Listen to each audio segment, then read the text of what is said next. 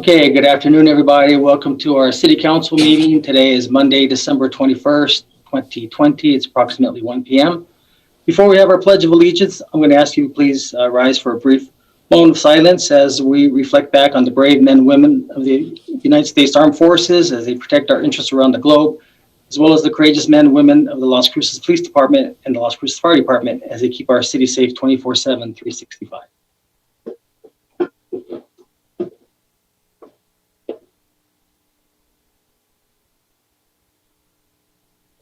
Please join me in the Pledge of Allegiance, please. I pledge allegiance to the flag of the United States of America and to the republic for which it stands, one nation, under God, indivisible, with liberty and justice for all. Okay. Now we're going to have our pet of the week, and I believe Jennifer Martinez from our communications office will be introducing them or it. It will be an it, but I don't want to say an it. Okay. She was from last week. She hasn't been adopted yet? She hasn't been, so we're going to talk about her again. Good afternoon, Mayor and Council. I am Jennifer Martinez with the city's communications office, and today I'm going to reintroduce you to Scabigal. She's actually named Abigail, but they affectionately know her as Scabigal at the Animal Service Center. I'm guessing maybe her name is shying people away, but when you look her up, she is listed under Scabigal, so I didn't want to change her name to Abigail to make it slightly more pleasant. We met her last week. Unfortunately, she did not receive any interest, so the Animal Services Center picked her again for another attempt at finding her a forever home before the holidays. So if you watched the meeting last week, you know that she is a purring machine. She loves to socialize with cats and other dogs. She does have a skin condition, which does require her to need a special food. So if you are willing to take her in, she will give you so much love. And there's that meow face, I like to call it.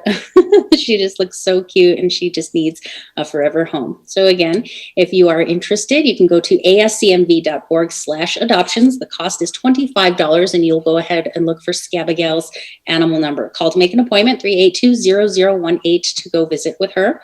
You know that offsite adoption events are still canceled until further notice. It's been quite a while. Today, I'm going to remind you about reporting ordinance violations. Call Central Dispatch, not the 911 number, but the non-emergency number. That's 526-0795, and you will be prompted to use option number 6. And there you will be asked to provide some information, the location of the ordinance violation, the type of offense, the description of the animal, and then, of course, your contact information like name, phone number, and email. And the communications office also brings you COVID-19 information. I'd like to direct you to our website. If you go to los-cruces.org, you'll see in the top left corner where it says COVID-19 alerts, and I'm going to see if I can highlight it there for you.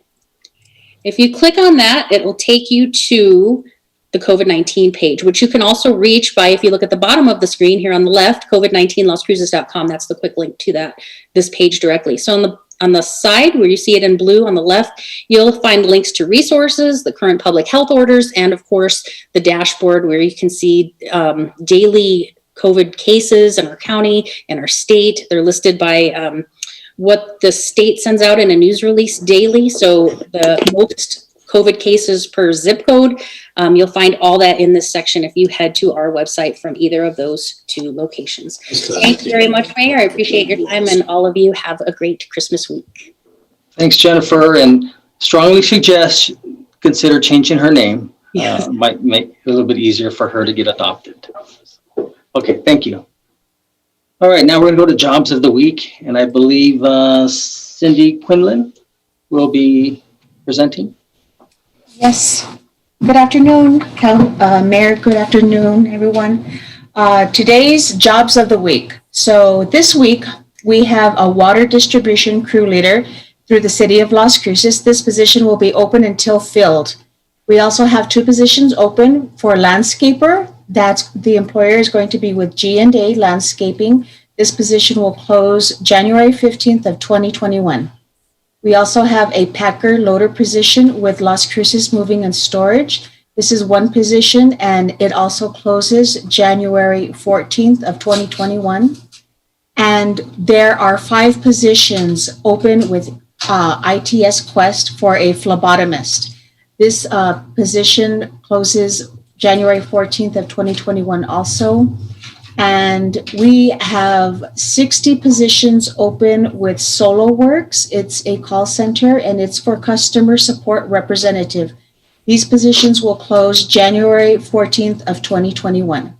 And for a full list of jobs that are available for internships and volunteer opportunities, you can visit us at www.employnewmexico.com or www.governmentjobs.com.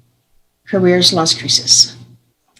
And for our New Mexico Workforce Connections here in Las Cruces, our contact information, our phone number is 575-524-6250. Our location is 2026 South Alameda Boulevard, Las Cruces, New Mexico 88005. And our webpage is www.employnewmexico.com. Thank you so much, everyone. Have a wonderful week. Have a Merry Christmas. Okay, thank you very much, Cindy. Okay, we have a couple of awards I'd like to present. The first one is, I heard, let's see, I think is Nancy Keeney on? Yeah, there you are. So Nancy, you are the marketing director, I believe, for Albertsons. And the reason why I'm giving you this award is I heard through the grapevine that you were presenting you were supposed to present a $50,000 check to Casa de Peregrinos, but you found it in your heart to bump that up to $100,000. And so, I'm stingy with these awards. This particular one is called the Mayor's Distinguished Service Award. And I want to present that to you and Albertsons for doing that. That's an incredible effort to do that. I can't tell you how much that helps the community here, especially during this time of COVID. I know Lorenzo and his crew are doing everything they can to keep things together, but that is a much welcomed surprise. I'm curious what did he say when he thought he was getting a $50,000 check and you decided to bump it up to 100? What you want to? So I actually meant to tell Lorenzo that we were going to bump it up to 100, but he called one evening around 7 p.m. and he said, Nancy, it's Lorenzo. He's like, hey, we got the check today, but he's like, it's for $100,000. Is there an error? And I'm like, oh my gosh, I'm so sorry. I meant to tell you, Lorenzo, that we were bumping it up to $100,000. So it truly was a surprise for him, just out of error. I did genuinely want to tell him in advance that we were giving him $100,000, but he was very surprised when he received the check because he actually thought it was going to be for $50,000. But Mayor and Council, we're honored to support your community. We love, love, love Las Cruces so very much, and your community is beautiful. The people that make up your community are beautiful and they have hearts of gold, and we are here to support you during this difficult time and to support all residents. And at Albertsons Companies Foundation, we truly believe that in today's world, there's no reason why anyone should ever go to bed hungry. So we are going to support Casa de Peregrinos and Lorenzo and his team there. He's amazing. I'm so glad that he's become a contact. I mean, what a great man, and he has a heart of gold. So it aligns well with what we believe, and we're here to help. If you all ever need anything, if there's an emergency, please always think of Albertsons. We're here to help. We can quickly deliver pallets of water. We can turn grants for the community for any of your nonprofits, and we support many other nonprofits in Las Cruces as well, but we're here to help you, so please consider us a resource. And Mayor has my contact information, my cell number. You can call anytime, even if it's in the middle of the night. If there's an emergency, we will be there to help you and to support everything that makes your community so wonderful. So thank you, and God bless you all, and I hope you have a very, very Merry Christmas. Mayor, we're honored to get the award. Thank you. Thank you, Nancy. And if you don't mind, I'm sure I have it, but drop me your mailing address so we can have this shipped to you. Okay, I certainly will, Mayor. Okay, great. Thank you so much. And again, we appreciate it. And happy holidays. Merry Christmas to you too. Likewise. Thank you so much. Sure. Absolutely. Bye-bye, everyone. Bye-bye. Okay, and next, I believe we have Dr. Heiner on the Zoom. And you too did a really great thing. You're with the Oral and Facial Surgery of New Mexico. Yes, You that's have a correct. program called Smile Again 2020, and I know you've done this Yeah, this is our third year. 2019. Yes, sir. Right. Yeah, And third so basically what you do is you give a full arch restoration treatment, a procedure that's worth $50,000 free of charge. That's correct. This is designed to improve the health and well-being of a local resident who suffers from the unopportunity to afford this complex surgery. And they basically get a complete new smile. I mean, that's 50,000 is quite a bit. So we have the same for you.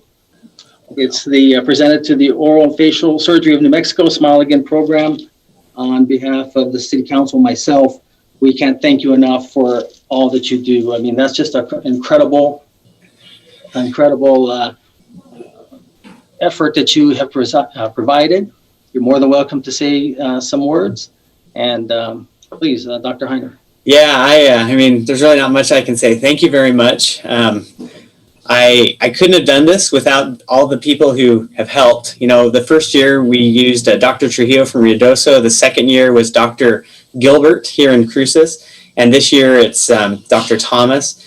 And we also got even the company donates the implants. I have a lab in Albuquerque that donates the teeth. And then, I mean, even Barb's Flowerland donated flowers this year. So it was fantastic. So there's a lot of opportunities for healthcare providers to volunteer. And, there's lots of things we've been able to do around Las Cruces here. But this is just a little unique because you can really spend a lot of money on one person, but it changes their life. And it's one thing to take someone out of pain. You know, I love that. That's part of the reason I went into this job. But to actually feel like you changed someone's life, it's not something that we get to do very often. And so it's a unique opportunity. So thank you. I really appreciate it. Thank you, Dr. Heiner. And you're in the Oral and Facial Surgery of New Mexico. You also have offices in Roswell and Alamogordo. That's correct.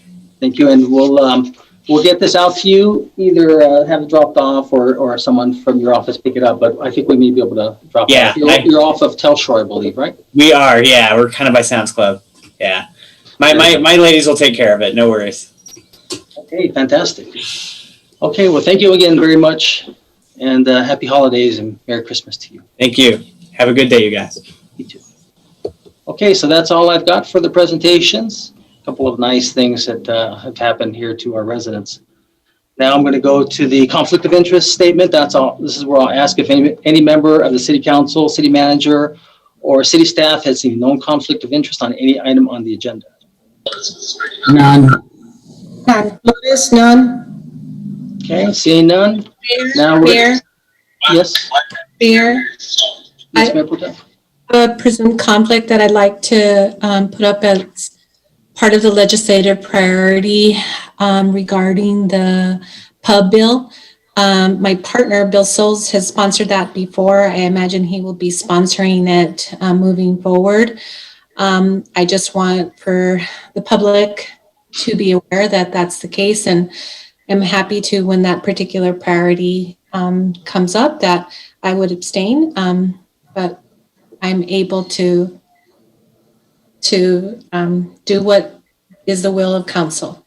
Okay, well, thank you for that disclosure, Mayor Pro Tem. I think it'd probably be fine. Let's see. All right, so that's with the conflict of interest. Now we're going to go to public participation. As of this morning, I don't recall getting anything, or even over the weekend. And now we're going to go to acceptance of the agenda. I'll need a motion in a second. Motion to approve the agenda with a poll of 5.3. You want to remove 5.3? Okay. Second, Gandara. Okay, motion made by Councilor Sorg, second by Mayor Pro Tem Gandara to accept the agenda as presented with items 5.3 being removed for discussion. Your Honor, I'm sorry, I didn't. Yes, Councilor. Mr. Mayor. Flores, yes, thank you. I'd like to pull item 5.2. 5.2. Councilor Sorg and Mayor Pro Tem, is that okay if to include that in your motion? Oh, yes, of course. Yes. Yeah, if there's nothing Thank you. further, Christine? Thank you. Just on the motion to accept the agenda as presented with the removal of items 5.2 and 5.3 for discussion. Councilor Betestubi? Yes. Councilor Vasquez is absent. Councilor Bencomo? Yes. Councilor Sorg?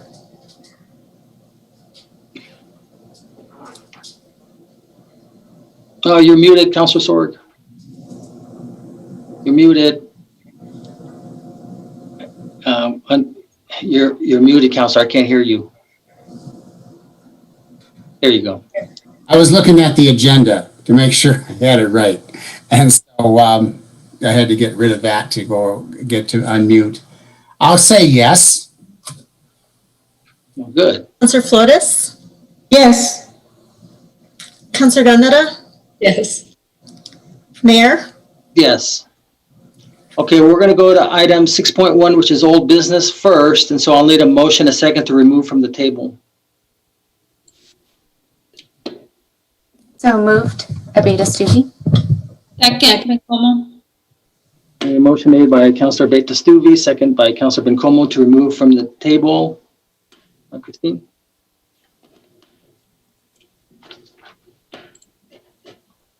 This is on the motion to remove Resolution 21-081 from the table for discussion. Councilor Betestubi? Yes. Councilor Vasquez is absent. Councilor Bencomo? Yes. Councilor Sorg? Yes. Councilor Flores? Yes. Councilor Gondeta? Yes. Mayor? Yes. Okay, we're going to have Amber Vaughn, Interim Chief of Staff, who's going to be presenting.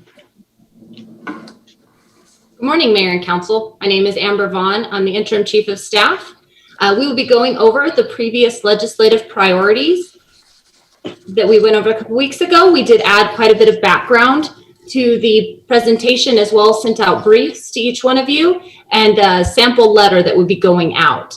So these resolutions are from previous legislative sessions that were priorities and new ones that have come forward in FY20 or in 2020, and would like to review with you and see if they're still priorities of the council.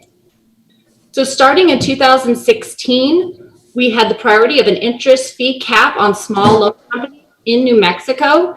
Since then, House Bill 347 was created, and that created a cap of 175% on all loans greater than $5,000. It requires a minimum of 120 days for repayment in 4 installment periods. Also passed was House Bill 150, which increased transparency of reporting on loans to state to ensure fair loan practices. There have been at least 10 more bills to further decrease interest rates. They've all been tabled. The resolution council passed requested a cap of 36%. In 2017, we had a couple of priorities that had to do with gross receipts tax. The first one regarding data sharing related to exporting businesses between the state and local governments. Also sharing of detailed GRT data on individual businesses with local governments to improve enforcement of business licensing, tax payments, and the analysis of economic market data. There were some revisions in 2019. And this created some distribution decrease or increase reports that are available, monthly local government GRT payer range reports, and 3, the GRT filers by location report, monthly local government distribution reports and gross receipts by geographic area, and North American Industry Classification System code reports are publicly accessible online currently. None of the available reports provide granular information to examine GRT data on a business-by-business basis. No current policy allows for more detailed information to be shared with local governments, and such a policy could be in violation of the federal tax information confidentiality policies if it were to exist. The third priority from that year is state and local tax reform to bring balance, equity, and financial stability to municipal governments. At least 6 tax reform bills were introduced to legislature and tabled between 2017 and 2019. House Bill 6 passed and instituted changes to taxation of internet retailers. House Bill 6 also ensured GRT would be collected from online retailers who sold within New Mexico but were located outside of New Mexico. Fourth priority for that year, approval of limitations and recourses under the New Mexico Whistleblower Protection Act. Senate Bill 299, the Whistleblower Protection Act changes were introduced to the State Senate but was tabled indefinitely. The New Mexico Municipal League has requested multiple changes to the Whistleblower Act to create clearer language where it's maybe vague currently. New Mexico Ethics Watch has issued public statements speaking out against any changes to the Whistleblower Act. Number 5, adequate legislative funding to resolve the litigation and mitigate the financial impacts of the continued water litigation associated with Texas v. New Mexico and Colorado, and to support an outcome that safeguards the available drinking water for the city of Las Cruces and Doña Ana County. Priority 6 from that year, construction of a behavioral health hospital in Las Cruces and continuing to explore the most effective ways to provide for behavioral health services in Las Cruces, Doña Ana County, and southern New Mexico. There was a 2018 New Mexico Legislative Finance Committee report, which said that the state meets the current benchmarks. It did recommend the expansion of beds using private facilities located in the area. It stated that cost of building a state-operated building was just not justified. Legislature did pass Senate Bill 128 in 2018, which created the Behavioral Health Fund that makes loans eligible to entities for capital projects for behavioral health. In 2019, New Mexico produced spirits to be sold at establishments licensed to serve beer and wine, allowing local governments to purchase and lease liquor license to a third party in specially designated areas. Several bills were introduced in both chambers, but actions were postponed indefinitely. There are plans of a new bill in 2021. The End of Life Options Act, bills were introduced in both chambers in 2019 supporting Elizabeth Whitefield's End of Life Options Act. That was postponed indefinitely. There were 2 other states since then, so 9 in total, including the District of Columbia, which have passed laws allowing for medical aid in dying. In 2020, for the 2020 legislative session, the state tax on Social Security benefits for New Mexico seniors, there were 6 bills, 3 in House and 3 in Senate, were brought in favor of repealing state tax on Social Security benefits. None passed. Carlsbad, Doña Ana County, Curry County also passed resolutions supporting the repeal of the tax. So far, we haven't heard anything coming forward for 2021. Item 2, feasibility study on the establishment of a state-owned bank in New Mexico. The state didn't take any action on the feasibility study. The city did have a work session held on Monday, December 14th, and currently we are developing a new resolution to come forward on January 19th. The legal commercial sale of recreational cannabis and encourage the legislature to support the strongest possible options for unencumbered local distribution from cannabis sales and ensure fair distribution of tax revenue. Both chambers introduced Cannabis Regulation Act bills in 2020, but action was postponed indefinitely in the House and Senate. 4 more states have voted to approve recreational cannabis use: Arizona, New Jersey, South Dakota, and Montana. There will be additional legislation proposed for the 2021 session. And the items that we passed in the last year, which letters have already been sent to the state, is to fund the National Academies of Sciences to conduct a study on water management for the Rio Grande. There's no legislation found to have been introduced or approved in New Mexico directly related to studying the Rio Grande. In 2020, there was a state budget of $17 million that would last through 2023 for the Office of the State Engineer. The Office of the State Engineer requested additional funding to start a 50-year water plan championed by the governor, but due to COVID-19 and budget cuts, it has been postponed or canceled. And the last one we passed was the provisions preempting stricter county and municipal regulation of the sale of cigarettes, tobacco products, and electronic smoking devices. No new bills have been brought forward to the state legislature. The Albuquerque Public School Board of Education, the City of Las Vegas, and the County of Rio Arriba have also proposed or passed very similar resolutions. And those are the items that I have. Here are your council options, and myself, the policy analyst, Christopher Dunn, and Larry Horan will stand for any questions.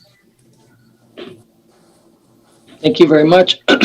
for that and did a great job there, Amber. So Councilor Bencomo. Thank you, Mayor. Thank you, Amber, for the presentation. I just have a couple questions. I noticed that in the write-up that the state bank language still has on here, it's number 11 on my little sheet here, talks about calls on the New Mexico legislature to conduct a feasibility study to establish the state-owned bank. But I remember from a work session that was not the ask that folks had for us, that the advocates for the state-owned bank, that they had a different ask. And it was towards implementation of a bank, not just a feasibility study at this point. Were we able to connect with them about updating this?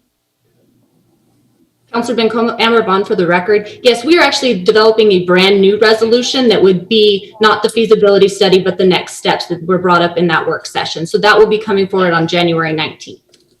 Okay. Okay. So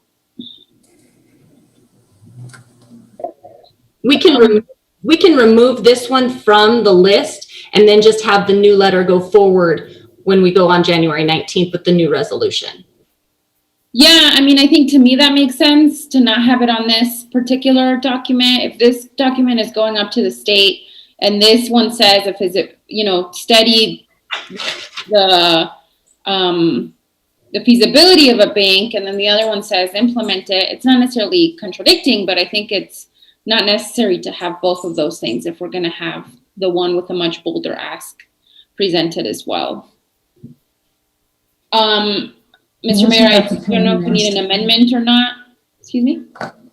Well, I'm going to go ahead and collect the various ones that we may want to remove, Councilor, then we'll do it at that time. Okay, great. So that's one of my questions. And then I understand that these are sort of like big issue priorities that we're presenting and putting forth. Do we know then, Amber, I guess I didn't necessarily hear in today's presentation whether there are any legislative bills attached to any of these for 2021? Currently, there are a couple. This is Amber Vaughn for the record. I know cannabis will be coming back forward. That's what we've heard of, as well as, what was the other one? There was one other one. Sorry, I'm going back through my. That's okay. So then if there is another one, so I know that the cannabis legislation will probably be very different in 2021 than the one we supported in 2020. Are we expected to do the same with that and draft an entirely new resolution to approve by the council? Is that the plan? Councilor Bencomo, Amber Vaughn. So what we did with these is we changed some of the language to make them more just general policy. Okay. So that they wouldn't just be so stringent on what we were looking at. So this is that we support cannabis, but it's not as specific to the bill that went forward. And I can defer to Larry Horan if he has anything specific on any of those. No, that actually makes a lot of sense to me, Amber. Thank you. And then honestly, my last question is, you might have mentioned this a couple weeks ago, but I missed it. In terms the watch, oh my gosh, you mentioned something about the New Mexico Ethics Watch. Can you repeat what you said? I completely missed that last time. And I'm wondering are we voting on something opposite to what the New Mexico Ethics Watch is recommending? On the whistleblower, that's the word. Yes. No, that escaped my mind. Councilor Bencomo, Amber Vaughn. So yes, the New Mexico Ethics Watch has issued public statements speaking out against changing anything in the Whistleblower Protection Act. The act was originally asked to be changed by the New Mexico Municipal League. Oh, so this is the Municipal League has this as one of their priorities. Is that still correct for 2021? Have we checked? We did check, and yes, it has gone forward every year since they introduced it. Okay. Do you know, Amber, do you know who serves on the New Mexico Ethics Watch? I don't actually know a lot about them. I'm wondering if anybody on staff does, or you. Councilor Bencomo, Amber Vaughn, no, I do not. I can defer to Larry Horan, or if Christopher Dunn, the policy analyst, ran across that in his research. I'm not sure who's on that. Yeah, Larry, Christopher, do either of you know? Councilor Como, this is Christopher Dunn, policy analyst for the city of Las Cruces. No, I'm sorry, I don't know who serves on the Ethics Watch. If you'd like, that is certainly something that I can look up and return with more information for you. Thank you, Chris. Is Larry on? I didn't... That was Larry. No, that was... Councilor Como, Mr. Mayor, Larry Haran. Yeah, I'm here. Councilor, I apologize. I don't know either about composition of that. I would have to look it up. Okay, no worries. I guess I'm just curious about the potential implications for us supporting something that the New Mexico whistleblower protection, the New Mexico Ethics Watch folks are encouraging no changes to this. I'm curious to hear certainly from perhaps our attorney about the intention behind supporting these changes.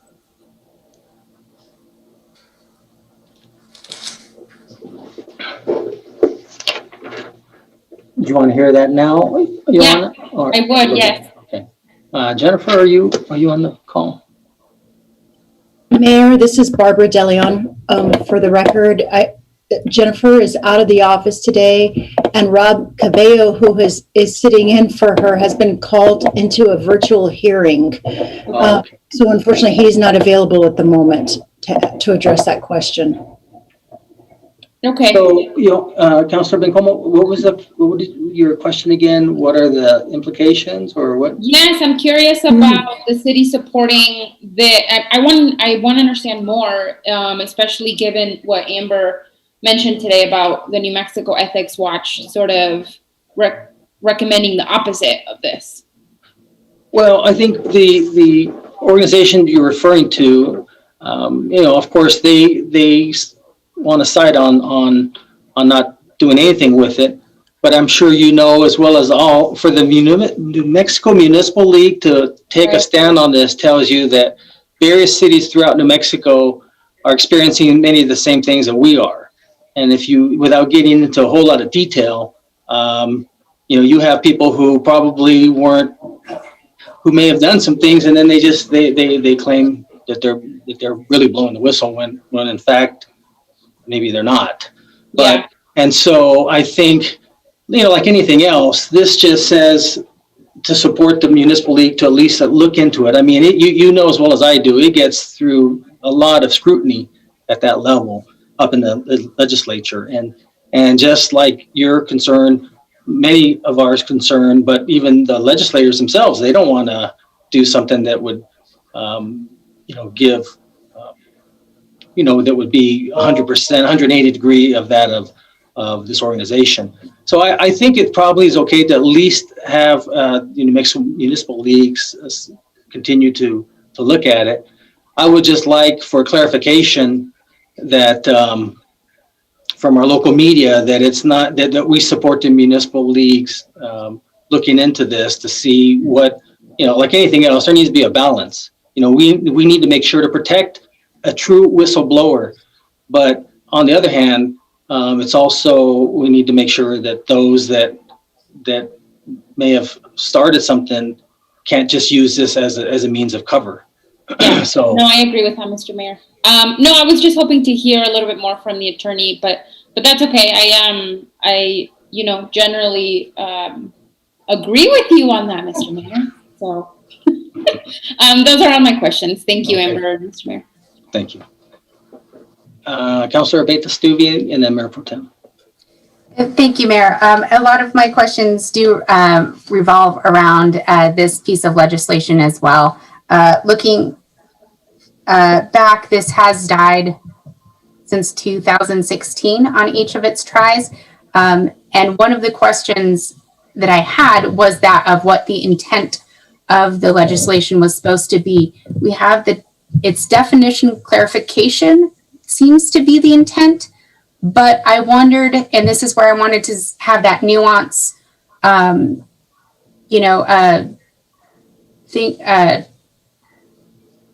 it, sorry, let me gather my thoughts. I wanted our recommendation from our lawyers for that nuanced language, because is it limiting who can report? Or is it just tightening up just the definition of the reporter and giving them more protections once they do report? This legislation also does not seem to address the fiscal responsibility or aspects as well, which is more of my bigger concern when we have these types of items. I know by limiting a definition of what a whistleblower could be, you therefore could protect the assets of the city, but you could do that in other ways as well, such as different types of caps on how much people can go after and everything. So that's why I really, before we vote on this action, I wanted to hear what that intent was. And Larry, if you know the background history of this for that definition, I'd love to be able to understand that a little bit more clearly. Larry Horan for the record. Councilor Betas-Duvey, my recollection on the definition was that there would be some limitation on who could bring forth a whistleblower complaint. So, and I don't remember the specific language on it, but that is my recollection on those efforts. It would be somewhat of a narrowing of who could bring them forward. Okay, thank you. And then Amber, do we know if this type of legislation were to pass, how that would affect our oversight committee or any of those extra functions that we have within the city? Councilor Stuve, unfortunately, I'm unaware of how that would affect. This is Amber Vaughn for the record. I'm unaware of how that would affect that committee. I haven't been involved in that committee. I'd have to defer to legal on that one. Sorry. Okay. And as Councilor Bencomo was talking, I did just Google the New Mexico Ethics Watch. They seem to be based out of Albuquerque. It's just nmethicswatch.org. This is it. There does not seem to be representation from Southern New Mexico on here. Just looking just briefly over this. I do have a little bit of hesitation on this item just because of I don't ever want there to be barriers for somebody to report when they are trying to do so in good faith.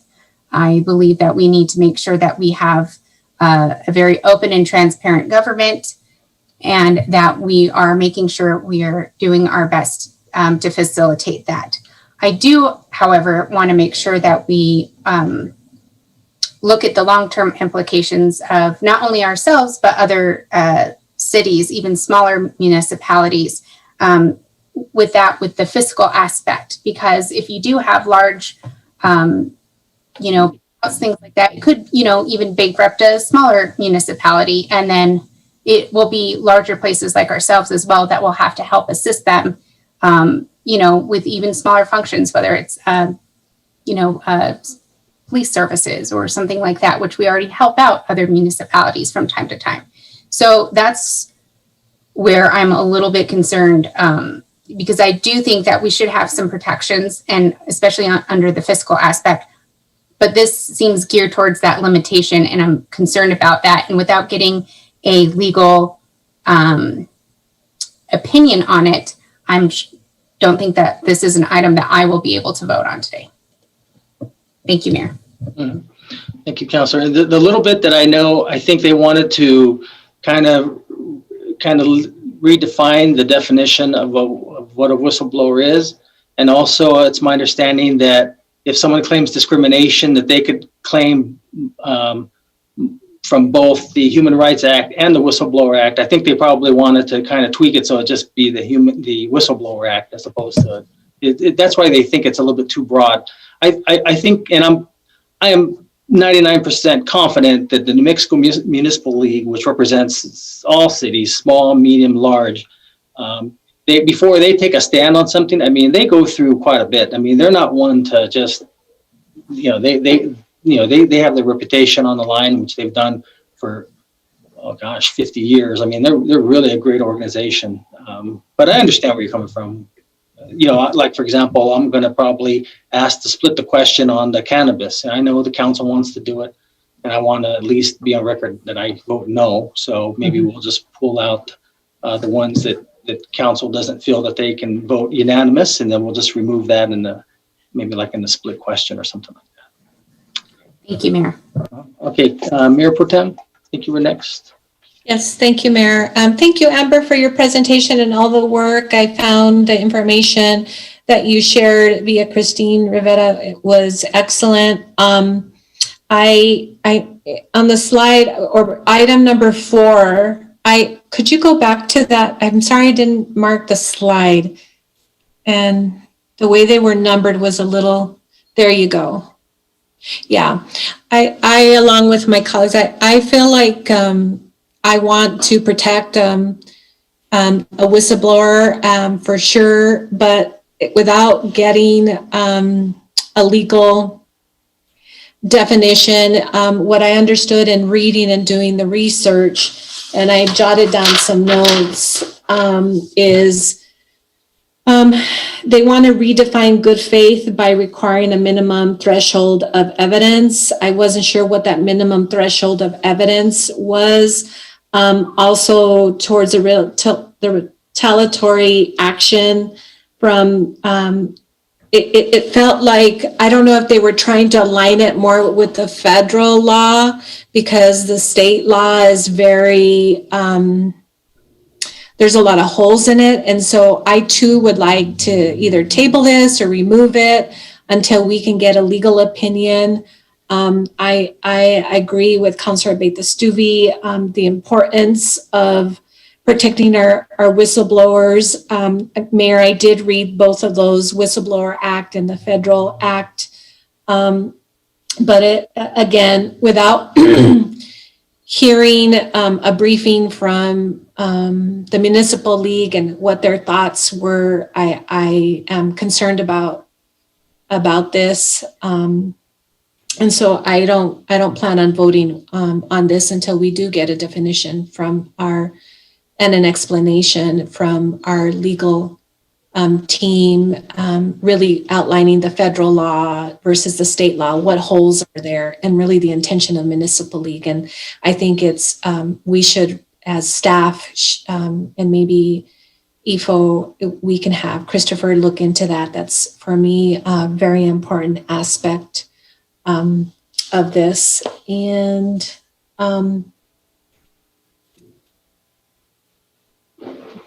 really that was some of the more pressing items, Mayor, was just getting really drilling down what that was about from the Municipal League's perspective. I felt there was still some challenges in the way that it was presented.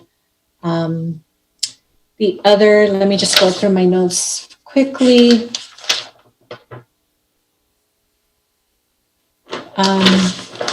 There was some wording in there in the same one about where public employees report to. And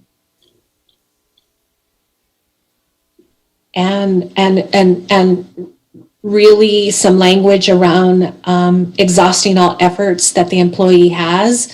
So very subjective, and from one person to another in terms of what exhaustive efforts would mean could be extremely different. And so again, we of course want to eliminate waste and fraud and, all those things that come with why people become whistleblowers, and then as Mayor said, protect them. Again, I'm just uncomfortable with the language thus far. Other than that, Mayor, I think all of them, and I like your idea of pulling those out that we may not agree with, but for them, every single one, with I'm for, with the exception of 4 here, and the idea of the feasibility study for the hospital. If you could turn back to that one, Amber. The language is a little different here. I'd like for it to talk about working with the governor's office about what would next steps be for a regional like Southwest/East regional hospital. It sounds like the Legislative Finance Committee talked a lot about public-private partnerships. There have been some bills presented around that to include the one you listed here that did pass for the Behavioral Health Fund for capital projects, which it is something I think that the municipality such as ours can partake in. I do want to remind folks that the county specifically hired some consultants to address this. I wasn't sure if the council was aware of this, and that report is also an important report to consider as well. And so, Mayor, I know that when we had Memorial Medical on the call on a meeting, you made mention of the possibilities of them entertaining that idea. And so I think it's something that we certainly should consider as having a wing, right, specific as they do anyway, but something that would really help the Southeast and Southwest region for sure. And so I look forward to those communications. So maybe it's rather than saying the feasibility study and that kind of thing, I wanted to kind of dig in terms of the Legislative Finance Committee and their report. I think I remember seeing a link there, Amber. I just didn't have a lot of time to really get into that. But I feel this wording, right, is a little concerning, and maybe I like Larry's Mr. Haran's presentation. It was like continuing the dialogue about about whether we could do this collectively, and just making sure that we do our due diligence and that it's done alongside the governor's office. So that's it, Mayor. Thank you. Thank you, Mayor Pro Tem. I'm going to have as part of my report to the council, made a little bit of headway on that hospital. So I'll share that with council during the council report. What I was hoping to do, and I haven't forgot you, Councilor Flores, is after you finish your comments, ask Larry to provide a real quick synopsis, what he thinks of these, if we need to maybe delete them, if they're not really germane anymore to the discussion, and then we'll just remove those, and then whatever we have left, perhaps we'll vote to move them forward, and those that we want to kind of table for more additional information, we can do that as well, something like that. So, Councilor Flores. Thank you, Mayor, and I'd like to thank my colleagues and for all of your comments regarding the Whistleblowers Act, and I agree with what the mayor said in my short term here at City Hall. There have been instances where there's been, quote, whistleblower, unquote, statements that are anonymous, and frankly, I mean, let me just preface this by saying that I believe that there should be a Whistleblower Protection Act in place. But I believe that some people, in my limited experience again, have used it as a way to malign people, and it really is quite disturbing. So, and I totally agree with Councilor Abeyta-Stuvey that I can't vote on something unless I really know what that definition clarification is, what it really means, and how it would work in practice. It would probably help if either our legal department or someone who does this sort of research to find out, who can gather data on how effective the whistleblower statutes have been. So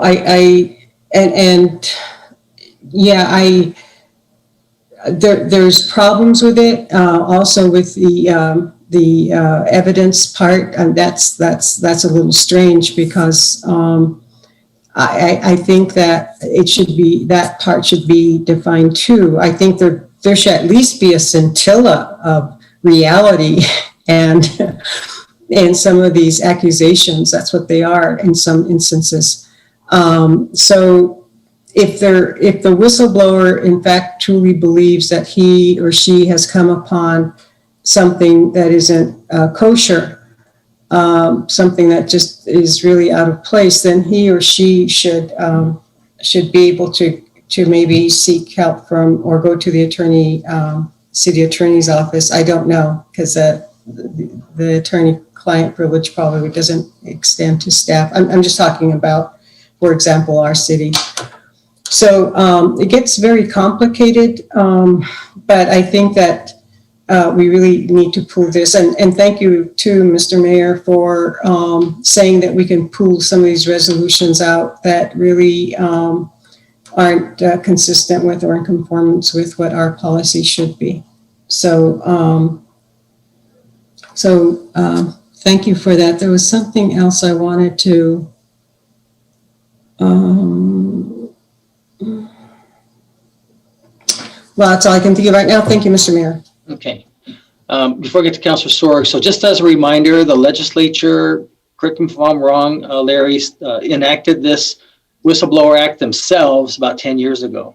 And so what's happened throughout the years, like anything else, I mean, you find people who've been able to find loopholes in it. And so throughout time, the Municipal League has gathered input from, again, cities across New Mexico, and they're just wanting to tighten it up. They still want to keep the spirit of the Whistleblower Act alive, because obviously they're the ones who enacted it and with support of municipal and county governments, but they want to make sure that those who really aren't deserving of it, aren't compensated as well. So, Councilor Sorg. Thank you, Mr. Mayor. In the past, I've generally found that the resolutions by the New Mexico Municipal League have always been pretty good. And I would have gone along with this had I not heard from my fellow councilors here some of the questions you've had, and we don't have the answers yet. So one of which that stuck out with my mind was what this nonpartisan group, New Mexico Ethics Watch, is, so why it's so against it. For that reason, I too support us not sticking our neck out here and supporting this until we learn more. Thank you, Mayor. Mm-hmm, sure. Okay, Mayor Pro Tem, did you have your hand up again, or did you just forget to put it down? I forgot to put it down, Mayor. Okay. So Larry, let me ask you, you've heard, I don't know if you kept track, I'll go through them real quick if you'd like. Do you feel that there are some that really aren't germane to the discussion anymore and that we can just not even remove, like for example, the interest fee cap that was done in 2015? Is that something there you think we need to look at, or do you think this is, we can delete it, or what are your thoughts? Thank you, Mayor. Larry Horan for the record. And in between this meeting and the last meeting, we Amber and I, along with Councilor Vasquez, did go back through the list. So the list in front of you is one where we believe that those are still pertinent issues in the legislature. And so, and on the whistleblower, you asked earlier about a recommendation. I actually have two suggestions of how you may be able to handle it. The first would be is if the council, doesn't wish to support changes to it without knowing what they are, you either remove it completely, or we could change the language to make it more of a monitor.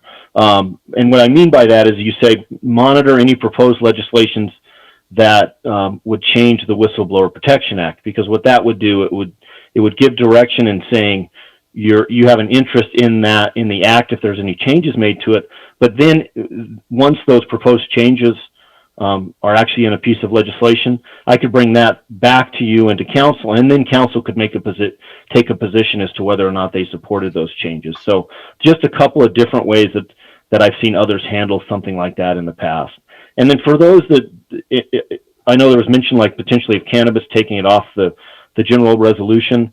my recommendation would be for a long list like these should be the ones that you all can agree on. So if you're going to have different, if you may have different opinions on some, you may want to put those in a separate resolution, just so we don't confuse the issue with legislators. Hopefully that makes sense. Okay, so what about the state bank? Remember how this was, they were asking for a feasibility study, and I believe it was discussed that there's currently a different resolution being worked up, and this one here was really from an old resolution. So we could probably remove this one. Thank you, Mayor. Yes, I would. If you're going to have a separate resolution on that one anyway, I would remove it from this broader list. Okay. Okay, good.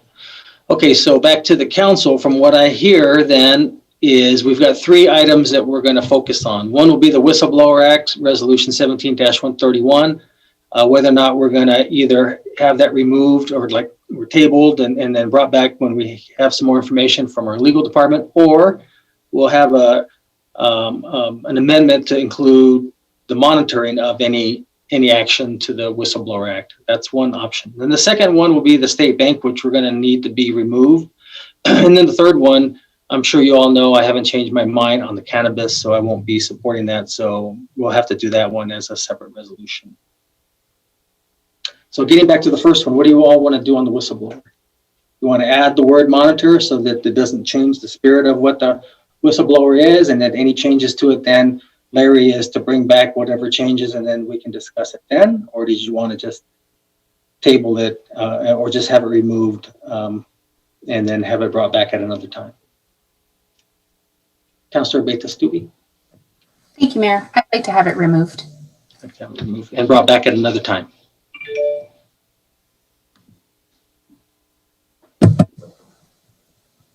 Okay. I said it brought back at another time after legal has a chance to go into more detail. Sure. Okay. Mayor Pro Tem and Councilor Flores. I would agree with Councilor Beta-Stubbe, remove it and then have legal weigh in on it, and we get some clarification from the Municipal League as well. Thank you, Mayor. Okay. Councilor Flores.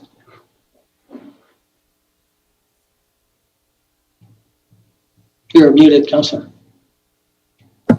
I'm sorry. Yes, I totally agree with Councilor Beta-Stubbe. Table, but have it returned, come back to us soon so that we can address that. Okay. So, all right. Mayor, can I just make one suggestion before we Yes. changes anything? But, I've noticed a few water, right, the water bills and the money that the Attorney General gives to support the legal side of that. I would really like to have a presentation on this in terms of where we're at, even if we have to go into closed session. It was something that, I know it's been a while since we've gotten updated on it. And I think it's important that we understand, and we have some new council members that I think would appreciate the history and where we're at, and I noticed Anastasia was on the call here earlier. Has she been our water attorney? I think so. I don't know. I'm confusing issues probably. But No, she's not. She's PRC. got it. Okay. Well, it would be nice to get an update around that. I'll give you my 3 cents worth.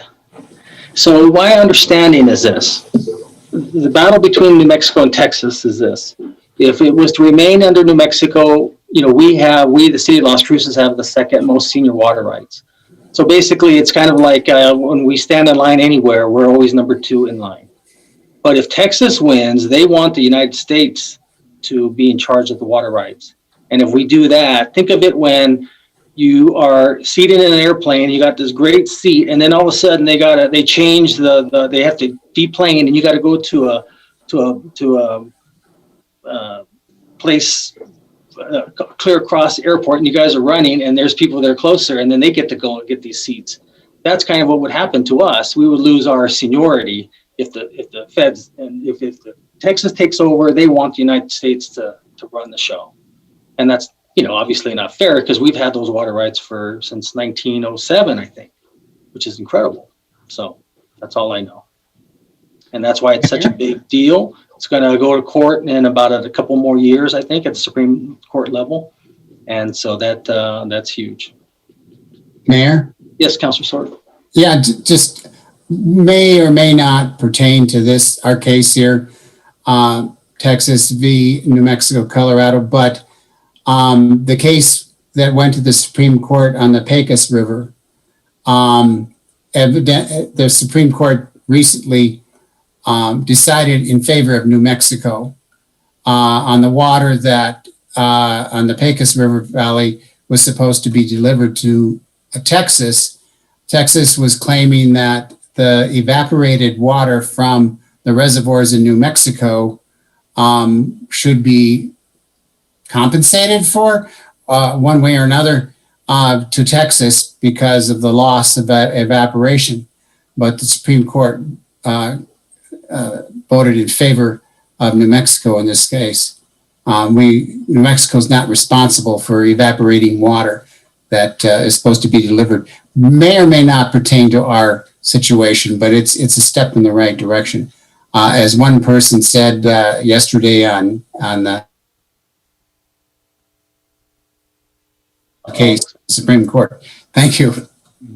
Let's be sure to send them all, the justices, a 50-pound bag of green chili. Just kidding.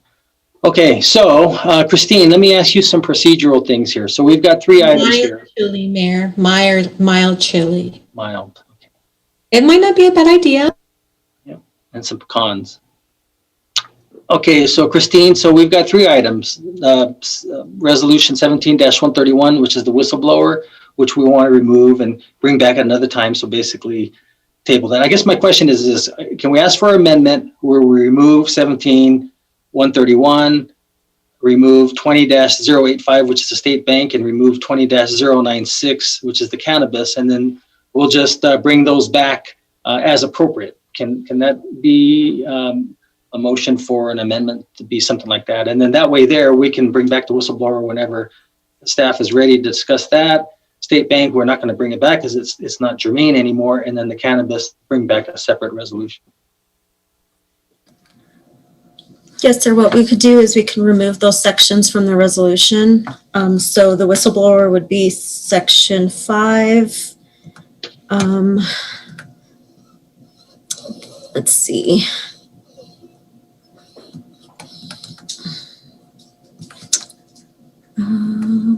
Was it what were the other 2? The small loan or? The state bank, which is resolution 20-085. And then the cannabis is 20-096. Okay, so we could remove section 11, 5, 11. Did you want to do the cannabis one separately? Yes, I think that's going to be needed. So we Okay. can get that ready for the next council meeting. Okay, so we could remove 5 and 11 together and then do another vote for 12, section 12 of the resolution. Okay, but so what would the amendment be for removing item 5 and 11? Just So it would be to amend resolution 21-081 to remove sections 5 and 11 from the resolution body. and that takes care of the whistleblower and the state bank? Correct. Okay, and then what would be the amendment for 20-096, that be brought back for a separate resolution? We could just remove it from the resolution itself, and then staff knows to bring working on it right now. Okay, so you want 2 amendments then, is that what you're asking or saying? Yes. Okay. Since it looks like there'll be separate votes on those. Mm-hmm. Okay. Even though the state bank's not going to be brought back anymore, it's going to just be brought back in a different form though. Correct, because what we're doing is we're just amending the resolution, and then staff is going to bring back another resolution with just that item. Okay. Councilor Bencomo, you have a question? Yeah, I just want to clarify and make sure that the cannabis legalization, that whatever that new resolution looks like, that's that it matches whatever the new bill will look like. If we're just going to scrap it from here and introduce it at a later time, hopefully early January, that it's up to date to the new legislation. Oh, okay. Yeah, it was probably going to look just like this one. So you're saying you want to change this one? The only reason we're taking it out is because yours truly can't support it. Yes, I know, Mayor. But we still have a few weeks to work on you. Yeah. Oh, yeah. I know. I just want to make sure. I just wanted to be really clear that, like the state bank, that there's a new resolution in the works, that perhaps there might be a new resolution needed for the cannabis legislation as well. Maybe not. I just know that the bill will look different. Oh, okay. Got it. Okay, so we're going to need an amendment. So I'll need a motion, a second, to amend these items to remove Resolution 17-131 and Resolution 20-085, so that there can be further discussion and then brought back at I guess at our next council meeting, January 4th. Is that what it is? Is that our next meeting? Yes, sir.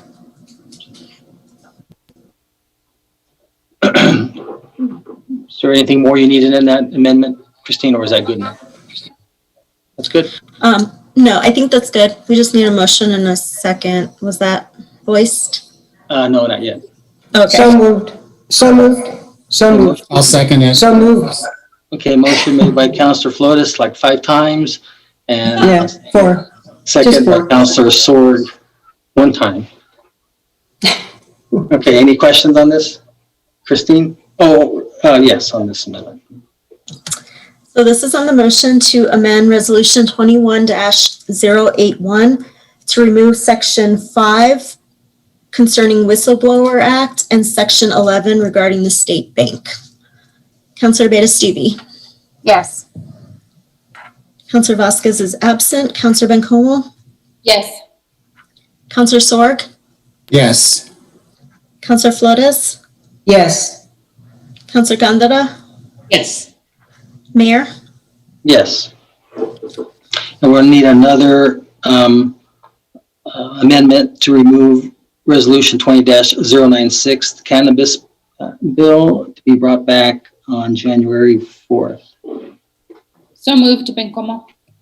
Second, Abeta-Stuvey. Motion made by Councilor Bencomo, second by Councilor Beta-Stuvey. Christine?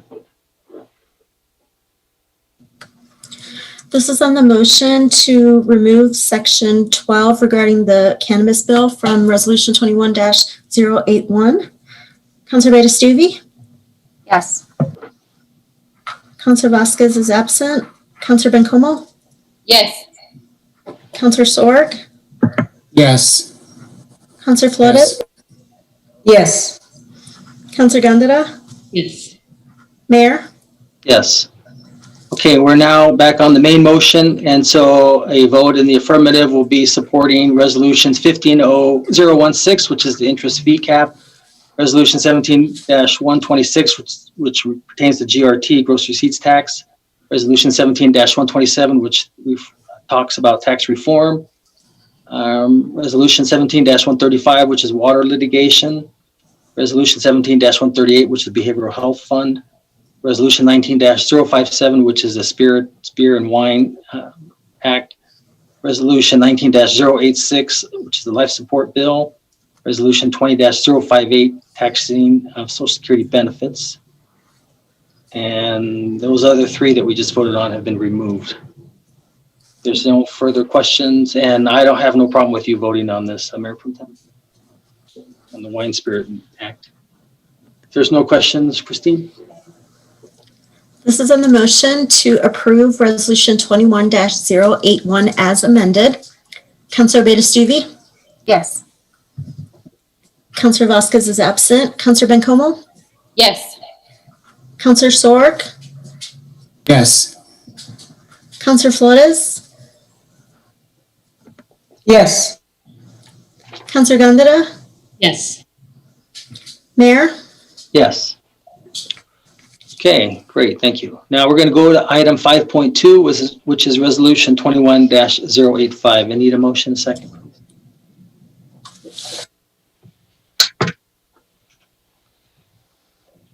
Motion and second.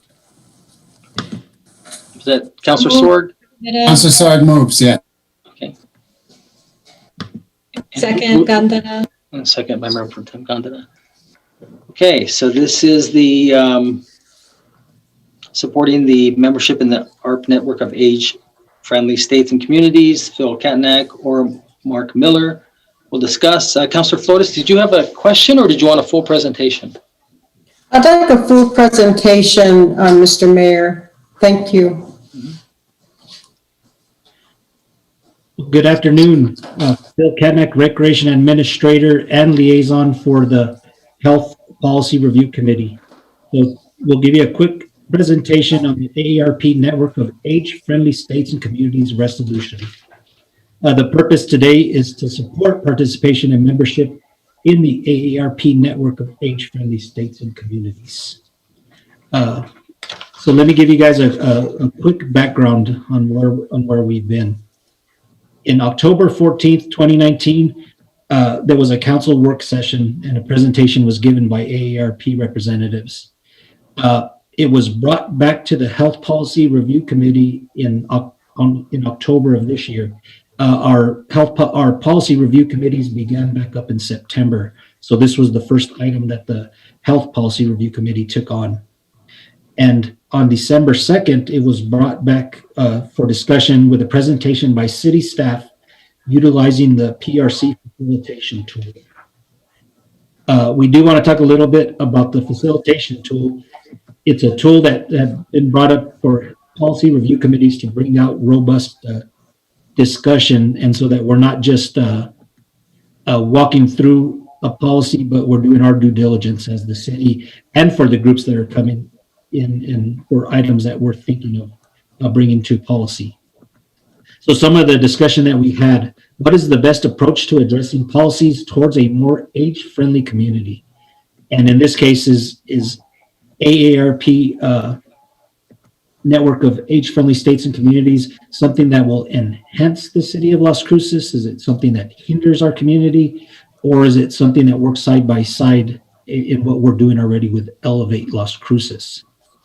And the second question there is, how does it relate? How do these issues relate to the strategy and Elevate?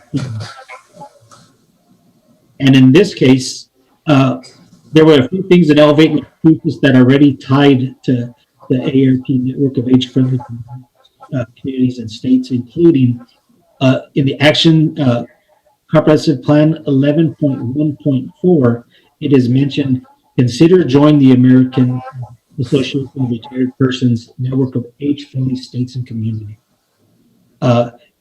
Also, the AARP Livable Communities Policy Guidebook is included in Elevate Las Cruces, and there are various goals that contribute to more age-friendly, an age-friendly community. And how do city policies and plans that support the conflict with issues in the proposed strategy? So we have a lot of policies already within senior programs, within transit, within Parks and Rec that are listed in Elevate. And how do they tie to the AARP network of age-friendly states and communities? And we found that there's a lot of correlation there, and that they do tie in very many instances. And the one discussion that we did have quite a bit about was, is there a need to bring this to pass this resolution? Because Elevate already does many of the stuff that this is asking to do. So is it needed? And again, does it enhance? Does it hinder? And where are we going with it? Also understanding the interdependency. So not only are you taking on this resolution and joining this group, but you're also looking to work within very many groups within the city, including transit programs, Parks and Rec, there's housing, there's open space, there's livability, and all those issues. And we had a very thorough discussion about all of this stuff. And finally, a couple things that in the facilitation tool, there's 4 areas that all policies that we want all policies to fit into, and 2 of them are to be discussed at anytime we use the facilitation tool.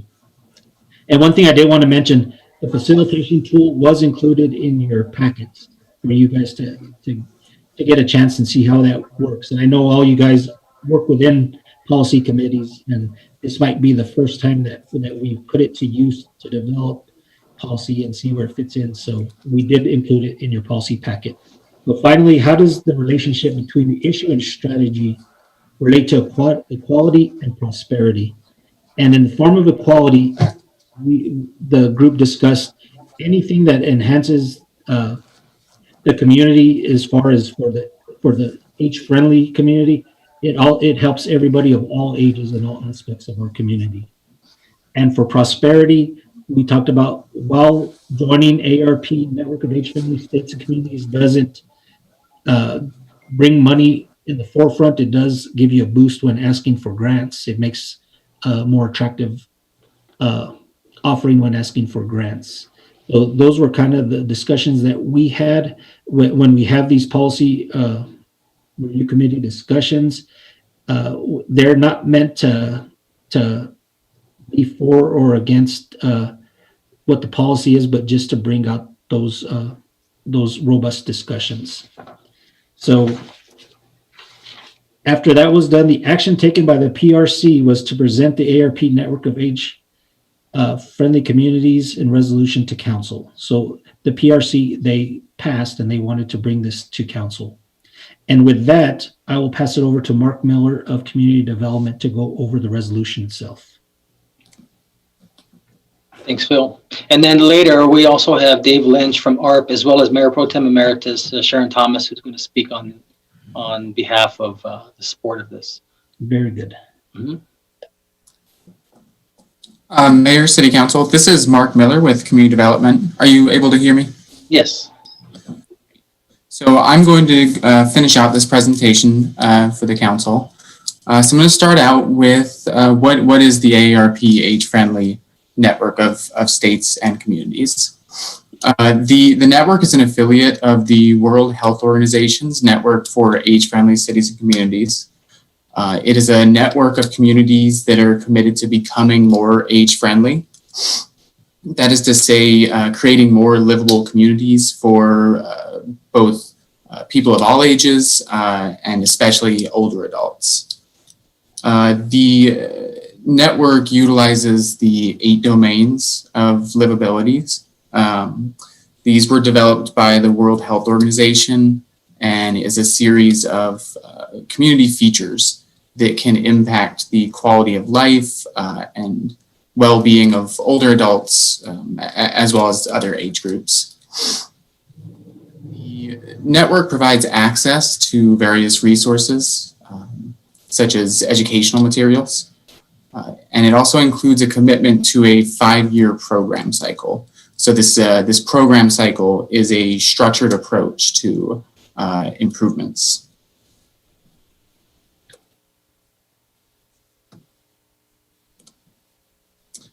The membership process includes a few different steps. The first step that's listed here is adoption of a resolution. This step is not actually a required step, it's optional.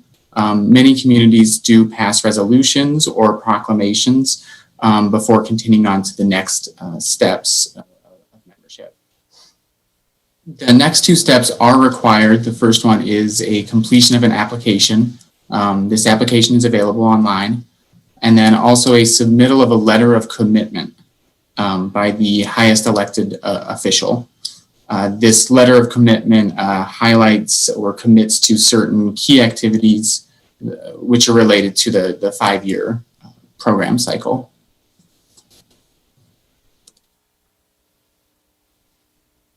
In terms of requirements as a member of the AARP Network of Age-Friendly Communities, the 5-year program cycle has some different steps to it. I should note that these bullets are actually in order of the cycle. This is a step-by-step process. The first step would be involving older residents. This could be accomplished, for example, through focus groups.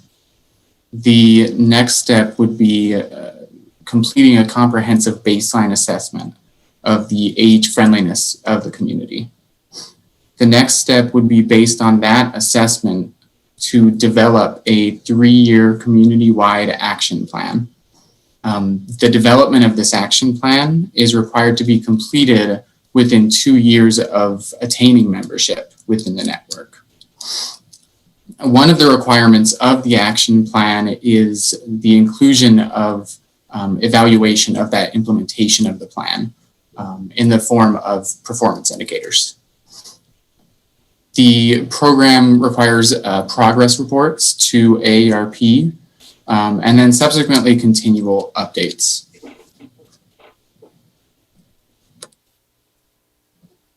So the resolution before City Council today is a resolution supporting participation and membership in the AARP network of age-friendly states and communities.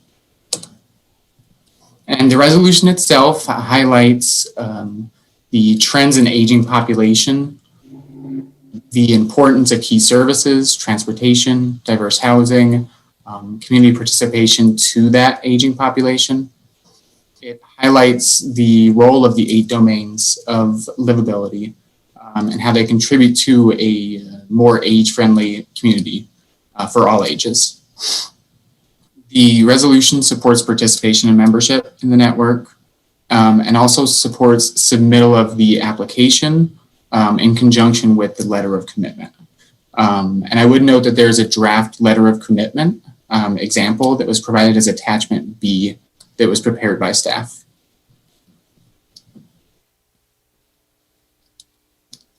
So your council options are before you, and staff stands for any questions. Thank you.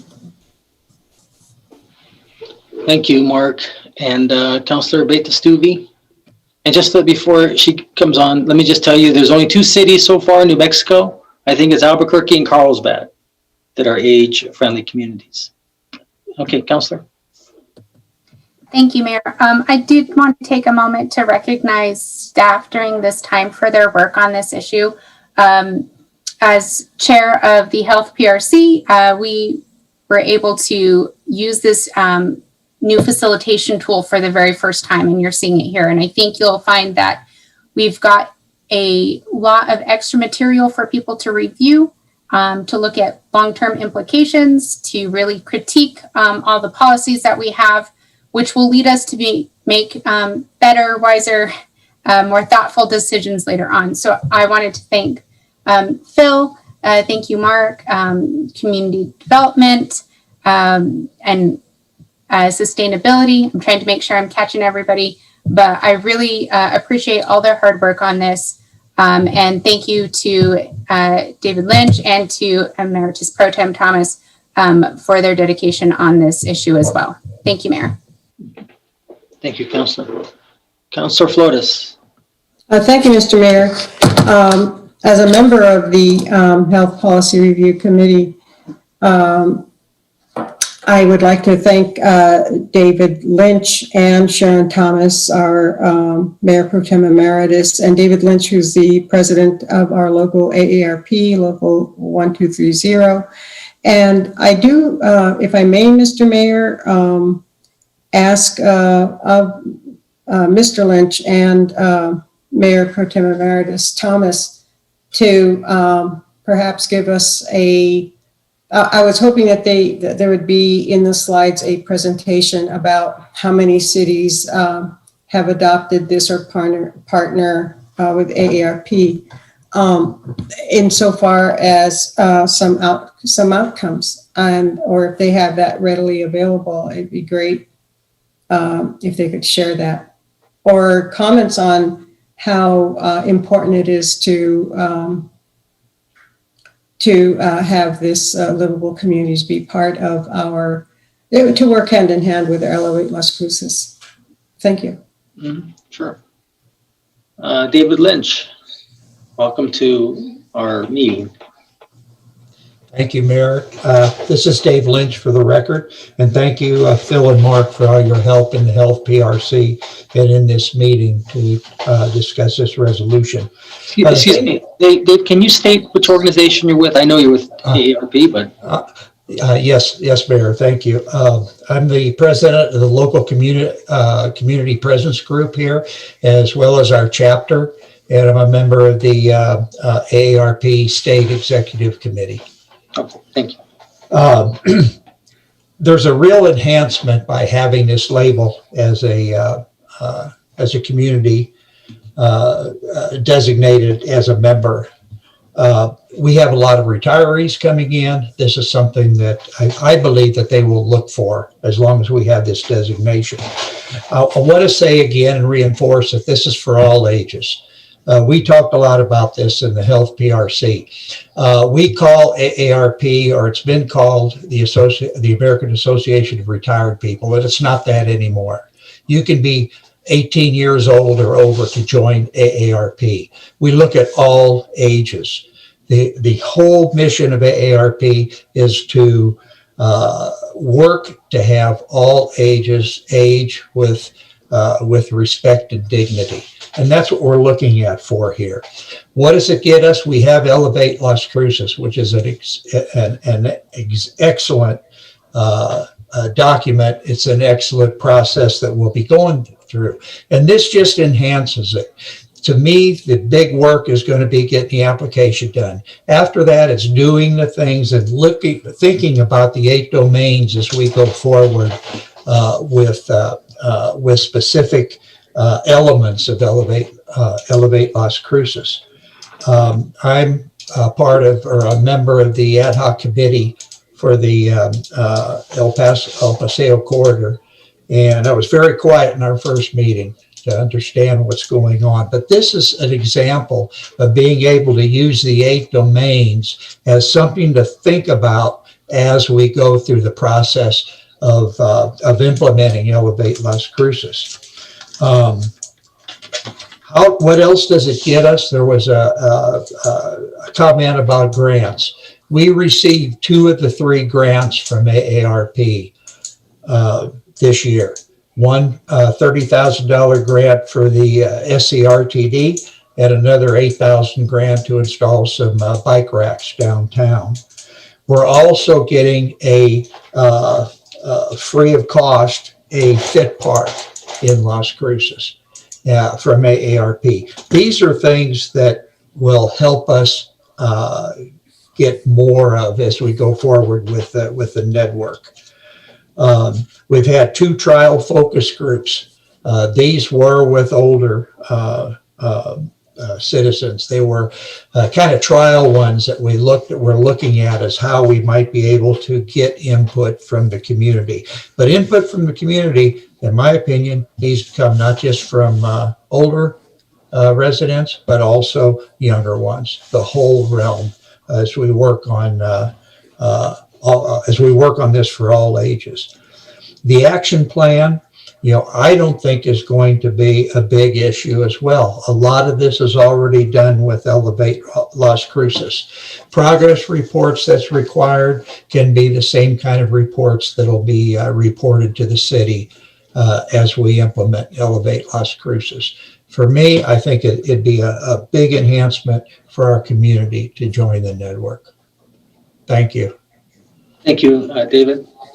Mayor Pro Tem Emeritus Sharon Thomas, are you available to speak? And if so, I just need you to state your name, please.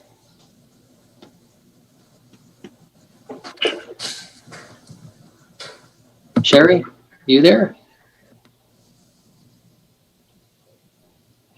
I thought I saw you there. Maybe not. Yeah, I saw her too, Mr. Mayor, but. Okay, well. She's on there. Oh, yeah, I see her. When she's unmuted. Maybe she's having well, audio problems. There she comes.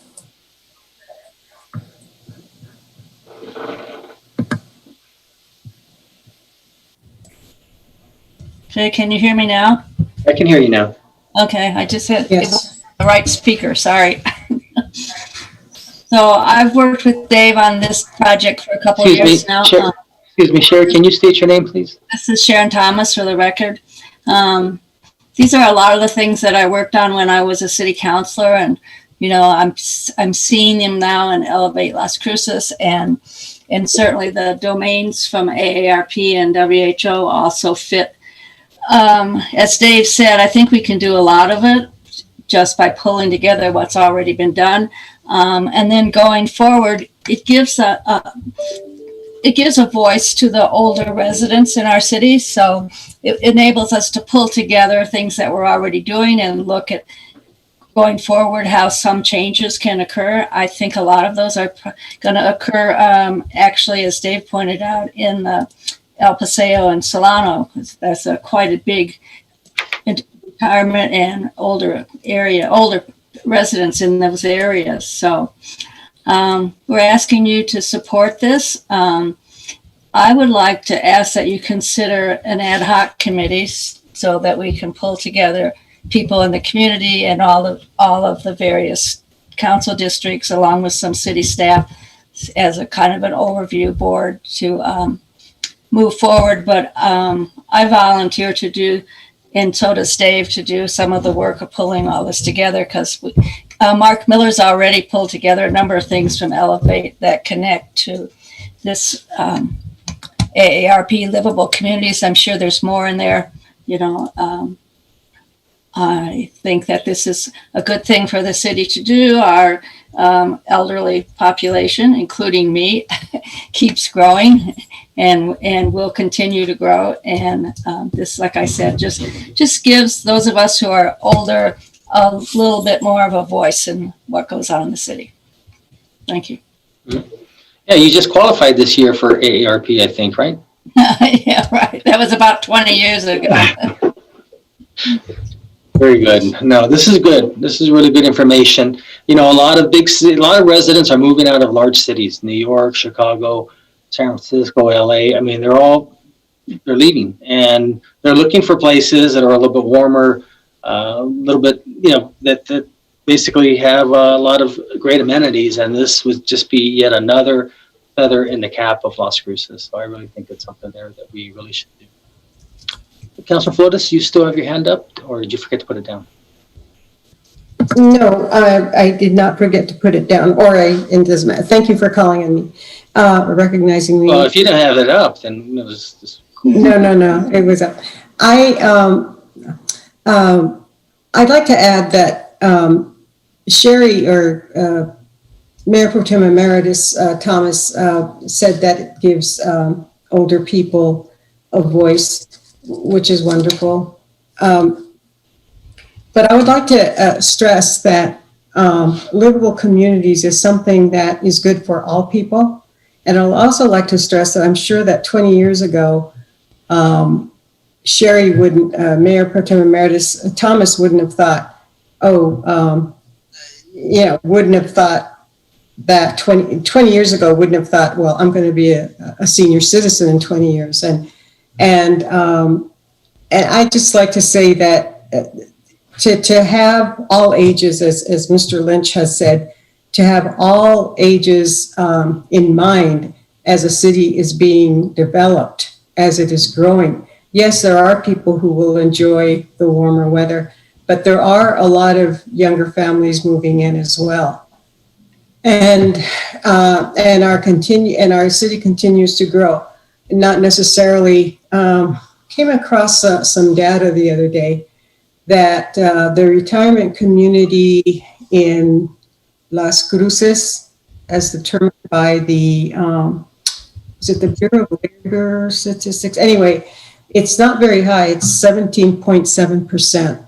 So it isn't as if this livable communities is for the elderly only. It's looking at an entire city where you take small children, who are the toddler, the babies, where do they get, pushed in their strollers in the city, all the way to the elderly who, are they able to get to through Desert Trails Community Park on their wheelchair.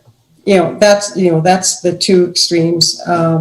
and it's everything in between. So I want to emphasize that the focus isn't, and that's why when this was being discussed at our PRC meetings, that's why it just enhances Elevate Las Cruces. And my understanding, I may be wrong, Mr. Miller, Mark Miller at one point said that there may be an extra cost to the city, or that there's certain things that, but I think there was clarification on that. I don't think that it's at any cost to the city. And on the contrary, quite the contrary, already our local AARP has been able to get grants, as Mr. Lynch mentioned, that have improved SERTD and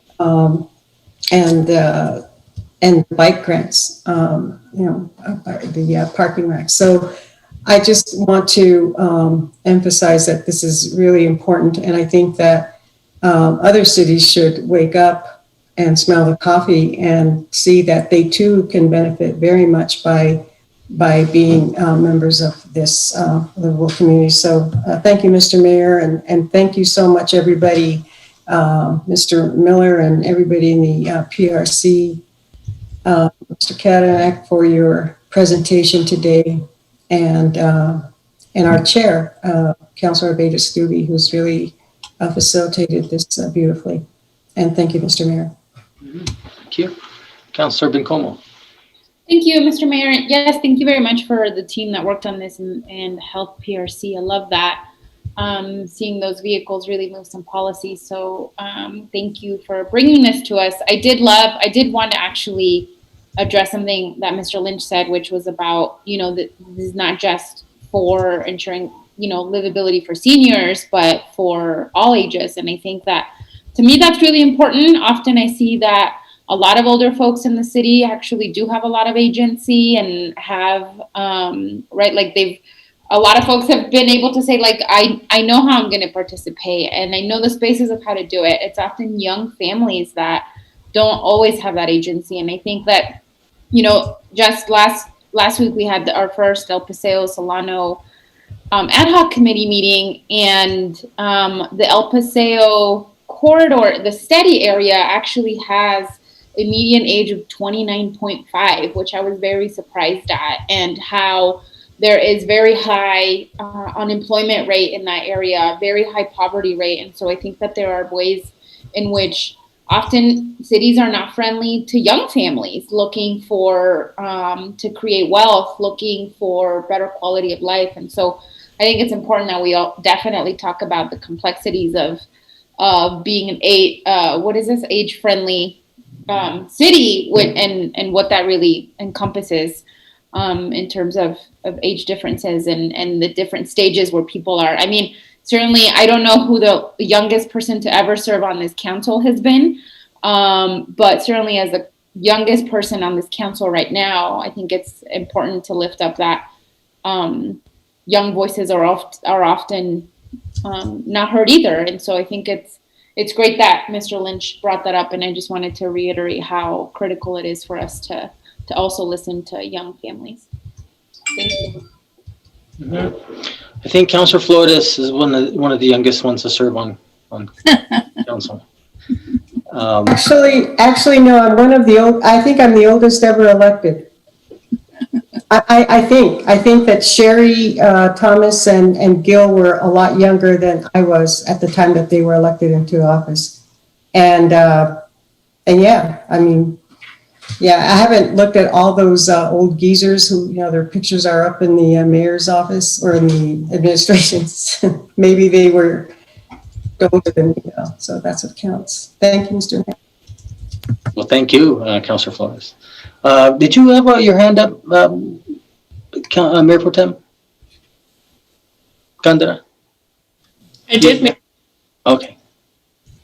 Yeah, I just wanted to say I've appreciated being a part of the Health Policy Committee and really getting into, understanding ARP a little more, and being one of the first PRCs to utilize the tool. I think it was a great opportunity to hear from all of us.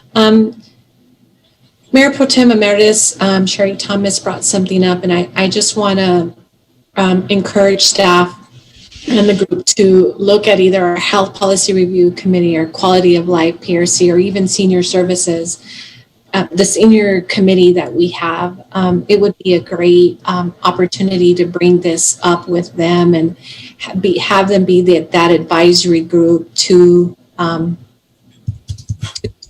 this particular project. I think it would be important to get their feedback. There's people from each of our districts who have been identified and who sit on this board. I think it'd be extremely important to get their feedback. So it's more about, let's not reinvent the wheel. Let's look at the current policy review committees and any boards that we have that could fit, right? This, because I'm always trying to find ways, right, with the system in place, where would be the appropriate place to present this, but also continue to get feedback from different individuals that represent our community. So thanks, Mayor. Thank you. Let's see here. I know Sherry and David have their hands up, or maybe they just forgot to put them down. Yeah. No, I have my hand up. Oh, yeah, Jay. Okay. I just want to say that as a result of this project, I've gotten much more involved with AARP, and they have some great educational materials and programs, and I've gone to a couple of workshops, and I think it's just a wealth of information, and a lot of it is very useful, I think, for helping us elevate Las Cruces. So, and I just want to reiterate too that livable communities, although it started with those who wanted to age in place, it quickly became apparent that what people want to age in place in their community is the same thing everybody else wants. So, you know, we're just, it all comes together very nicely. Okay, great. David Lynch, Mr. Lynch, do you have your hand up? Yes, thank you. This is Dave Lynch again. Just real quick. Originally, we were asked how many communities. It's 492 communities throughout the country that are a member. I had to get online to look at that. I couldn't remember. The other thing I just wanted to mention, I mentioned that AARP used to be the American Association of Retired Persons. The RP now stands for Real Possibilities, and I don't know what the AA stands for. I don't think it stands for anything. It's just to keep the brand. And as far as resources go, we do have available to us where we have people that are involved at the national level on livable communities that would welcome either coming here whenever we can have in person again or virtually to talk to specific groups. For instance, the ad hoc committee on El Paseo, we could get someone to come and talk on a specific subject around livable communities. So that is another advantage of being a member. And as well, they have come here and talked to our city council in the past, and they're welcome. They said they could come even before we're a part of the network. Very good. Okay, great. Well, if there's nothing further, Christine?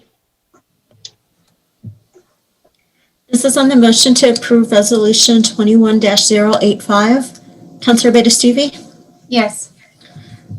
Councilor Vasquez is absent. Councilor Bencomo? Yes.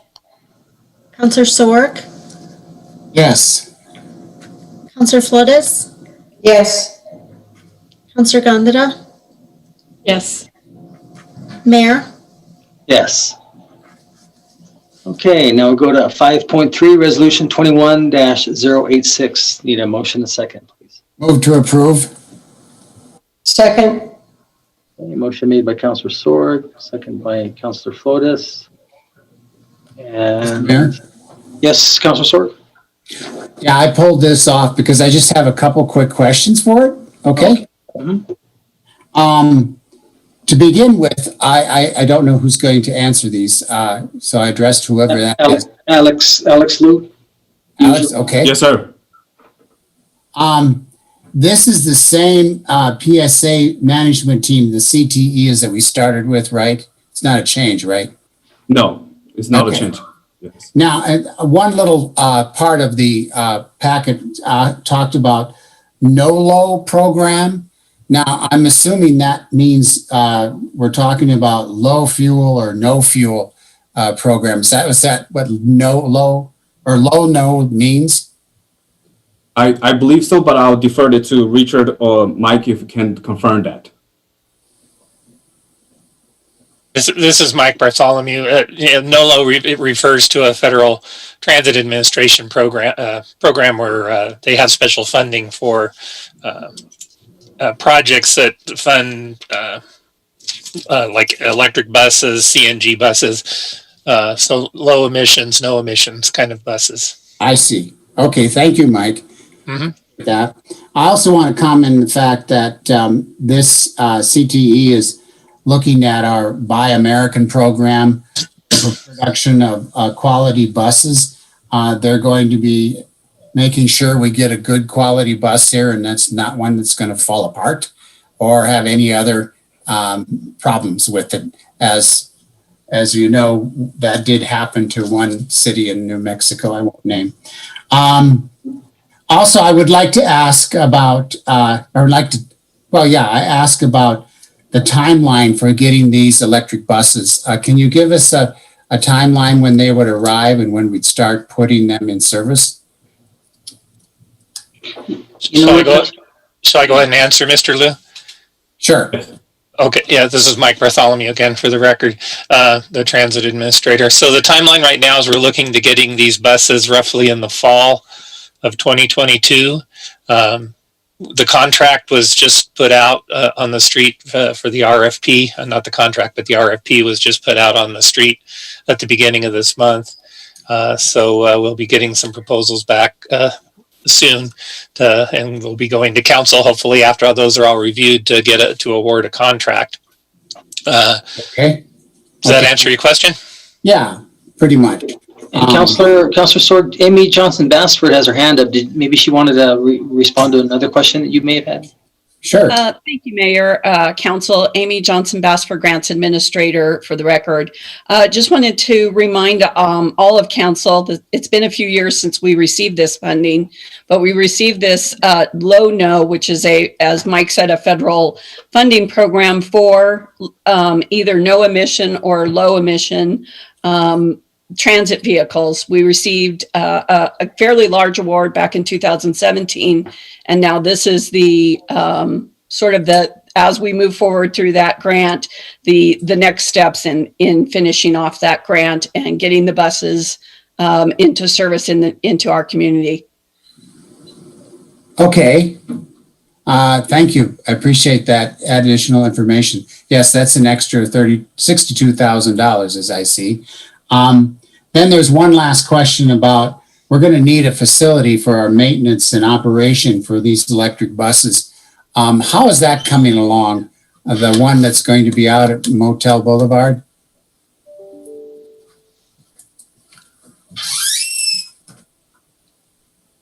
Well, let's see, who'd be working on that? Mayor, Looks like Mike Bartholomew has that update. Yeah, yes, Mayor, I'll give a stab at it here. Right now, we did get some state of good repair funding that get this project started, but we still need to get a couple other grants in place. So we have all of the funding in place prior to going out to bid. As my understanding is, and the RFP is ready to issue once we get all of the funding secured and in place. There are two formula grants that we're going for to fill out the funding. I don't know if anybody from Public Works is on the meeting that might be able to elaborate on the status of that. Let me jump to Amy Johnson Bassford to talk about maybe some more grants. I know we got a huge one, a large one to get this thing kicked off. Amy? Yes, thank you, Mayor, Councilor Sorg. So we did receive an $11 million grant as a state of good repair. We do have a match of $2,750,000 towards that grant. Mike in the grants department is currently working on, as Mike said, a couple formula grants that we're able to put towards the facility thanks to the CARES Act, providing us with additional funding for transit. So that was helpful. Additionally, portion of the recent facilities bond was put towards this grant. And I'm not sure if Tony Trevino is on, but the last time I spoke to Public Works about this, they were ready to put the RFP on the street for the construction. And I believe that their estimate is within 3 months of that vendor being selected that we would be breaking ground out at the facility on Motel. And the plan is to put all of the charging equipment at that location. And so that may be done first before other parts of the facility are done, depending on the delivery date provided by the vendor for the buses. Hopefully that answers your question. That. Yeah, that does. Thank you very much. That very good. That's all I have, Mr. Mayor. Okay, before I get I appreciate having that information update for us. Yeah. Before I get to Tony, for Councilor Betastuvi and Bencomo, I'm not too sure if you were aware what the council's talking about, or councilors were talking about, was our current facility that's off of Hadley, right across from Mearshine. We're looking to move that entire operation over there to Motel Boulevard. And with that, move all that away, and then hopefully we may be able to turn that into something else where the old facility was. And so, Tony Trevino, I thought I saw you jump on real quick. Did you want to give us a little bit of an update as to how that's coming along? Thank you, Mayor. Members of the council. Yes, this is Tony Trevino with Public Works, Interim Deputy Director. But Miss Amy Basford was correct.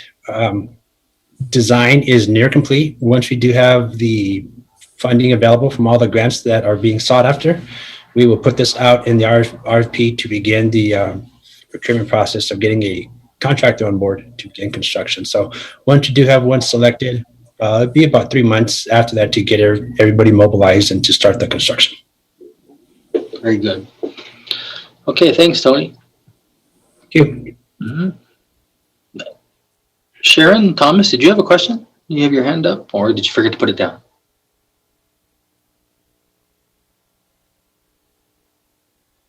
Probably forgot to put it down. Okay, well, if there's nothing further, Christine? On the motion to approve resolution 21-086, Councilor Betastuvi? Yes. Councilor Vasquez is absent. Councilor Bencomo? Yes. Councilor Sorg? Yes. Councilor Flores? Yes. Councilor Gondara? Yes. Mayor? Yes. Okay, that takes care of our consent agenda. We already finished old business. Now we're going to go to section 7, resolutions and ordinances for discussion. 7.1 is a public hearing. So the public hearing is now on. It's 2:54 p.m. I don't believe we received any emails or public comment regarding the possible transfer of ownership of a dispenser liquor license number 2577 to RH Fund XX LLC, doing business as the 10 Pin Bowling Alley, located at 1201 East Amador Avenue, Las Cruces, New Mexico, 88001. Seeing none, it's 2:55 p.m., so the public hearing is now closed. So we'll entertain a motion to adopt resolution 21-088. Need a motion and second. So moved. Second. Motion made by Councilor Sorg, second by Councilor Betastuvi. Christine? This is on the motion to approve resolution 21-088. Councilor Betastuvi?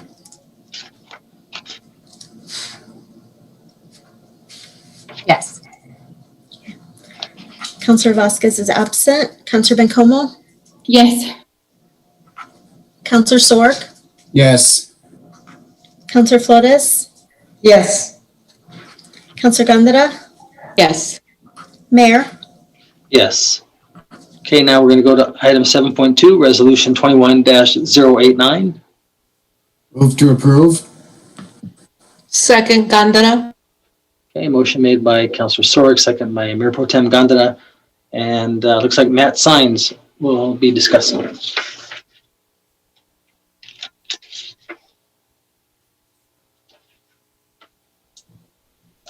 you all see my screen? Yes. Okay, thank you. Give me 1 second. Thank you very much. So good afternoon, Mayor, members of Council, administration. For the record, my name is Matthew Sines, Senior Budget Analyst with the Budget Office, and I'm here today to present the proposed budget adjustments for fiscal year 2021. So with these adjustments, there are no new programs or policy initiatives. The adjustments are focused on compliance and alignment. We do have a few requests from the general fund that we'll take a look at, as well as some other departmental budgetary items. With me today, I also have Mr. Tony Trevino, Interim Deputy Director with Public Works. He'll discuss the capital improvement program. So overall, what we're trying to accomplish today is to apply best practice. Now, before we get started, I just want to point out that the amounts we are requesting today are located in the column with yellow text. Also, we're indicating what type of transaction this is with the letter that follows the amount. Those letters can be found in our legend at the bottom of our screen. So E is for expense, R is for revenue, and T is for transfer. So let's go ahead and get started. So from the general fund, the city manager's office is requesting $30,000 for advertising with New Mexico State University Athletic Department. So the goal is to improve awareness, visibility, and tourism for the city of Las Cruces. So this will be accomplished through television acknowledgements through Fox Sports, Comcast, Fox Sports affiliates, and Flow Sports. So previously, in previous years, this item was budgeted under economic development. However, moving forward, we're budgeting this item under communications. Also, from the general fund, Parks and Recreation is requesting $5,800 as part of a carryover for the Soldados Park lighting project. We have several adjustments for this project that you will see throughout our presentation on various funds. And if you're not familiar with where this park is, it's located at the corner of Hadley and Walnut across from the skate park. Also from the general fund, Community Development, we're requesting $27,685 to adjust the Metropolitan Planning Organization grant match to actuals. Fund 1400, Parks and Rec, as I mentioned earlier, we're decreasing this their expenditures by $70,877 for the Soldados Park lighting project. Continuing with Fund 1400, Public Works is decreasing expenditures by a total of $163,000. This is for carryover adjustments for the Animal Service Center, Mesilla Valley HVAC and roof. We're decreasing that project by $224,000. Also, this is for the taxi lane improvements, which is being increased by $61,000. Fund 2100, Police, we're reducing both revenues and expenditures by $58,000. This is to close out several grants that include NDWI by $31,000. Buckle Up, Click It, or Ticket by $6,859, Selective Traffic Enforcement Program by $5,000, and the Victims of Crime Act by $14,000. Also on Fund 2100, Community Development, we're reducing revenues and expenditures by $210,000 to adjust the Metropolitan Planning Organization grant to actuals. Fund 4106, Parks and Recreation, we're decreasing expenditures by $181,000. This is for carryover adjustments for the National Fitness Campaign, which is being reduced by $140,975. Also for the Soldados Field of $40,555. Fund 5200, Utilities Gas, is requesting $126,000 for their investment grade audit. This is for the measurement and verification portion of the audit. So the audit aims to find energy and water savings. And we'll see another adjustment here on the water side in a second. So Fund 5200, we're also reducing the contingency fund transfer. So we're moving 250,000 from Fund 5205 back to Fund 5200. Continuing with utilities, Fund 5300, utilities water is requesting 373,000, as I mentioned earlier, for the investment grade audit. This is also for the measurement and verification portion. Fund 5401, utilities wastewater is requesting 200,000 for the Sandhill Sewer Interceptor Phase 2 project. So this project will replace sewer interceptors along the Sandhill Arroyo. So this project will extend just east of I-25 all the way through Jade Avenue in Las Colinas. And lastly, Fund 5920, quality of life, we're reducing revenues and expenditures by 596,000. This is part of a carryover for Transit Care Act funds that were expended in FY20. With that, I want to thank you all for your time, and I'm going to go ahead and turn it over to Mr. Tony Trevino. Thank you. Thanks, Matt. Good afternoon again, Mayor, City Council. This is Tony Trevino again with Public Works, Interim Deputy Director, and I will be going over some CIP amendments. The first two here you'll see are going to jive with what Matt just talked about above. Number one being the Animal Service Center in Seal Valley, the HVAC roof. Budget adjustment and just a carryover adjustment. So this is just tying into what Matt stated above. Next one is the LRU, the tax line improvements, and that is the same where the CIP is getting adjusted to align with the budget adjustment Matt just talked about. The following 8 are Parks and Rec. They were not part of Matt's discussion. These are only CIP revisions based on several projects that had some cost estimates come up where the total budget for each one of these projects was changed. There is a zero balance at the end, so whatever was added to some was taken out of others. So I will go through those. The Marishite Recreation Center had an increase up to 128,000 as shown in the CIP. The Apodaca Park Aquatic Center Playground and Multi-Use Path that had a decrease of 230,521. Next slide, please, Matt. The current multi-use field lighting, the PVD soldados, that was a decrease of 105,642. This one was moved from economic development to parks and is shown on this slide. Another one is East Mesa Park Safety Park, which is another CIP budget adjustment. That one was a decrease of 35,000. Highland Park is next. That one had a decrease of 3,799. And again, these are just adjustments within the CIP budget, the estimated cost for each project. Metro Verde Neighborhood Park had an increase of 660,425. Pueblos de Alameda had an increase of 8,895. And land acquisition, planning, and design. This is where the big decrease came out of about $400,000 in decrease of the overall CIP project cost. The next one is the Fire Department Administrative Building. This one is a newly funded project and was added to the CIP. The Fire Station number 1 kitchen remodel was a carryover adjustment that when costs came in, final cost, there was some additional monies left over. So some of that funding was used to create the project you just saw above, the administration building remodel. That's where that Neely project came from, and some other money was moved to the operational side of fire. Next one, Matt. These next two, the last two, is for utilities, the wastewater, new interceptors. The CIP adjustment was based on an increase in project cost, and the National Fitness Campaign was removed from the CIP as this project was completed and expended in FY20. And that is all I have, Matt.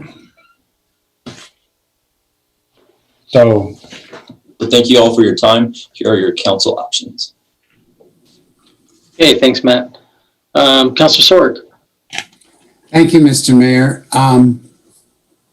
I have a question, Tony, on number 8 in the CIP, the land acquisition, et cetera.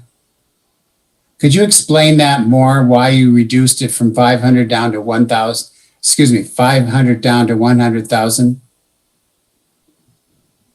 Mayor, Councilor Sorg, I'd like to defer that to Ms. Sonia Delgado, if she's on the line.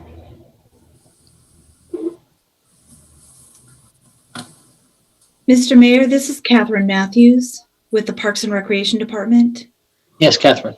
So I can weigh in on that question. The original budget for the land acquisition, planning and design for parks budget was $500,000. We've been making efforts at trying to negotiate purchases, but have been unable to come to any kind of agreement with two landowners to acquire that property within the limits that the city is allowed.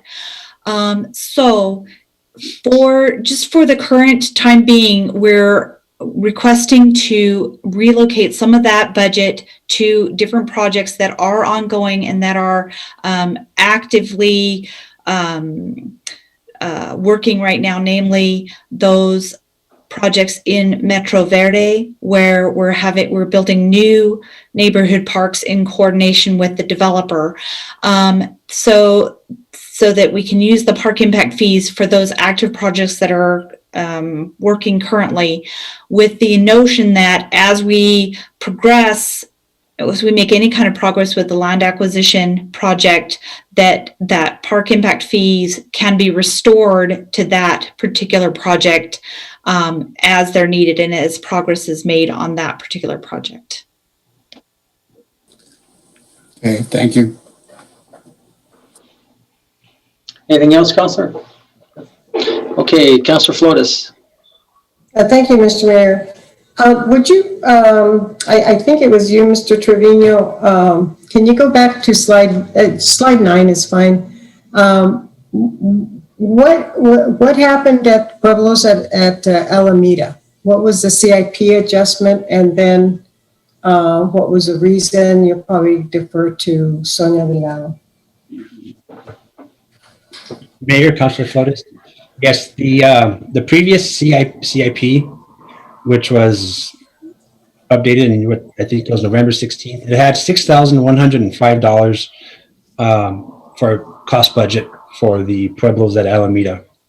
With this adjustment, it has increased to $5,000 for a total of $8,895,000 total jump.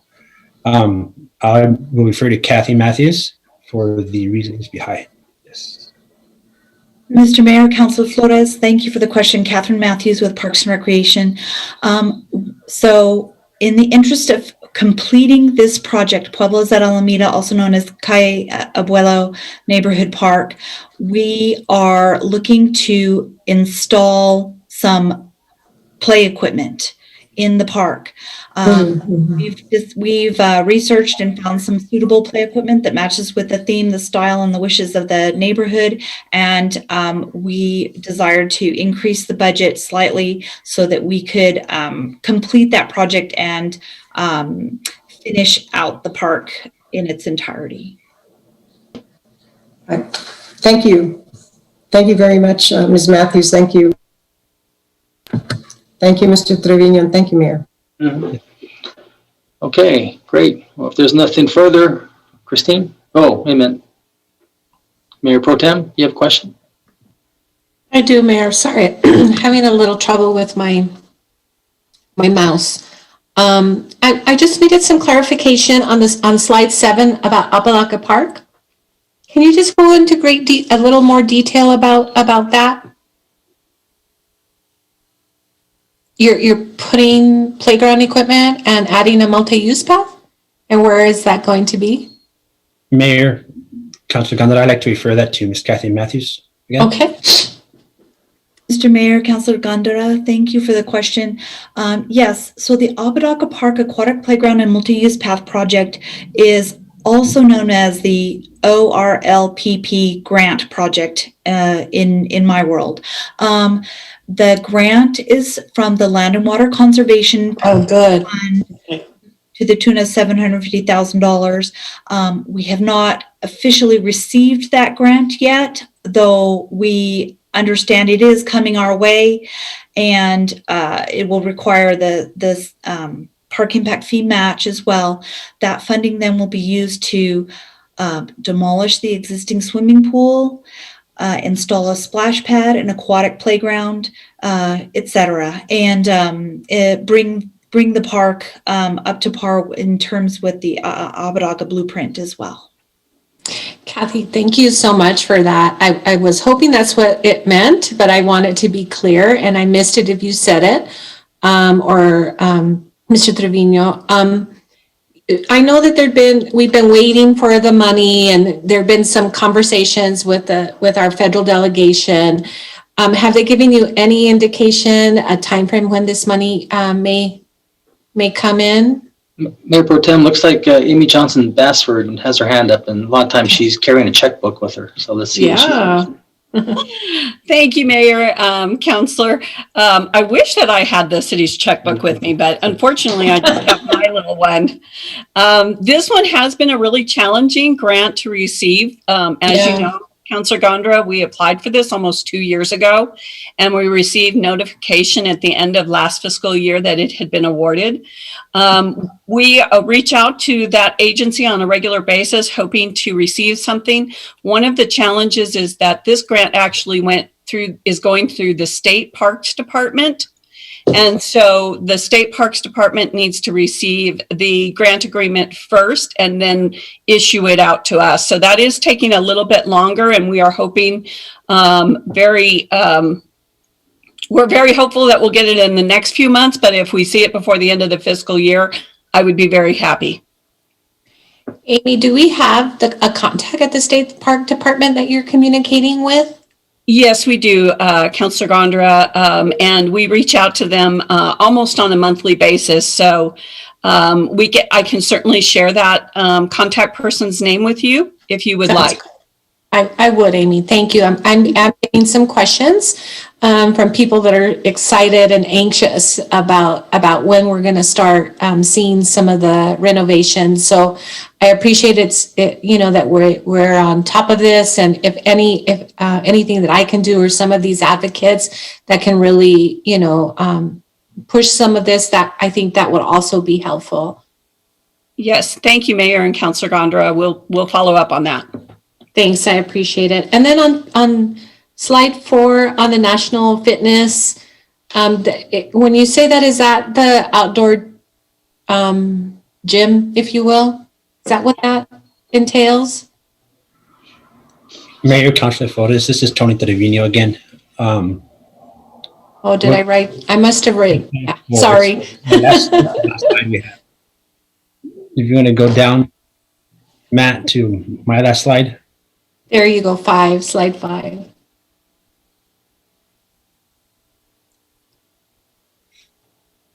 Yes, that was those outdoor fitness gyms that were completed last fiscal year. They just happened to remain on the CIP. Oh, okay, gotcha. Now, I guess I know that in the discussions, council had recommended for staff to move into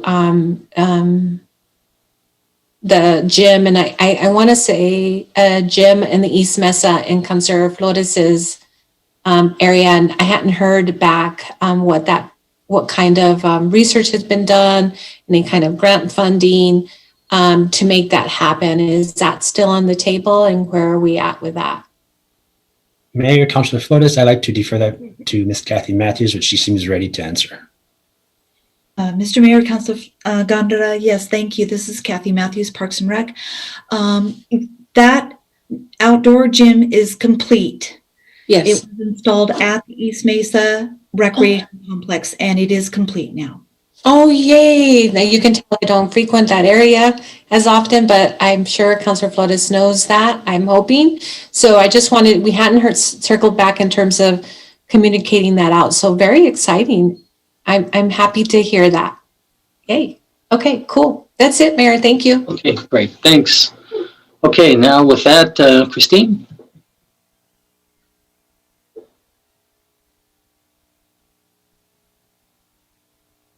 to approve resolution 20-. Stuckey, Yes. Councilor Vasquez is absent. Councilor Bencomo, Yes. Councilor York, No. Councilor Flores, Yes. Gondeta, Yes. Mayor, Yes. Okay, next is item 7.3, resolution 21-090.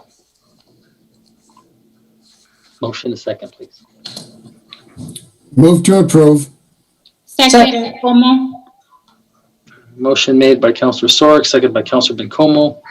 And it looks like Rob Cabello is going to discuss.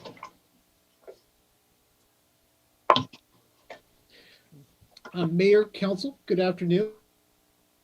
Rob, can you speak up a little bit louder, please? This is Robert Cabello on behalf of legal. Okay. Mayor, Council, good Mr. afternoon. Mayor, I can't hear Mr. Cabello. This is Robert Cabello. No one can hear me.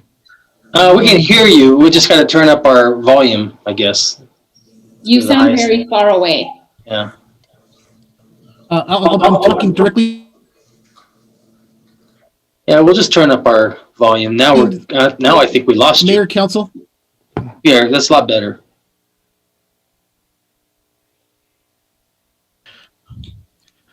I'm talking. I think you're cutting out. Okay. Robert? I apologize, Mayor, Council. This is Robert Yeah, you're going to cut out. You're going to be cutting out. Cabello on behalf of legal department.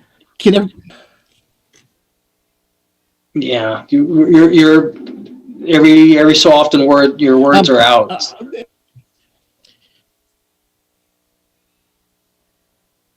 Yeah, Robert, can't hear you. I apologize. I will. One moment.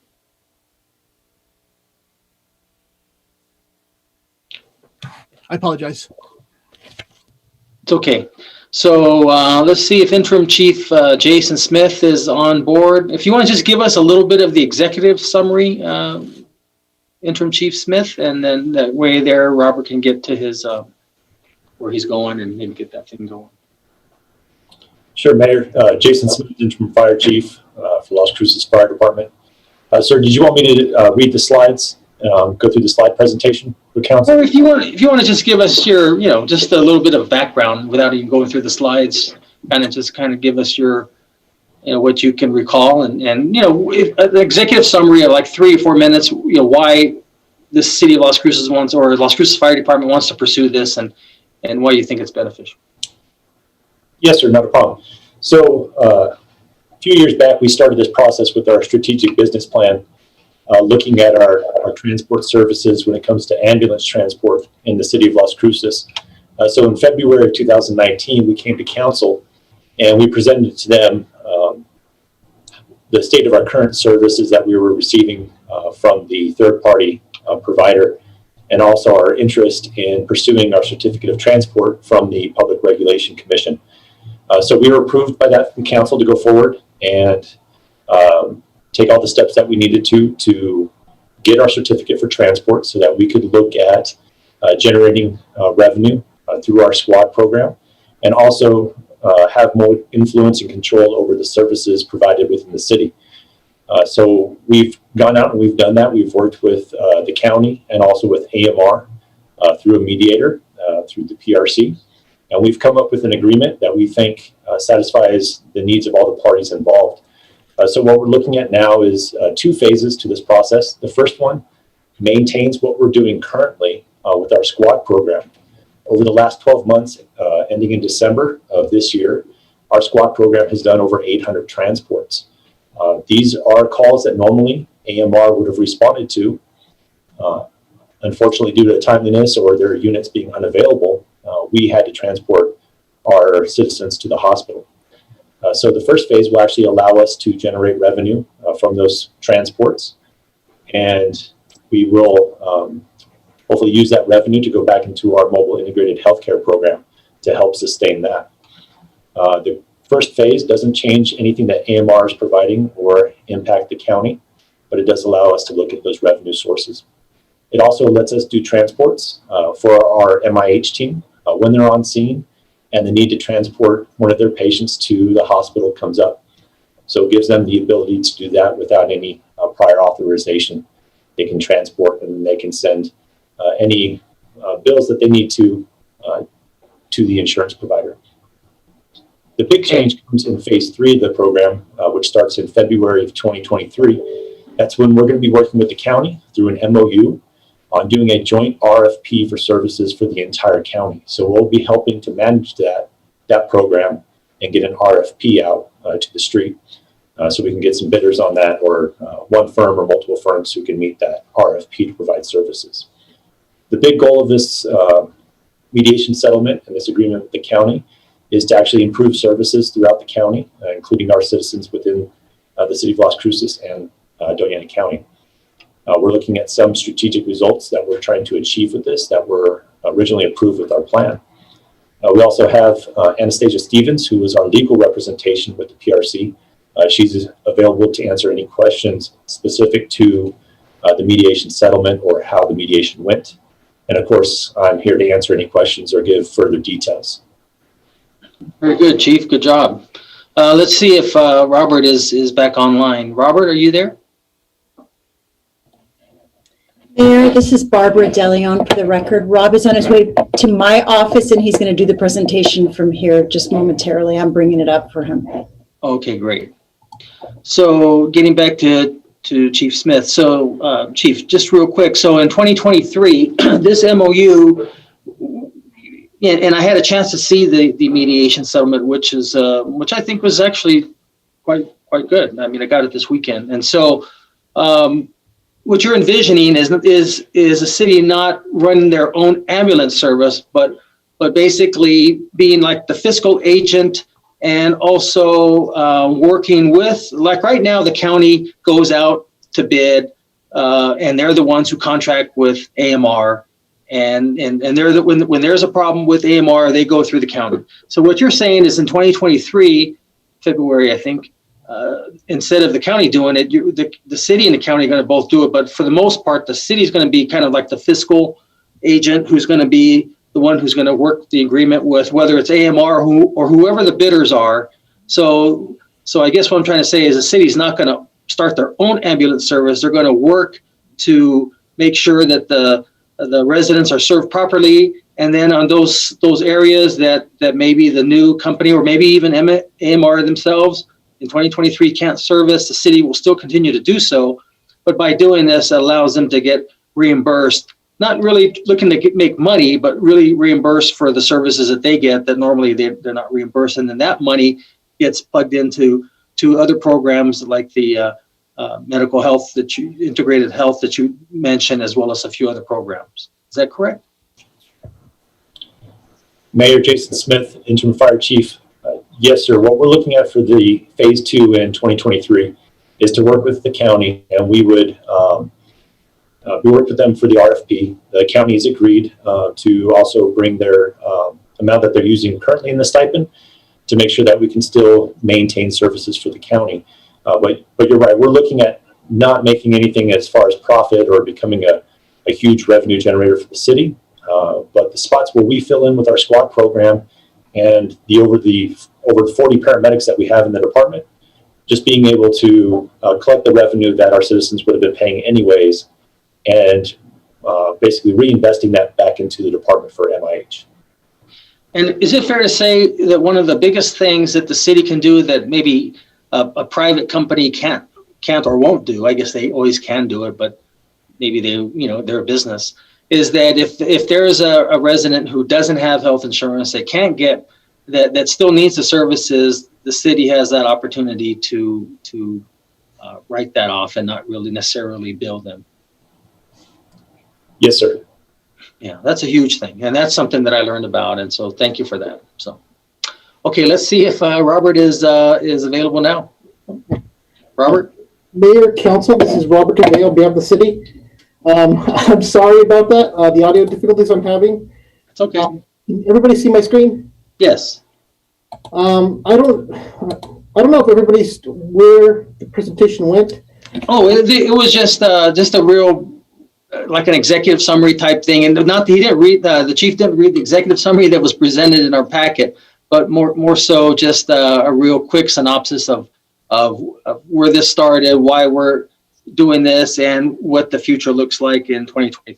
So you're just go ahead and start with your presentation. That's fine. Okay, and just another reminder that the attorney that represents the city, Anastasia Stevens, for the settlement agreement is online, and I'll refer to her for questions about the negotiations or anything in particular.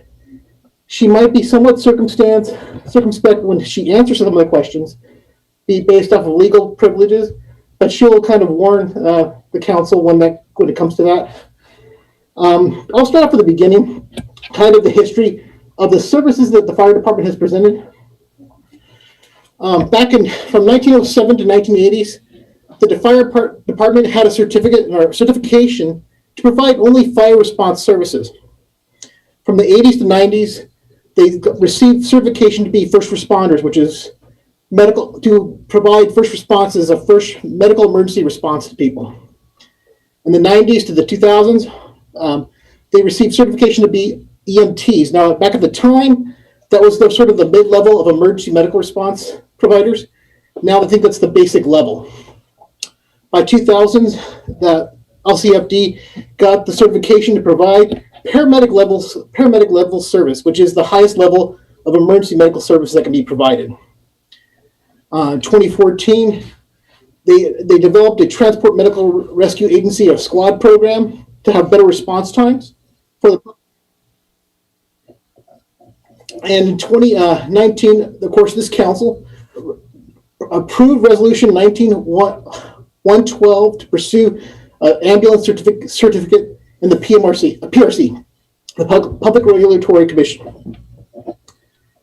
And the reason why this agreement is so important, it fits within the strategic plan of LCFD. The strategic result number 3, they want to provide better quality services for the community in regards to ambulance services and emergency medical response. They want to have a customer-focused sort of response that's timely and appropriate. And they want to be within the regulations of the National Fire Protection Association by providing response times within 9 minutes of a call for 90% of dispatch calls for service. And then part of that strategic plan is by the end of last year, the city was supposed to obtain the transport certificate for EMS. The patients 90% of patients' calls will receive paramedic care, which is again the highest level of emergency medical care. And then also part of that plan is by 2021 to have the city of Las Cruces to have control over the qualifications in terms of transport within city limits.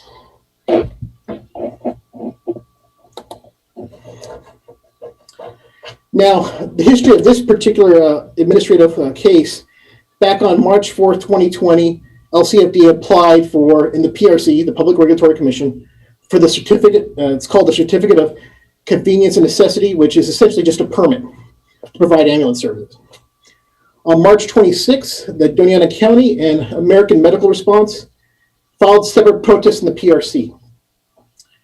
They filed protests because they provide ambulance services within the county.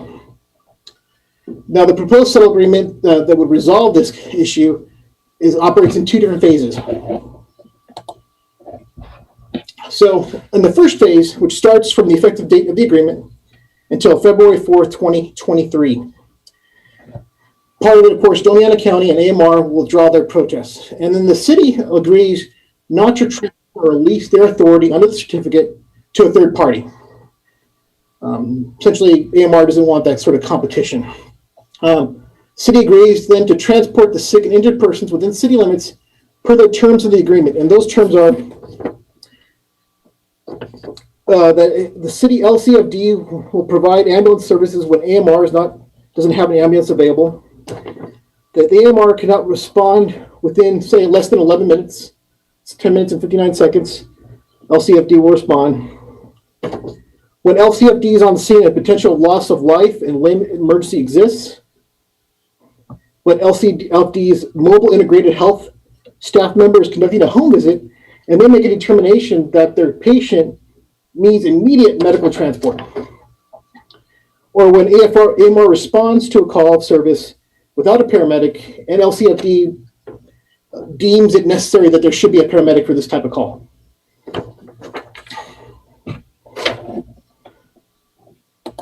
Now, the second phase starts after February 4th, 2023. Part of that phase, Doñana County and the city of Las Cruces will get into an MOU to manage the ambulance services within the county. And that MOU will be for 9 years, and every 3 years, both parties will review the agreement and to see whether or not they need to make changes or they need to change standards. The city and county will both support each other regarding their certificates in the PRC. One of the things that they will develop is they'll agree to the standards for providing ambulance services. They'll cooperate and negotiate on that. And then they will also cooperate and come to an agreement for the standards for an RFP to provide ambulance services within the county. And the reason for this is then the city can maintain that there is high quality services for ambulance care. They have to maintain control of what the types of services that are getting to the public.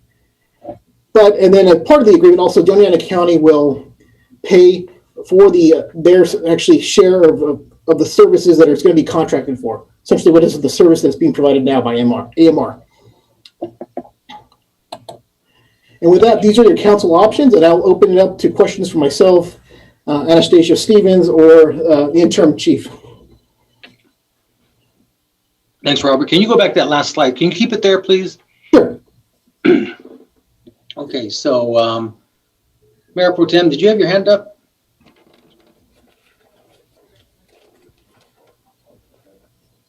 Mayor Pro Tem? Okay, well, let me go to Councilor Bencomo. It was from last Yeah, that's what I time, thought. but I do have questions. Go ahead.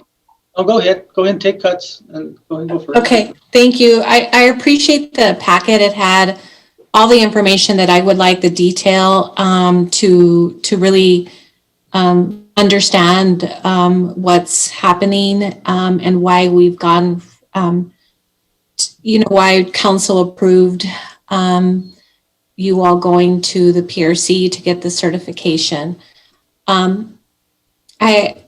I am also appreciative of the mediation that took place, and I think that important because I was left after the first time and maybe a subsequent time that it got brought up at council comments that there was some, it felt like major disagreement with the county, and that it appeared like the city came in guns a-blaring at a meeting initially to discuss these issues, and I think it was left in a sense like things were uncomfortable, unresolved, and so to know that there's a mediation to take place, and I can appreciate Interim Chief Smith having those really courageous conversations about how we are addressing these calls, making sure that we give quality and timely services. So understanding that, it sounds like, there have been some issues with timeliness, and that's what I recall after the first meeting. And so after this presentation, I just feel like I just want to make sure that we continue to build a relationship with the county, that my expectation is that there's conversations regularly. I'm not sure if this, in terms of the mediation, these parameters or metrics about coming in every 3 months after 2023 is the most timely. I would recommend that I guess I should ask, why every 3 years? And is there a metric, maybe even half of that year, or because we'll have a lot of data to support whether we think this continues to be a good idea. Mayor Pro Tem Gondara, the 3-year period, I'm not exactly sure. I would have to defer to Anastasia Stevens, but before I get to that, one of the reasons might be for that change for 3 years, not so much the change in standards of ambulance services, but there may be a change as far as the compensation regarding costs under that contract. That could be one of the reasons, but for like other stuff regarding maybe ambulance services itself, I would probably defer either to the interim fire chief or Anastasia Stevens.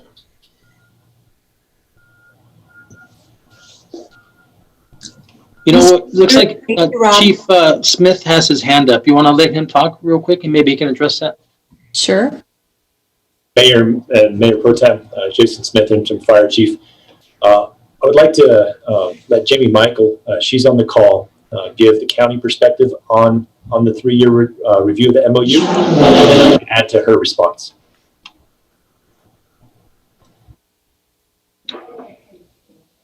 This is Jamie with Doñana County. Is everyone able to hear me? Yes, you're very clear. I didn't know if I could unmute myself or if someone else had to magically do that. Again, Jamie Michael, Doñana County Health and Human Services Department. Thank you all for allowing me to participate in your meeting today. I think the simple explanation is the certificates are renewed with the PRC every 3 years. So we were staying on the same rotation as that renewal with the PRC. And also we wanted some assurance that this is not going to be something that can be walked away from in 6 months. And then the county is in a very difficult place financially and service-wise. So we were wanting to make sure that there was the intent that this is a long-standing agreement, and again, coinciding with the 3 years of the PRC certificates. Thanks, Jamie. Thank you. Interim Chief Smith from this. Thank you, Mayor Pro Tem. I know that's quite a lot, interim fire chief. So we're very excited to be working with the county on this moving forward, this MOU. I enjoy working with Jamie Michael. I think working with her and going through the mediation process, that really helped out doing that. So we will meet more frequently than every 3 years to review the performance of the contractor that gets the award for the RFP, of course. But I do think that there's a lot to be excited here with the services that the county can help us with and that we can help the county with to improve services overall. So I think it's a good thing to review it every 3 years to make sure we're still getting the best for the community. So Chief Smith, is there a provision in place that in the event there's an issue that it comes back sooner, or you feel like you have the ability to and the relationship to be able to discuss whatever issues are residing quickly rather than letting it fester? Just want to make sure that we have everything we need in that contract. Mayor Pro Tem Jason Smith, I do. I think that having this certificate puts us in a balanced position with the county. We're both going to be supporting each other in 2023. And now by us having our certificate, we have equal weight in this partnership. Oops. Mayor Pro Tem, looks like Jamie Michael has her hand up again. You want to let her maybe expand on your question? Absolutely, Mayor. Thank you. This is Jamie with the county again. I want to reiterate, it really was, I think, a very productive process, and working with Interim Chief Smith was a pleasure, and again, very productive. One other thing that is in place, so the 3 years is that formal MOU, but within that will be the details of what kind of the relationship looks like and what the, like you said, the metrics that we will use to measure performance, and those can be discussed as frequently as needed. Currently, we have an ambulance review committee, and over the years, that committee has gone meeting monthly all the way to meeting quarterly, but usually at least quarterly. And so we envision that same type of approach where the city, the county, other municipalities, and other users of the system, like the hospital ERs and things, the MRVDA, the 911 center. So I believe we will still have a committee that meets very frequently to look at the details and the metrics. So I'm not concerned that we will let issues fester or that things will not be addressed more immediately. The MOU, which is sort of the overarching document, is what we're talking about, would be revisited every 3 years. Thank you. I appreciate that. Mayor Pro Tem, looks like the attorney Anastasia Stevens has her hand up. So you want to let her chime in on this? Anastasia? Mr. Mayor, councilors, this is Anastasia Stevens for the record. I just wanted to reinforce what Jamie Michael just said, that we have 3 steps here that we'll be working with this county closely now that we've got this agreement. And once the commission actually gives us the certificate, we go into working out the details of the MOU. And then from there, we'll go into actually developing the RFP for the service providers. So there will be ongoing interaction. The 3-year provision, as Jamie said, was to tie into this 3-year cycle at the PRC for certificate approvals. We did keep the agreement itself reasonably stripped down because there's a lot of detail that, of course, Ms. Michael and the chief will have to work on. And we didn't necessarily want to be committing anything in front of the PRC that we might be held to later, as we discovered that other things were more important to both parties. Okay, thank you. And that was Anastasia Stevens, outside attorney for the city of Las Cruces. Thank you, Mayor. That concludes my questions. Okay, great. Councilor Bencomo Flores, and then Abeta Stubbe. And yes, thank you so much to all of you, Robert and Interim Chief Smith, and Anastasia and Jamie for joining us as Michaels.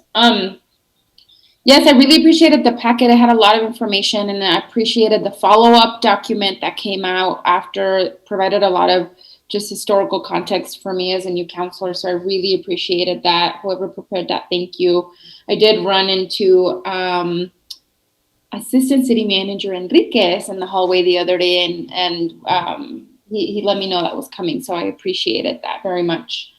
I do have a couple questions, and mostly I think just for my own understanding and clarification. So, Interim Chief Smith, for phase 1, sort of the document laid out all the conditions for transport under the mediation settlement, and it listed several things. I guess when are these things? These tend to be very general and broad. So in the next 3 years, just so I understand, we will be using the Las Cruces Fire Department ambulance service within the city, correct? Mayor, Councilor Bencomo, Jason Smith, Interim Fire Chief. Yes, so under the listed reasons why LCFD can provide transport, that is to transport from within the city under emergent or MIH circumstances to a local receiving hospital. Okay, so I guess I just wondered how, okay, yes, never mind. Thank you for that answer. And then after 2023, the city will manage the entire ambulance service for the county, but the Las Cruces won't necessarily be the ones responding, right? It would just be managing the service. Councilor Bencomo, that is correct. We will be managing it, and we will be in the MOU with the county on developing the RFP. Okay. I guess my question here is maybe not that it matters so much, but I guess where is AMR in all of this, right? I mean, they're a private entity. In 2023, they could potentially be the third party, or are they sort of out of the equation? Councilor Bencomo, I think as far as AMR's ability to be part of this mediation settlement in the process, I'd have to ask Anastasia Stevens if she can give the legal point of view on that.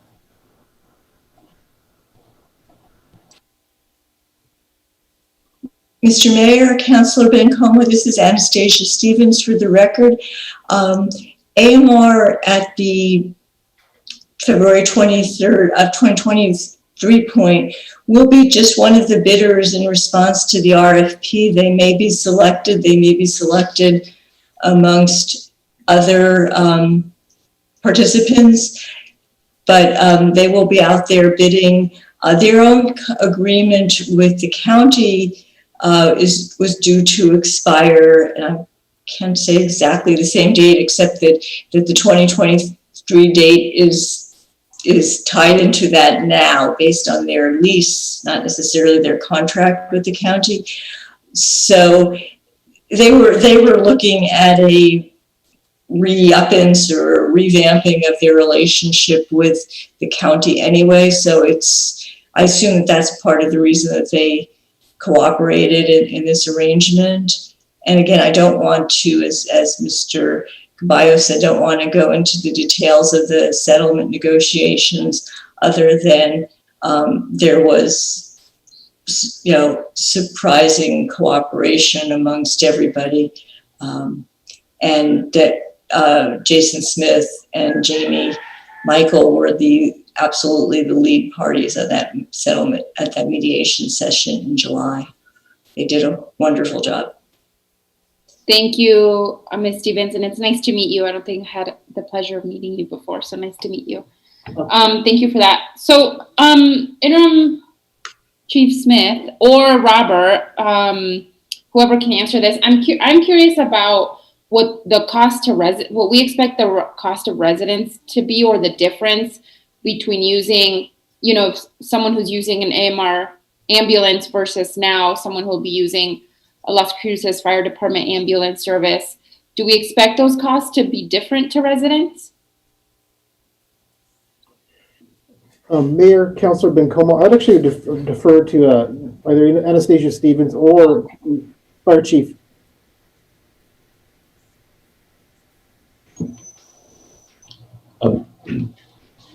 Mayor, Councilor Bencomo, Jason Smith, Interim Fire Chief.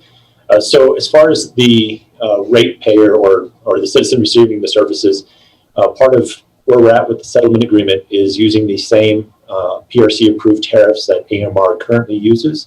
So there will be no difference in that aspect of the service that's provided. Furthermore, for what we're providing from LCFD, we don't expect any changes during phase one at all of what we're currently doing. There are a couple of other things that we're working on that are not directly tied to this, but we'll get a benefit out of them. One of them is changing our records management system. We were planning on doing this regardless of the outcome of the certificate, but that will actually help us report to the state, and it will also help us with billing insurance companies. The other thing that we're looking at is requesting another squad. The reason for that one is the change to our 4896 schedule for the union. So one of our big concerns is fatigue and sleep deprivation of our employees. So unrelated to this, so that we don't blindside you, in the budget request to the city manager's office, we'll be looking at another squad. So those are things that are related to EMS and our response, but they're not impacting the taxpayer because of this certificate. If we don't get those things approved, we're going to continue as we are today without any increase of our overhead. Okay, and you said the tariffs, that was actually one of my questions. The tariffs are set by the PRC that you listed in this document? Councilor Bencomo, there's two ways that you can do it. My understanding is one is there is a state approved tariff, and there's also ones that you can get approved specifically from the PRC. AMR in Doña Ana County operates off of a specifically approved tariff, and we will also be billing under that same approved tariff, so there's no difference in the fees they receive from whether it's us providing the service or AMR. Okay. Thank you for that. I guess I see Councilor this. Bencomo, looks like Jamie has her hand up. You want her to see if she can shed some light on your question? Sure. As well as Anastasia. I don't know if she meant to keep her hand up. Jamie, you have a comment? Yes, thank you, Mayor. This is Jamie Michael, Doña Ana County Government. I just want to reiterate that looking at the cost was something that was really important to me. I know for your position, you're looking at people within the city. My position, I'm looking at people within the city and the county. And I really was very intent on using the health equity lens because I did not want us to create emergency medical response system that was not equitable based on geographic area or income or all of the other equity issues that usually negatively impact people in more rural areas, people living in more poverty areas. So we were really mindful when we were doing this that we would avoid as much of that inequity as possible. And we didn't want to have two systems where some residents may not get a charge, some residents may get a charge, where it might cost 3 times as much to provide ambulance service in one area than in another. So the cost to residents, whether it's a direct bill or whether it's through tax liability, we looked at equity across the county in relation to all of the individuals and different geographic and economic circumstances. Thank you, Ms. Michael. I really appreciate your perspective on that, and certainly glad that someone like you is, and, you know, Interim Chief Smith, that have that lens. I think that's critical. And that's exactly sort of the point I was trying to get at. And to me, this shift, you know, correct me if I'm wrong, but to me, this shift feels like we're shifting from providing a private service to residents to a public service to residents. And, you know, I recently read somewhere that like 40% of Americans can't afford a $400 emergency. And I think often ambulance costs are some of those emergencies, right, that end up leaving people with really high medical bills, unfortunately, and I think some systems really take advantage of that. So I'm glad to hear you, Ms. Michael. Thank you for jumping in and naming that. To me, that's honestly at the end of the day the most important thing. I think definitely next to that is how these revenues will be used in supporting the mobile integrated health program, and so I really appreciate that. Those are all my questions for me, but yeah, I mean, Interim Chief, if you wanted to say anything to that point as well, I'd love to hear, you know, LCFD's perspective on the issue of equity and ensuring that, you know, our residents aren't strapped with these huge ambulance bills at the end of the day. Thank you. Mayor, Councilor Bencomo, Jason Smith. Yes, so working at our Elevate Las Cruces plan, part of this for the health equity and wraparound services, which involves MIH, all involves access to healthcare and removing some of those barriers. So we can definitely take guidance on how we handle anything as far as collections go to our citizens. We also want to make sure that we work with the county and Jamie Michael on ensuring that all of the county residents are getting the best service at the best price that they can for what's out there. So those are definitely things we'll be looking at. Councilor Bencomo, let me just share this with you. You know that initially I was not in support of this. I have had a chance to to follow up and really find out what took place over the summer and recently read some other information.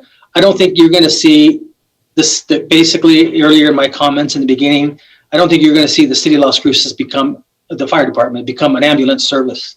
You're going to still see them doing what they're doing right now for the next 2 years. I know we keep saying 3, but next month is January. Jurisdictional or inter-jurisdictional responsibilities.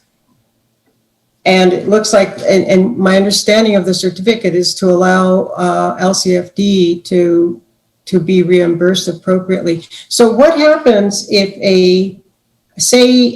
and I guess MRVDA, or I don't know who would be who monitors the response time, but say the current provider doesn't get there at by 10:59, and then what happens then? The LCFD gets notified, and then they go out there, and then what happens when you get the 2 of them there at the same time? Who gets paid? Who gets reimbursed? And that question would be for Mr. Smith, I suppose. or Deputy Chief Smith.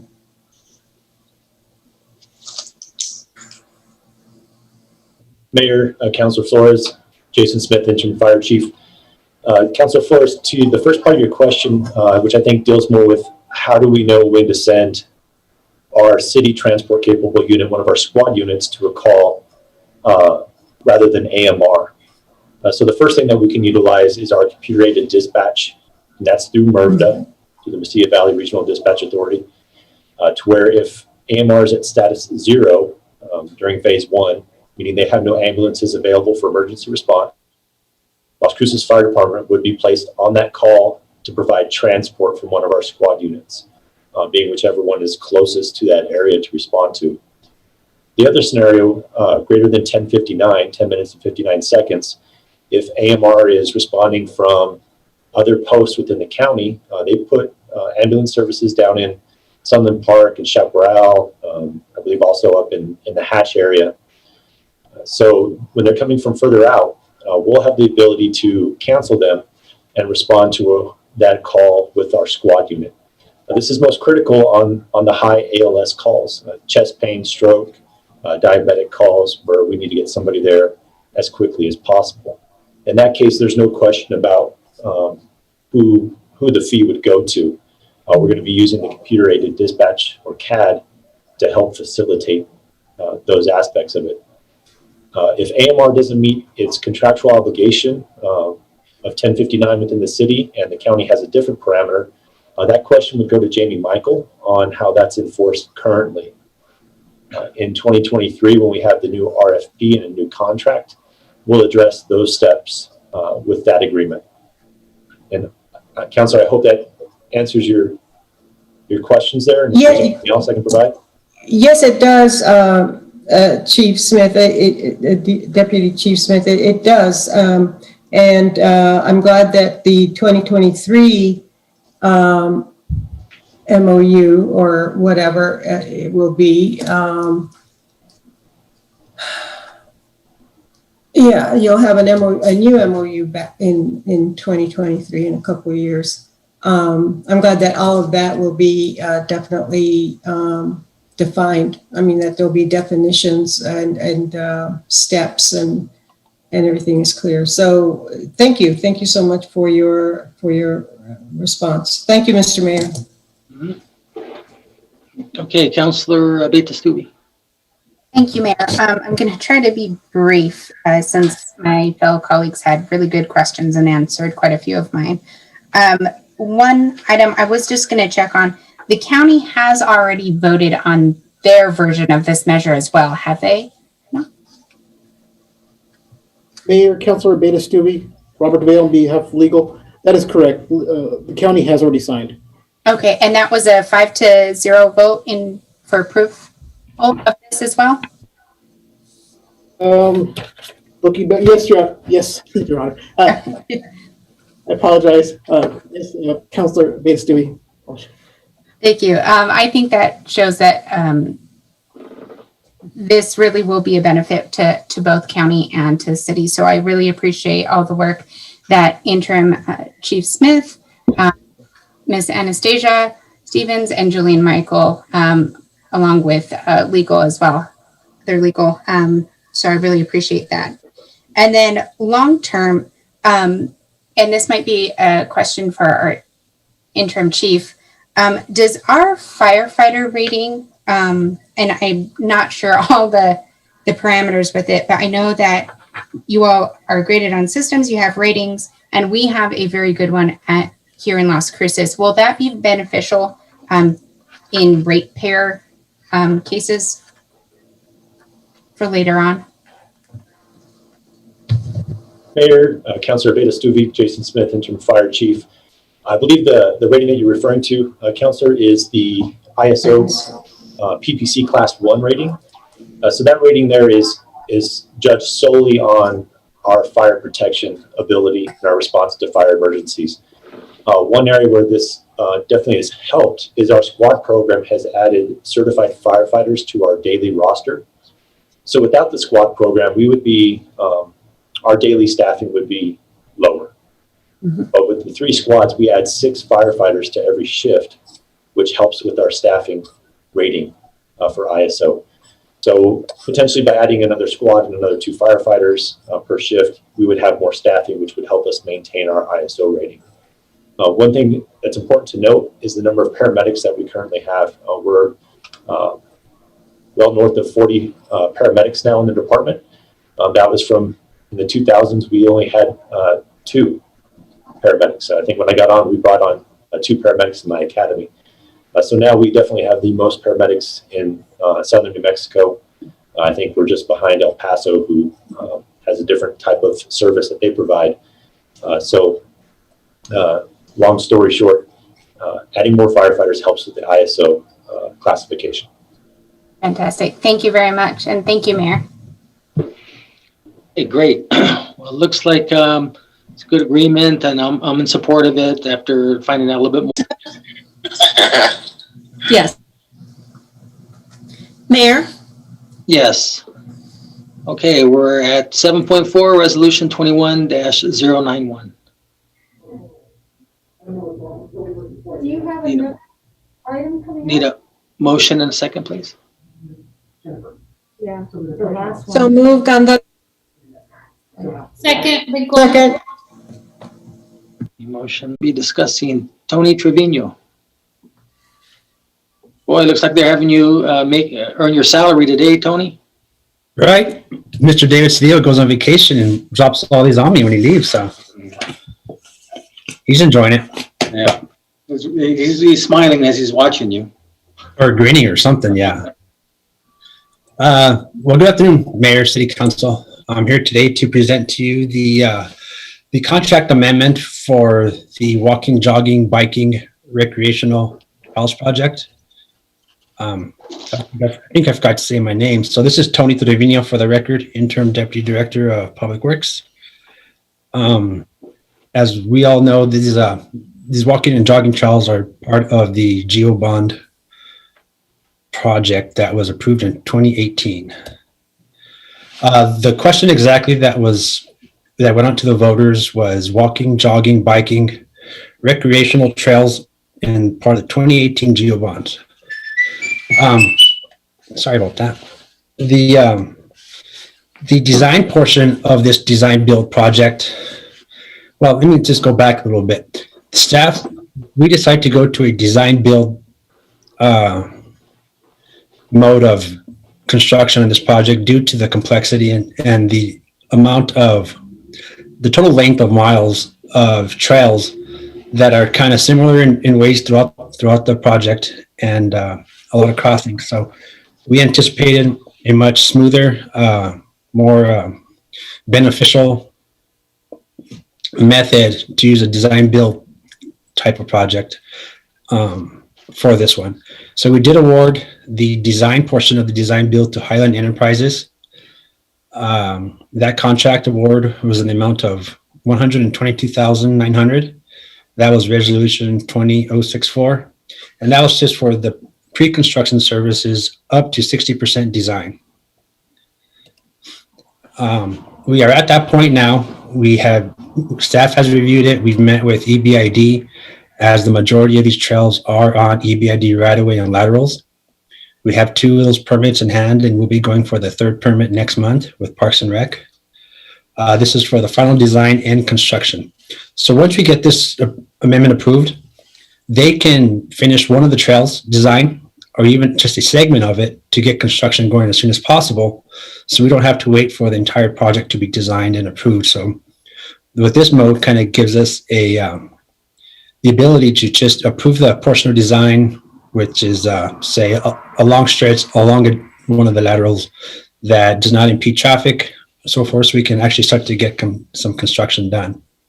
This amendment for all 3 trails is $2.255 million, or $2,255,278.98. These trails are the Mesilla Drain Trail, or otherwise known as the Southwest City Loop, the Armijo Lateral Trail, and the Las Cruces Lateral Trail. All 3 of these trails, we've taken them to the public. We've had 1 or 2 Parks and Parks Recreation Advisory Board meetings and some BPAC meetings. So we've got a bunch of input from a lot of residents and stakeholders on this. I apologize that my door was open.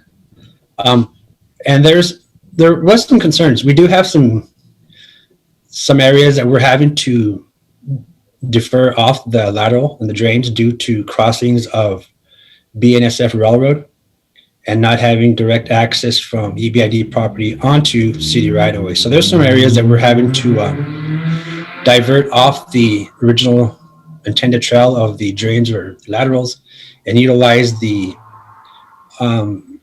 design aspects, the design direction that was brought forth with the active transportation plan. Some shared bike lanes, some bike boulevards, some buffered bike lanes, or just share the road. So we're having to utilize those in some areas where we just had some major conflicts with the railroad.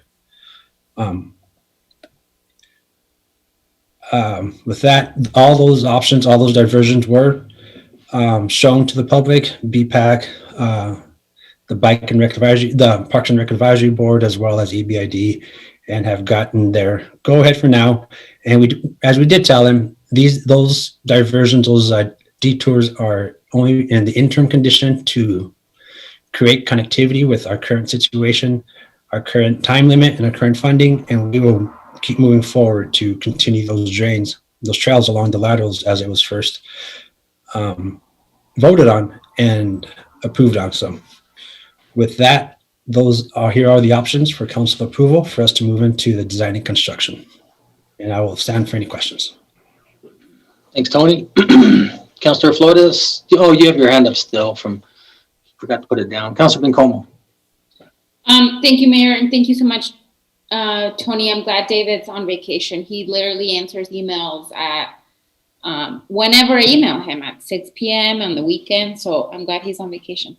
I only just have one question, Tony. So I know that it's design build, and so potentially changes could happen. But as of right now, is the map of where the trails will be public? Yes. Now that we have this, and we finally got the permit for the Armijo Trail. So yes, now we can share that with public, and with us going forward with this today, we can share those interim trail detours. Okay, that'd be great. So if that goes out to the public, let me know. I really want to make sure I share it with folks, and so that people can start, being aware of where those will be. And then, can you remind me? I know that one of the biggest issues was on Valley. One of the diversions being on Valley. Is that still the case? For the Valley Drive diversion, it's the original alignment showed it going along the Armijo lateral, crossing Amador, and heading along the lateral till you get right in front of Calichi's. Yeah. With that new NMDOT project, it's like a 3-road intersection right there, with the crossing being right there in that median cut. So it's going to have to be some well thought out design and some new improvements to that crossing, whether it be some kind of signalized crossing or what, but it's going to take some effort to look at and coordinate and see what can be done safely there to accommodate the traffic going right there. But that is the original route, and that is a route that we're still going to continue to look at. Okay, I lied. I have one more question. What about the Hawk system that was supposed to go on Picacho? Is that still happening? We submitted for the MAP funding from NMDOT. Right. We were not successful in getting that grant. So once it's up again, I hope to speak with NMDOT again and hopefully get it on the radar and get it approved. Or if not, maybe city staff will look to see how that can get accommodated in the future. But I'm hoping NMDOT will allow it upcoming. I think talking with the public schools and the Safe Routes to School, we might have some backings and some support to get that put in, especially right there on 4th Street on Picacho.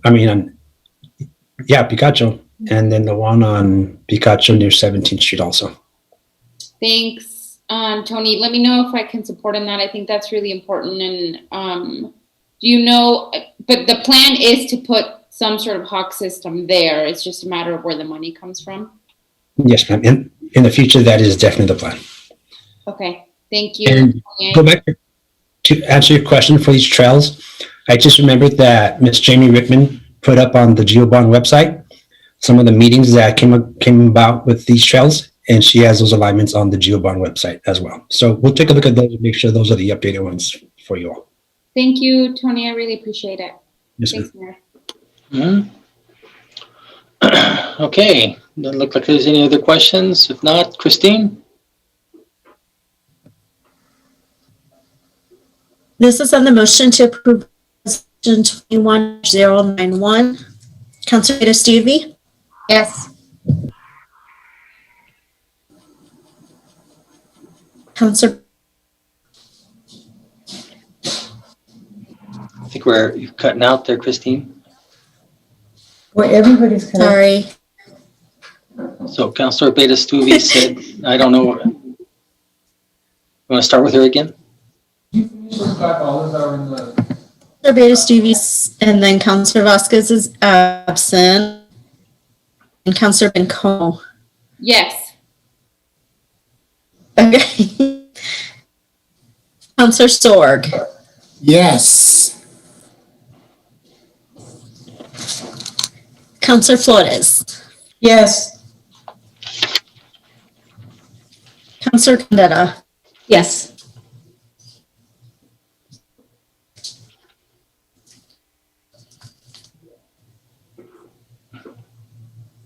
Yes. You didn't ask me, but you're stuck. Thank you. I know. Okay. All right. So now we're going to go to 7.5, Resolution 21-092. A motion and second, please. Move to approve. Second, Bencomo. Okay. Motion made by Councilor Sorg, second by Bencomo. And Alex Liu will discuss. Thank you, Mayor. Good afternoon, Mayor, Council. My name is Alex Liu with Purchasing Section. Gonna share my screen for presentation.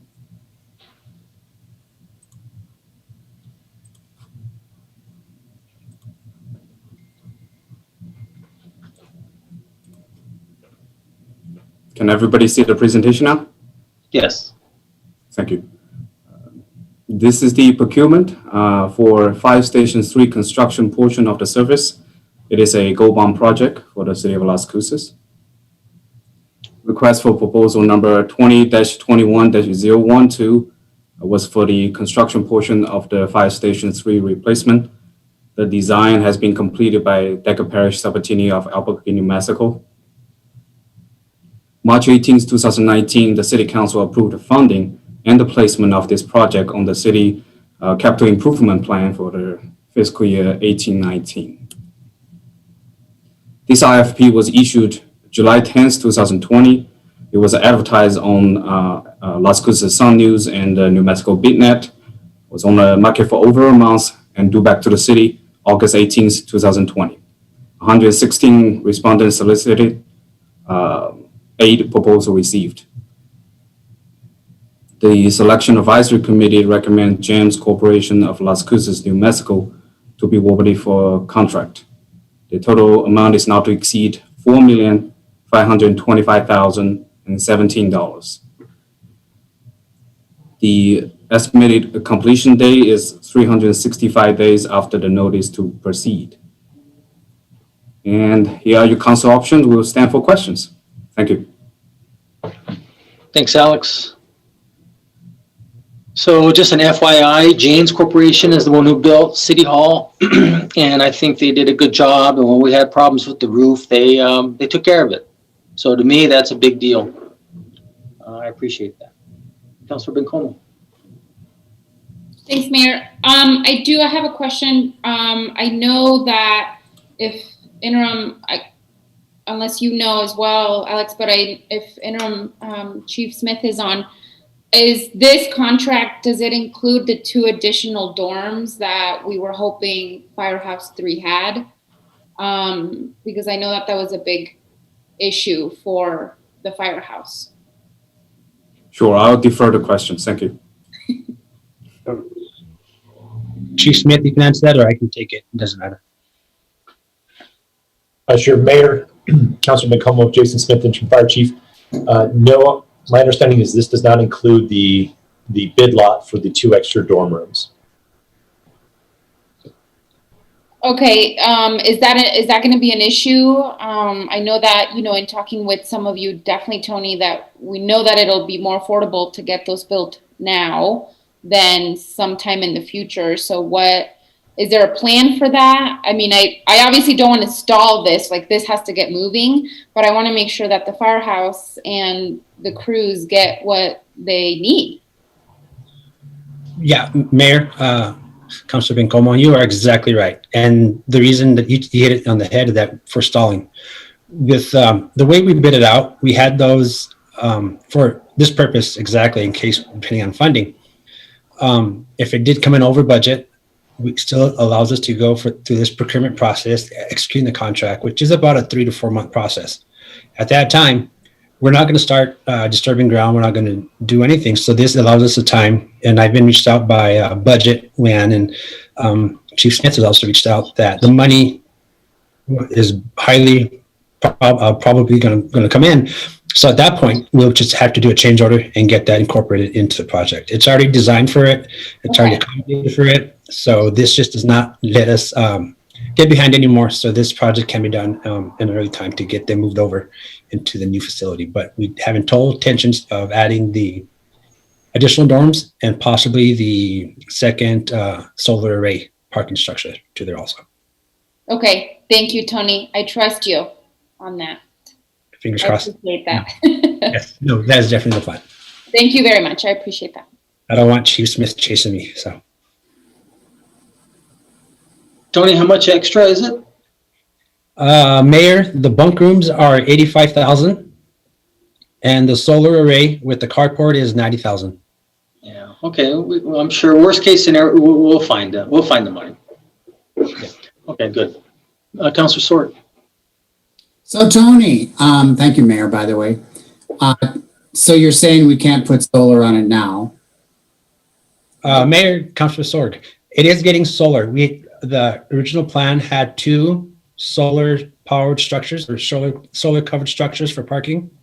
One of them with the funding that was allotted to us from Miss Lisa LaRock will cover one of those parking structures with solar, and this other one will just cover the second one. So we're getting one for now, and this just covers the additional parking shade structure that will have solar on top of it.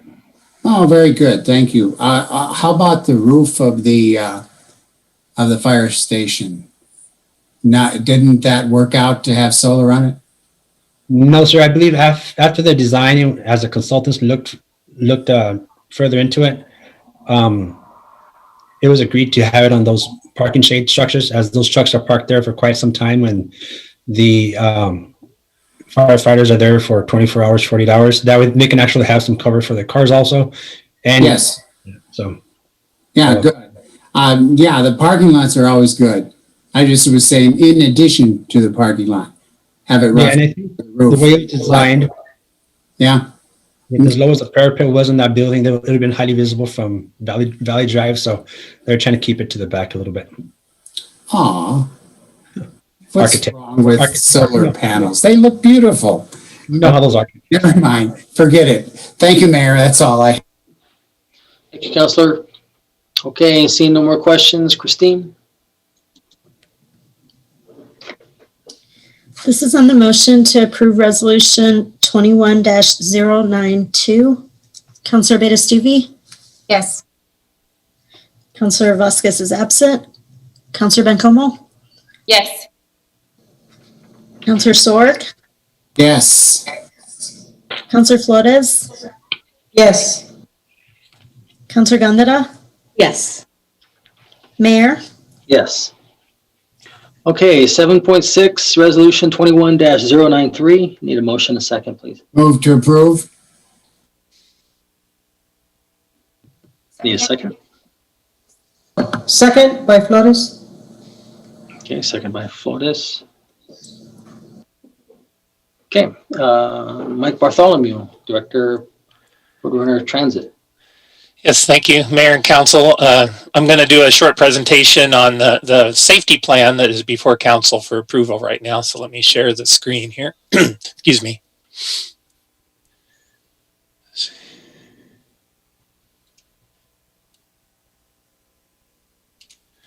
Okay, does everybody see the presentation? No, not yet. It's coming.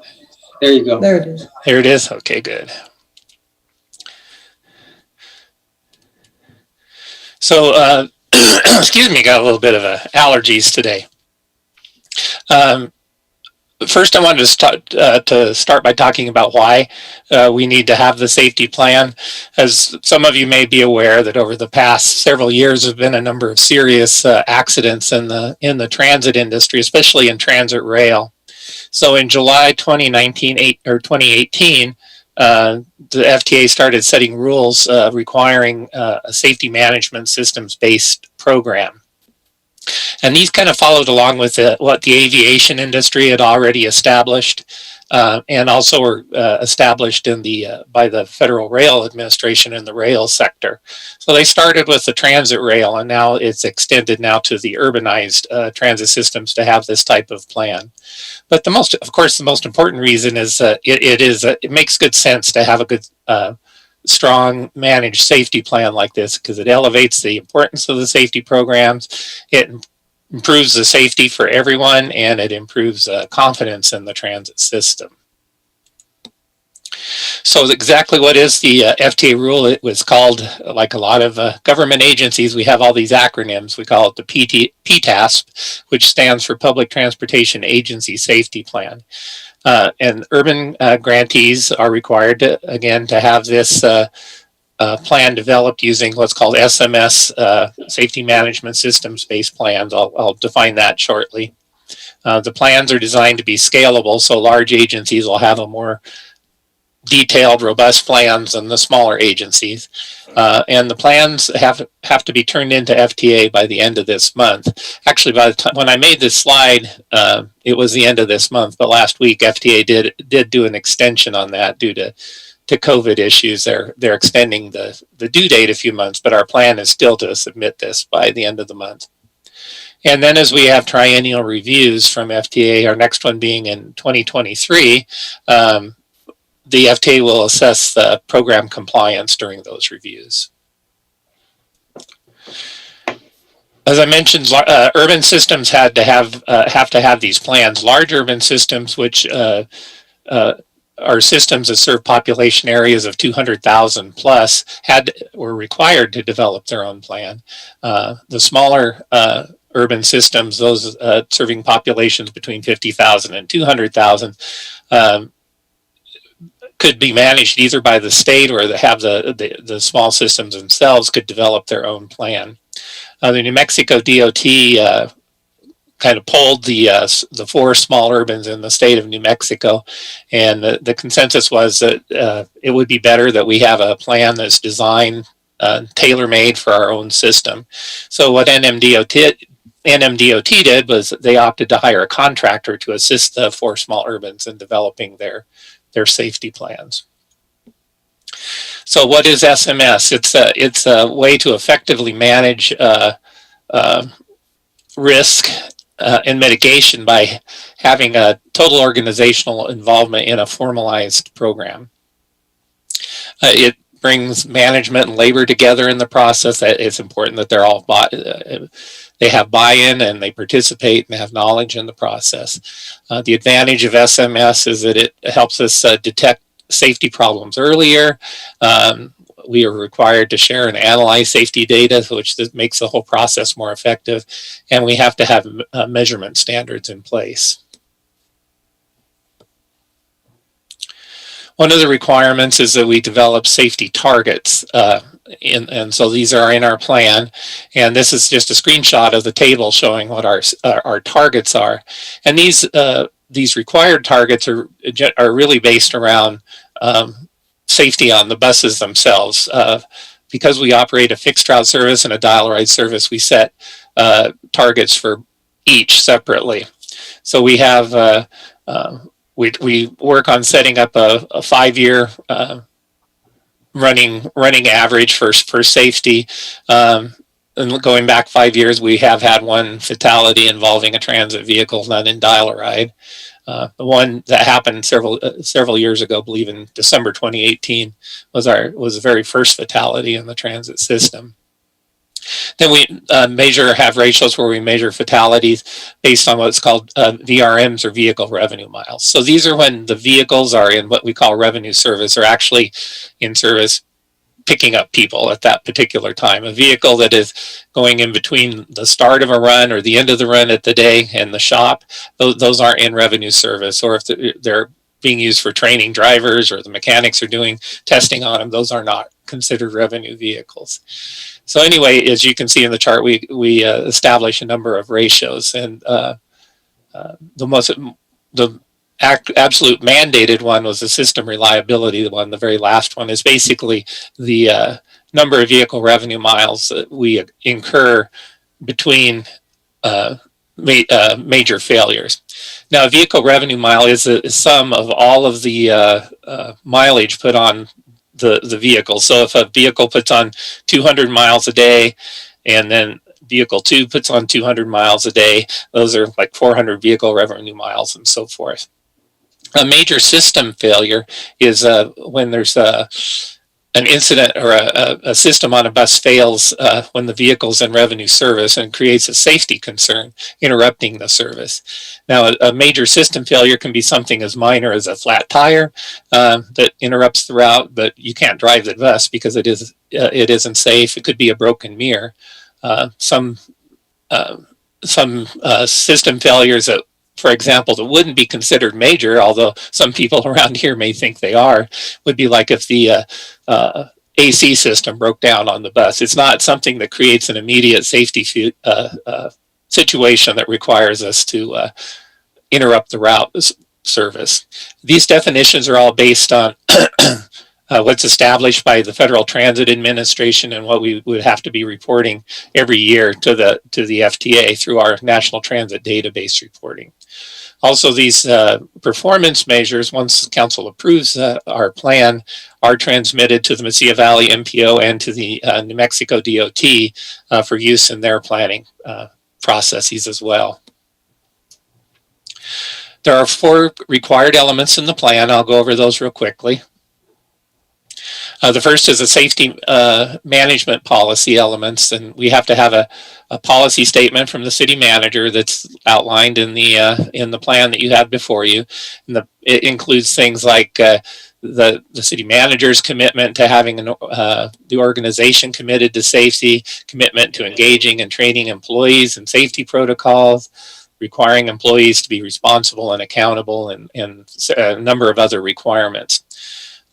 Another requirement of the plan is defining key roles in the plan. We have to actually name people who are 3 positions in this plan is required. So there's the accountable executive, which will be the city manager. The reason the city manager is considered the accountable executive is because this is the person who has the authority to allocate resources to address safety issues in terms of staffing and financial resources. There's also important partners in our system. Every transit employee has to be involved with this. All fleet employees who are 100% paid for by transit and dedicated to transit, they're required to be a part of this plan. And risk management staff are also a part of implementing this plan. And then the other part, the last remaining part of this first element, is that we have to implement an employee safety reporting program. So we'll be developing SOPs based on this policy, but they'll include things like how our safety meetings are conducted, how are they recorded, how is feedback given to the drivers from safety meetings. It includes things like we're setting up a phone number for to have hazards called in anonymously. The goal of this plan is to make all employees comfortable in reporting hazards and not feel like they're going to be picked on for noticing hazards out there in the community. So that's a requirement of the program. The second part is the safety risk management elements, and it just defines what hazards are. Hazards are the condition that are out there that could create a potential to injure someone, kill someone, damage property, or somehow damage the environment. And then it discusses and defines how the safety risks of those hazards are assessed and how they are mitigated. The next part, safety assurance elements, this defines that how transit and risk will monitor compliance with our policies and SOPs that we set up that will stem from this policy. It defines how, that we'll have to track, measure, look at our mitigation activity. Do we need to make adjustments to the mitigation and so forth? And then the last part is safety promotion elements, and that involves the safety training requirements for all employees covered by this plan. The goal is, again, to have all employees buy in, understand this plan, participate in this plan. We have to document and track all the safety training that we do. So the next steps is the City Council will approve this. We'll get this submitted to FTA. We'll be developing internal SOPs to help support the plan. We've already created a SharePoint site to consolidate all the data that we'll be collecting for the plan. We'll create, as I mentioned, we're creating, with the help of risk, a safety employee reporting hotline. That's actually already been done. We'll continually review the plans and targets, and we have to review them every year and update our plan. It needs to be a very dynamic plan. And we'll be gathering all the data to prepare to show FTA how we're complying with the safety elements of the plan. And with that, I would take any questions from council. Thanks, Mike, for your very comprehensive plan that you got there. Very good. Any questions? Okay, seeing none. Christine? This is on the motion to approve resolution 21-093. Councilor Beta-Stevie? Yes. Councilor Vasquez is absent. Councilor Bencomo? Yes. Councilor Sorg? Yes. Councilor Flores? Yes. Councilor Gondara? Yes. Mayor? Yes. Okay, we're at 7.7, Council Bill number 21-023, ordinance number 2956. Move to approve. Okay. Motion made by Councilor Second by Flores. Second by Flores. Okay, and looks like Joe Richards will be discussing. What are you smiling at, Councilor Bencomo? You're reading my mind. Doing everything I can to just stay quiet. Good afternoon, Mayor and Council. Joe Richards, Human Resources Director, for the record. This afternoon, I'm bringing forward to you an ordinance to repeal and replace Chapter 15 of the Labor Management Relations ordinance for the Municipal Code. Next slide, please.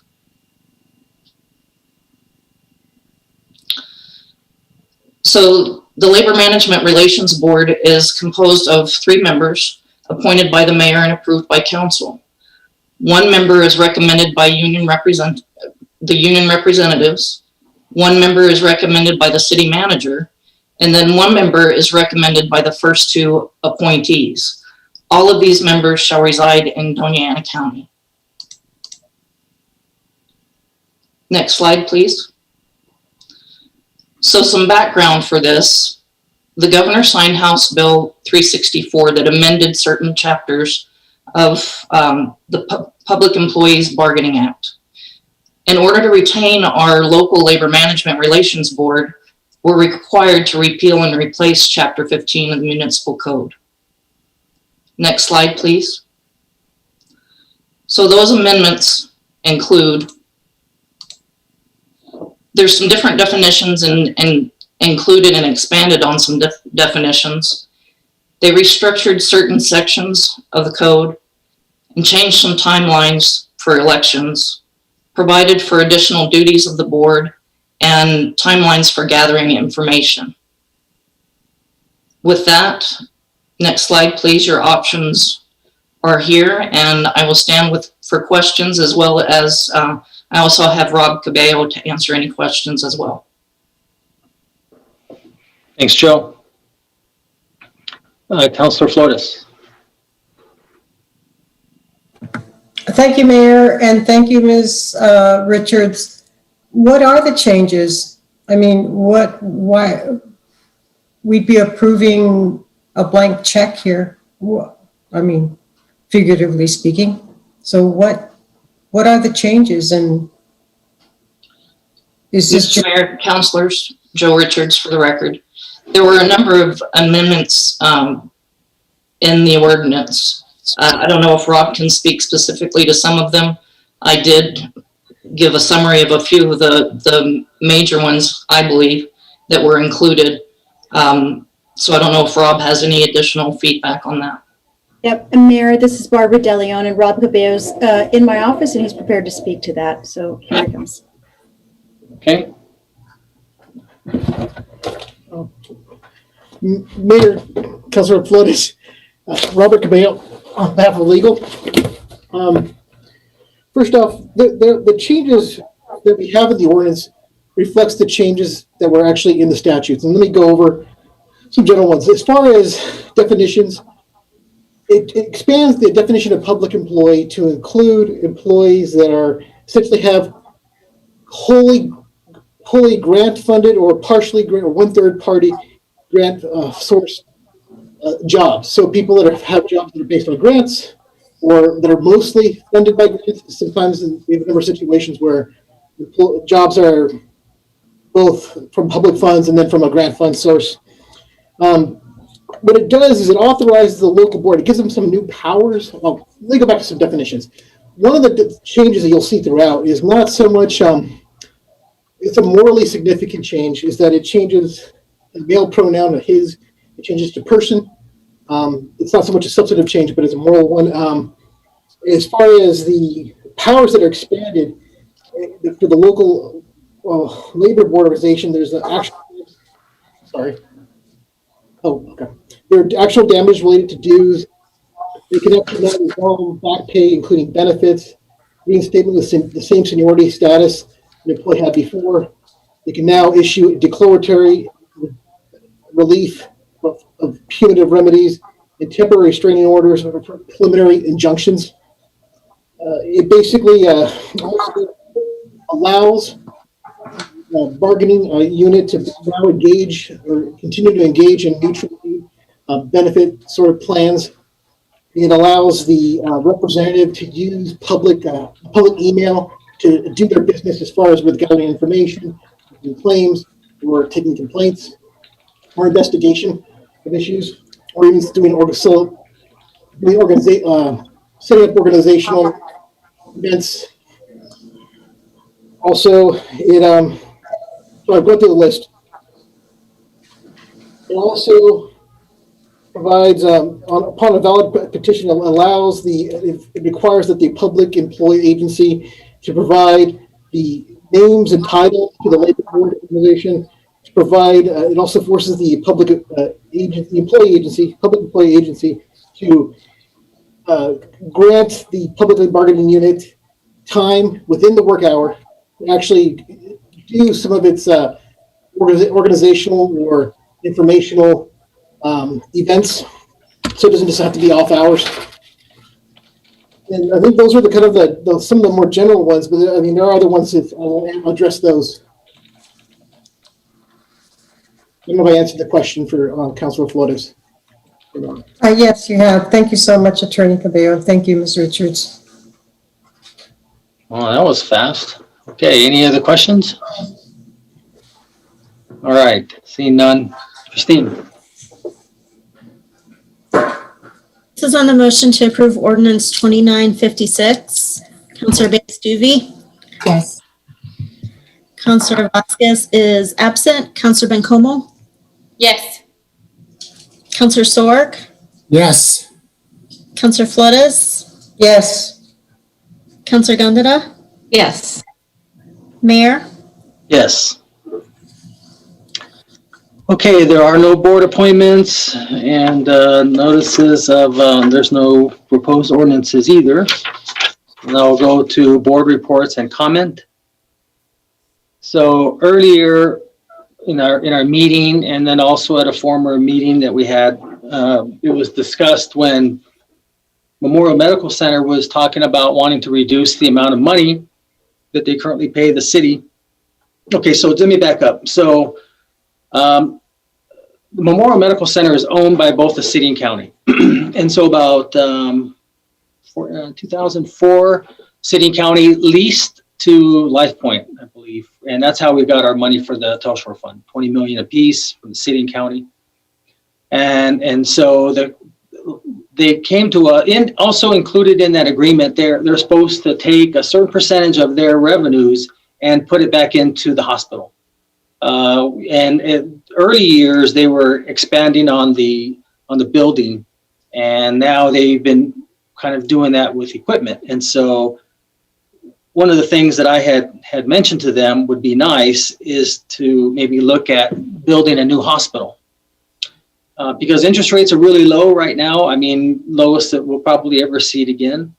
And then I reached out to, well, she's technically still a senator for a few more days, Senator Pepin, who's going to be basically retiring at the end of the year. And I had suggested to her that if she goes into any type of consulting, she's got a passion for mental health, but she also knows what it takes to get the funding from the state so that we can get funding from Santa Fe on a regular basis. I'm figuring about 20 million a year for the building, for the debt service. So when you take what MMC pays us and then also the county and you add what the state, that's enough to fund a $500 million project. So I've reached out to, like I said, Senator Pepin and then John Hummer from Burrell. We're going to probably get together after the beginning of the year, if God's willing, and talk more about it. I've reached out to an organization that feels they can provide the $500 million so that we don't have to go for a bond. And they sent me the proposal. I haven't looked at it yet. I'll look at it over the holiday. But they know that our credit is very strong, and so they know that it's not going to be anything above and beyond what we could go out and get ourselves. And so that's kind of where I'm at. I'll keep you abreast as it moves forward. This was also, I need to include, of course, the university, because if we did build it, it would probably have to be on their property, so that there'd be no interruption in the hospital while it's being constructed. And then when it's ready, kind of like when we built City Hall, we had the City Hall built, and then when we're ready, we just moved over across the street and moved in. And that's kind of what I envisioned with the hospital if we were to do this project. And because we still have 24 years left remaining on the lease from MMC, from Life Point. So I would look at structuring maybe 20 years to 24 years so that we don't have to pay anything, so the city and county doesn't have to pay anything. Then that building would be left over, the old MMC would be for us to work with the county and figure out what to do with it.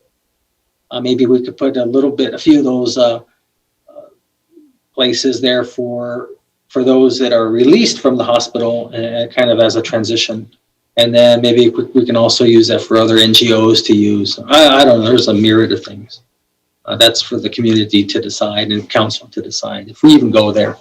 But anyways, just want to let you know, I've been working on that. So, and with that, probably won't, we have a agenda setting meeting next Monday, but that doesn't really involve you guys. I mean, you're welcome to join, but if not, I probably won't see you until next year. So happy holidays, Merry Christmas, Happy Hanukkah, Happy Kwanzaa.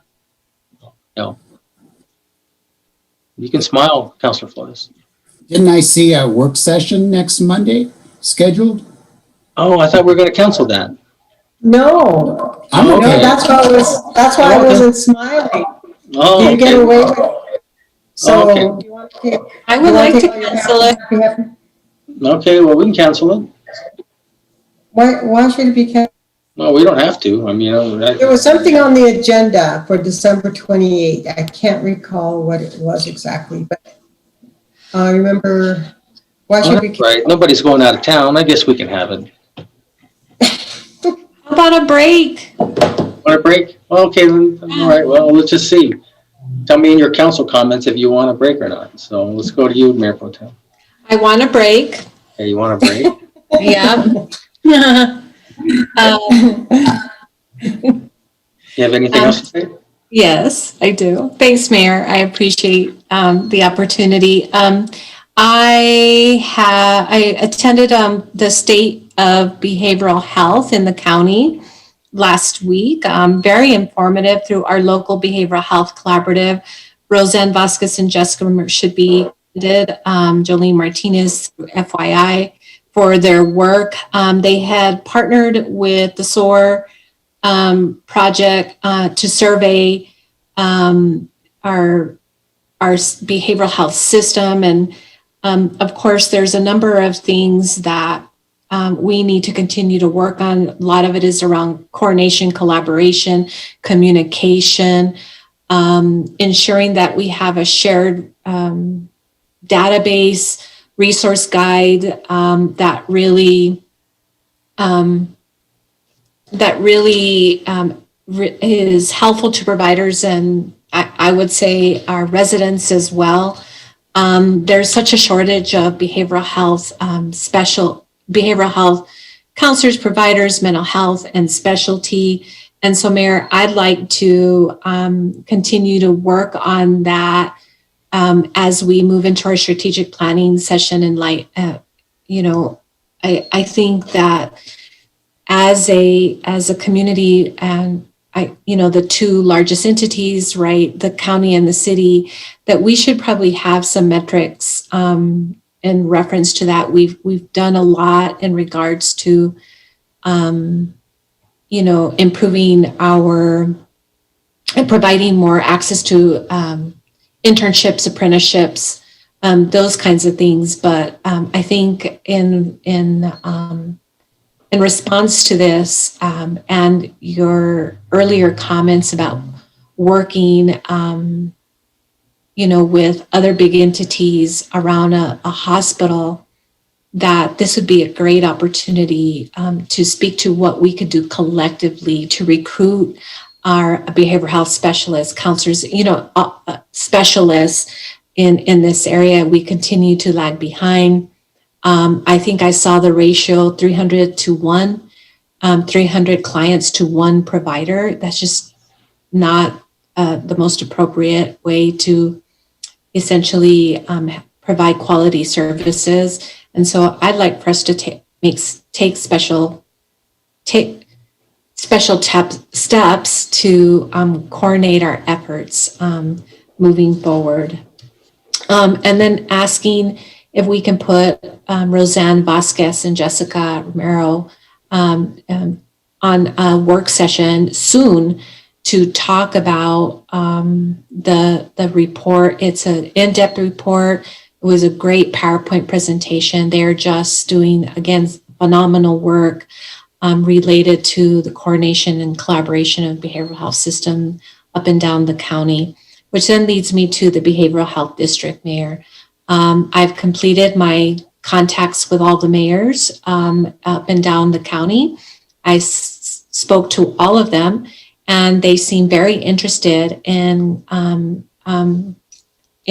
coming together at a meeting to discuss a behavioral health district, kind of similar to, using a joint powers of agreement. They all had very special things to discuss related to what their local law enforcement are dealing related to domestic violence, mental health. Some is similar to what LCPD is struggling with a number of calls, but all of them felt it was something that they were interested in looking at. So I am going to be working with EFO to bring in the local collaborative, because as you know, Mayor, you and I met with local collaborative about it being sort of the arm, right? The foundation, because it's already created, but what that means in terms of detail and what it would be put in a joint powers of agreement, I would like for you, Mayor, myself and IFO with the collaborative to sit down and talk about what might be the details, and then we can open it up to the larger group. And I'm looking within a month's time to have reconvene the group of mayors and any other representatives that would like to sit on this. And so real positive, really excited about the feedback I received. Sounds very good. Good job. Yeah. Yeah, and no problem. Whenever work with Annette to get that on the work session. Okay, thank you, Mayor. Thank you. Let's see, what else did I want to?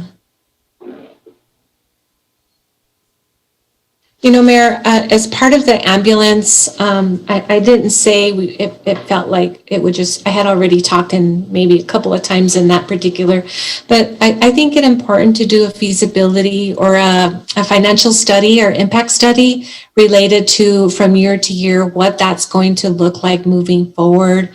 I don't think, I mean, I saw a lot of data.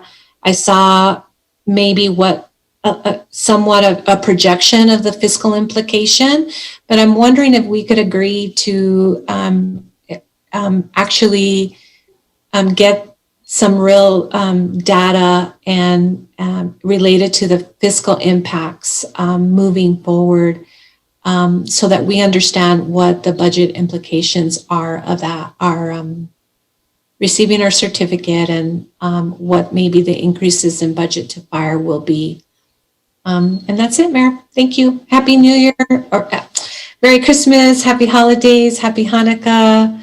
I'm so grateful to each and every one of you. It's been a tough year, but I couldn't be more proud of really our response and how we are working together for the betterment of our community. And I look forward to a better, stronger 2021. So thank you, Mayor. Thank you.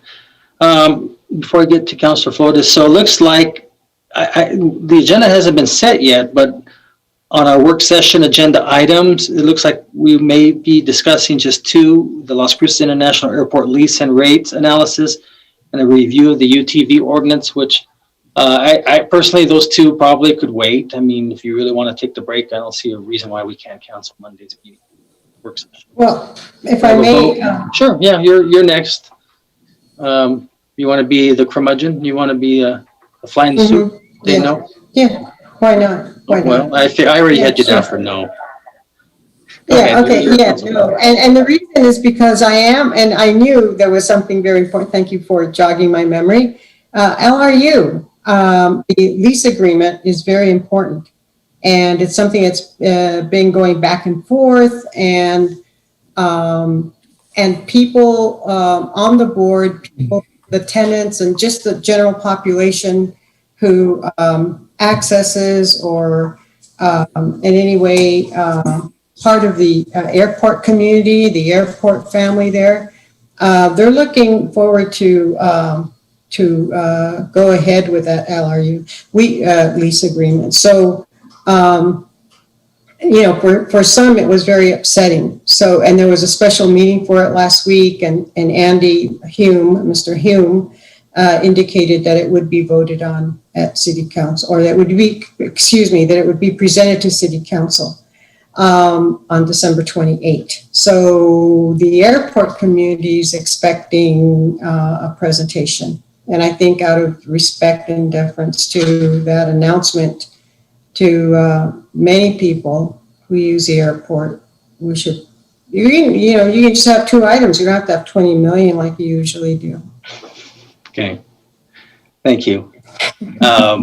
Now, I'm not saying that we would cancel it. I'm not saying we would cancel it. We would just move it to the following Monday, because the next thing that I see is just the wage ordinance and Fair Labor Standard Act, FLSA discussion. So there's just one item. So that would keep with three. But it's okay. So I have you down for no for council.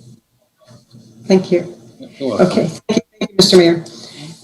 So now it's my turn to continue on. You want to? Oh, I thought you were already done talking. Well, isn't it my turn to talk about? You've been talking for like an hour already.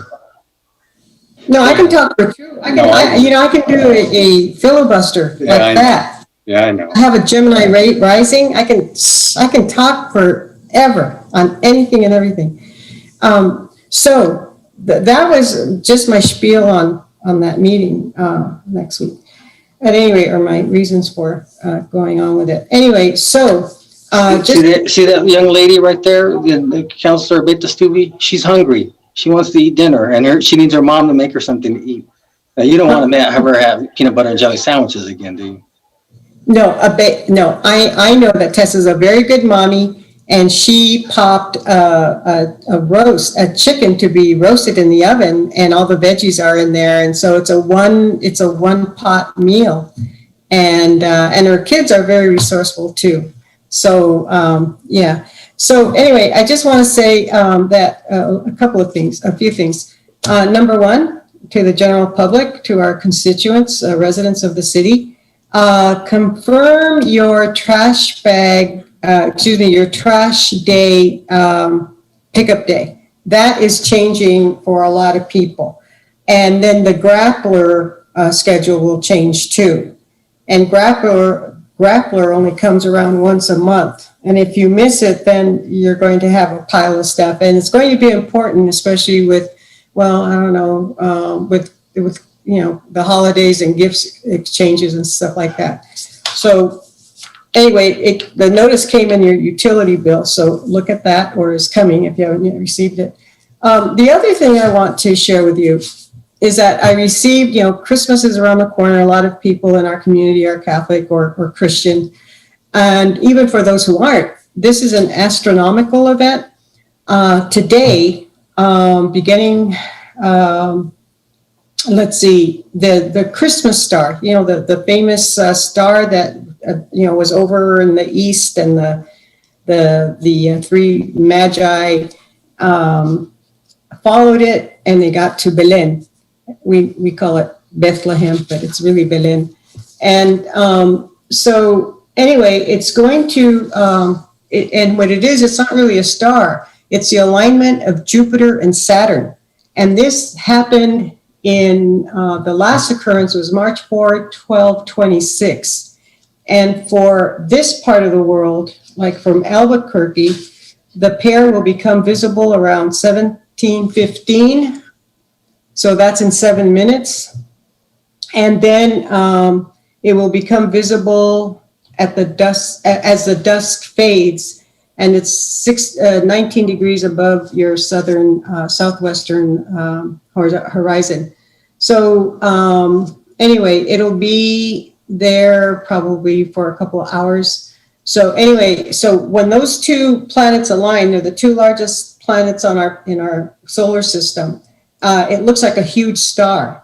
So that was what was aligned back when, supposedly this way the story goes, the Christmas story, the birth of Christ. The other, so anyway, you can Google that, it's easy. But anyway, and the other is, a lot of the Christmas cards or holiday cards that I'm receiving, I guess with COVID, people aren't really saying, well, Merry Christmas and Happy Holidays. They're more somber. Most of them are saying, let's have a better 2020. So it brought to mind the lyrics of Amazing Grace. How sweet the sound that saved a wretch like me. I once was lost, but now I'm found, was blind, but now I see. 'Twas grace that taught my heart to fear, and grace my fears relieved. How precious did that grace appear the hour I first believed. Through many dangers, tolls, and snares, we have already come. 'Twas grace hath brought us safe thus far, hath brought us safe thus far, and grace will lead us home. When we've been there 10,000 years, bright shining as the sun, we'll have no less days to sing God's praise than when we first began. Amazing grace, how sweet the sound that saved a wretch like me. Once was lost, but now I'm found, was blind, but now I see. And that, by the way, was written by John Newton, who was an abolitionist, who was a slave owner who became an abolitionist, which is interesting. So that's a real, that is used as a hymn in a lot of churches and stuff. So also I'd like to share with you the words of wisdom of Don Miguel. And it's BATA. The acronym is BATA. Be impeccable with your word, assume nothing, take nothing personally, and always do your best. And with that, I just want to share my favorite Christmas card. I think it says, can you see that? Peace on earth. Is that the one that I sent you? Oh, yeah. In fact, you sent me 3. The one with Santa Claus, and then you sent me the one with that huge check. I think it was like $1. So thank you for that. No. No, Couple you didn't zeros, send me that's not anything. small. Oh, yeah, a couple, yeah, they fell out of your pocket. Here you are. Anyway, peace on earth. Thank you, Mr. Mayor. Okay, thank you. Councilor Sword? Thank you, Mr. Mayor. Yes, the alignment of Jupiter and Saturn is called the conjunction of Jupiter and Saturn. But well done, Councilor Flores, for pointing that out. We got a clear sky tonight. We should be able to see it quite well. I just want to explain my no vote on the budget resolution. It all has to do with the item number 8 in the CIP. That's the land acquisition and planning and designing. I voted no because of the reduction in dollars on this land acquisition, planning and design parks. That money was supposed to go towards building a new park in an area out by Mesa Grande Drive. Earlier this year or last year, the council agreed in a meeting that we would acquire land for a park in that area. We all agreed on that, and now we're taking the money away, and we don't have it to start building that park. And so I've started to draft a resolution to bring to City Council to have that park built. Apparently, it doesn't seem like staff wants to build it ever. I have been asking for it for 8 years and asked for 3 or 4 different city managers, and it still hasn't been done. And so we're taking the money away from it now. When will it ever be done? We have a generation of kids that have grown up there that have never had a park, whereas most of the rest of the city, there has been parks everywhere. And this is a depressed area. This is an area of inequity that is serious. And of course, some of the kids have been living there since, or have been in the city since the 1980s and never had a park. And so it's time that we get this park built ASAP. Thank you, Mayor. And, okay, Councilor, and any thoughts on the work session? I'm okay with it. Yes. Okay, you keeping it or canceling it? Keep it. Okay. Councilor Bencomo? Thank you, Mayor. Yes, thank you to all my colleagues for the comments. Just a couple things. We had a really exciting housing PRC meeting last week where we did some aspirational visioning for what it is we want to see in our city. And I was very glad that my colleagues on the PRC suspended reality for a minute and got to dream a little bit with me as it relates to housing. Definitely tough conversations ahead, but I'm looking very much forward to leading those conversations and to, co-creating some recommendations around housing. Also at the NPO meeting a couple weeks ago, I wanted to raise this issue because it's very important that the BPAC committee presented. BPAC, Councilor Sorg, help me, stands for Bicycle Pedestrian. BPAC, Bicycle and Pedestrian Advisory Committee. Advisory Committee, thank you. I couldn't remember the last two. Presented to us some pretty startling statistics around fatalities for pedestrians and bicyclists. And even though miles traveled in vehicles are going down because of the pandemic this year, those fatalities and accidents remained high at a pretty startling rate, actually. And so I would really like for us to have a work session, probably not till either February or March, around some of the BPAC's recommendations on how to address some of these issues and safety concerns And I say February or March because in February, the 2019 numbers and statistics will come out, and it'll really pinpoint to the intersections and streets and areas where these fatalities and injuries are most common.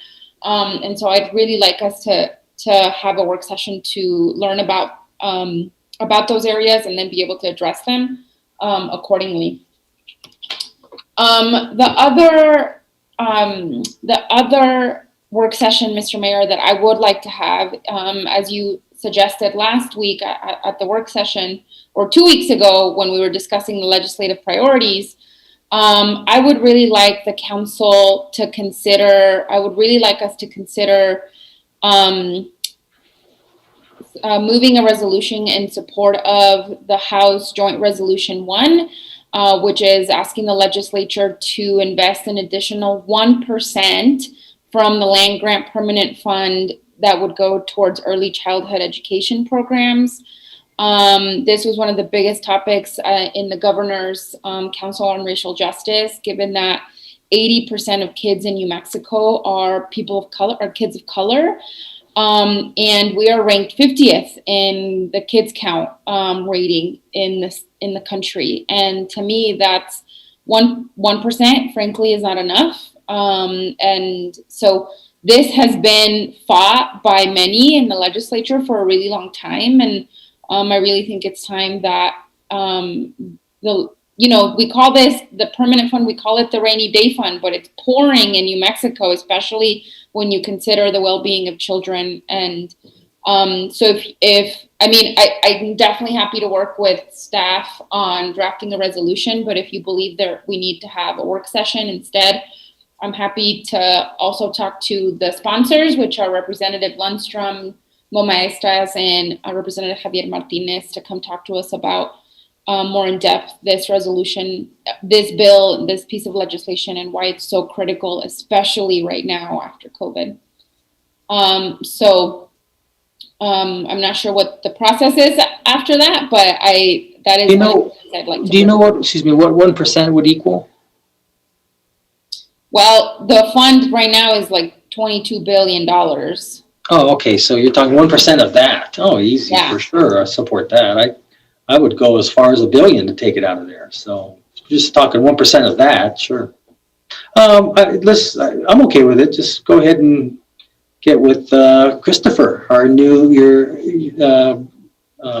policy analyst, and work up a resolution. Great. I'm good with that. And then also, I'm sorry. Go ahead. No, I just had one more thing. I was just going to say, definitely happy holidays to all of you, to all the staff, to our community. It's been an incredible year. It's been difficult. It's been stressful, but I'm so deeply grateful that I get to be here and to serve the community. And I'll be sticking around for the holidays here, and definitely will miss my family, but I want to spend more Christmases with them. And so we have to be safe. I also want to just quickly note, even though it's a bit of a downer thing, that Congress passed their new stimulus bill that, frankly, to me, just turns their back on the American people and on people that have lost work for the last year. And so really disappointed to see that. But I know that the city of Las Cruces will continue to do everything that we can to ensure our residents have their needs met. So I'm looking forward to working with all of you in January to ensure that we keep doing that. Thank you, Mayor. I also would not mind a Monday off. I love the airport staff very much. I think that is a very important issue, and I think a little rest does the soul good. So thank you. Okay. Well done, Joanna.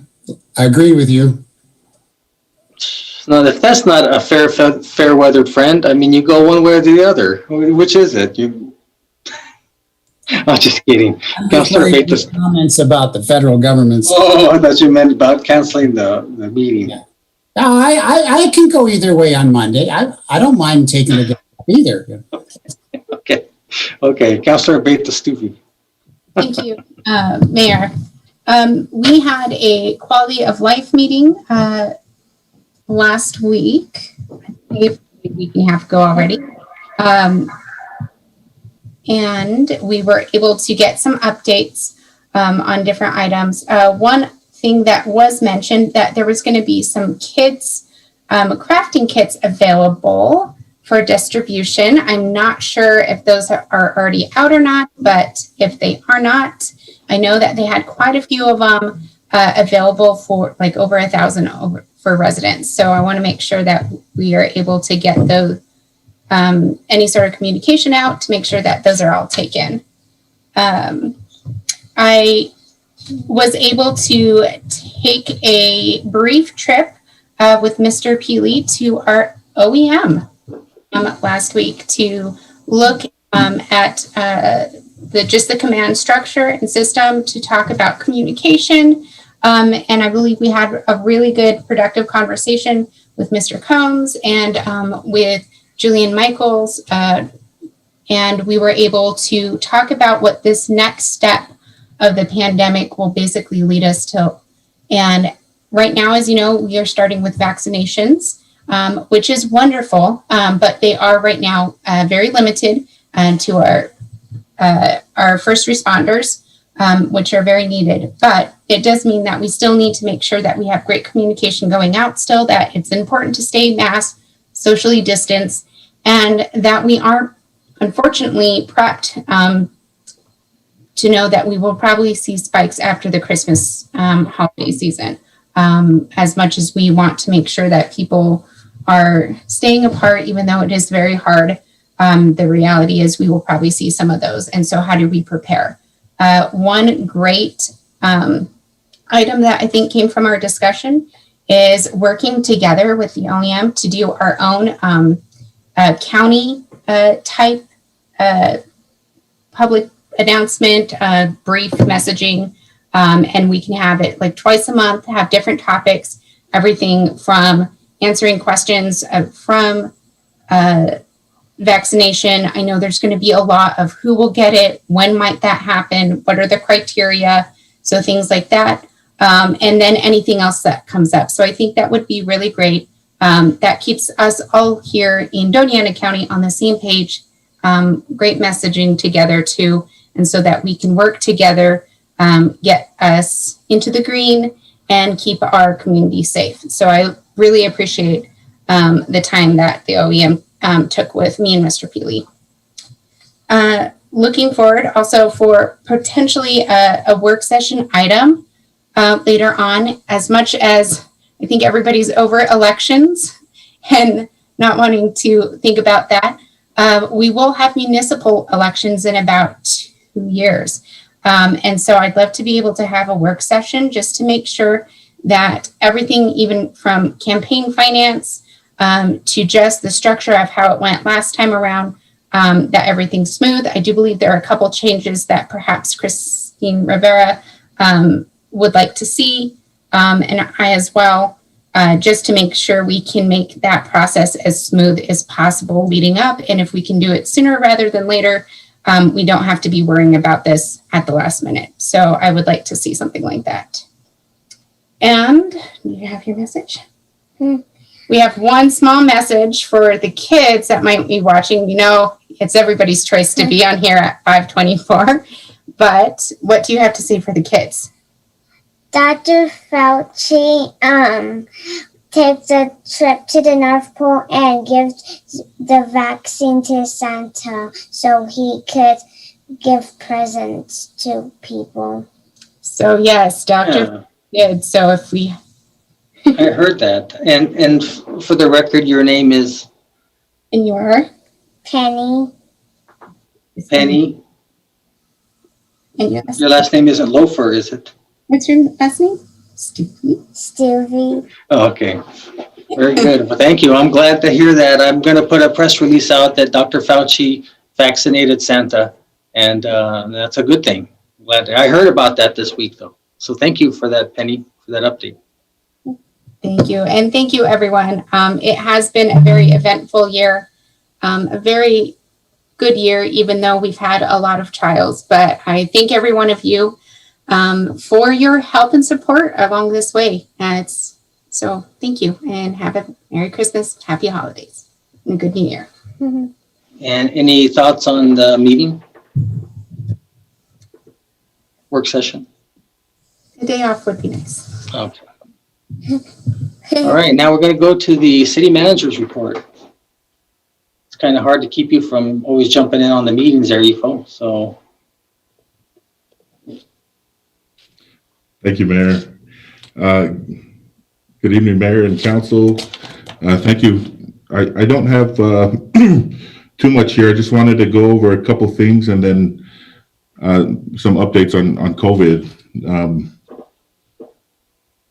First, from utilities, we'll be offering Christmas tree recycling. That'll begin the day after Christmas to up until January 30th. And that'll be at Sonoma Ranch, 555 Sonoma Ranch Boulevard at the recycling landfill. And during off hours, there'll be a container that'll be left there as well. So it's for recycling.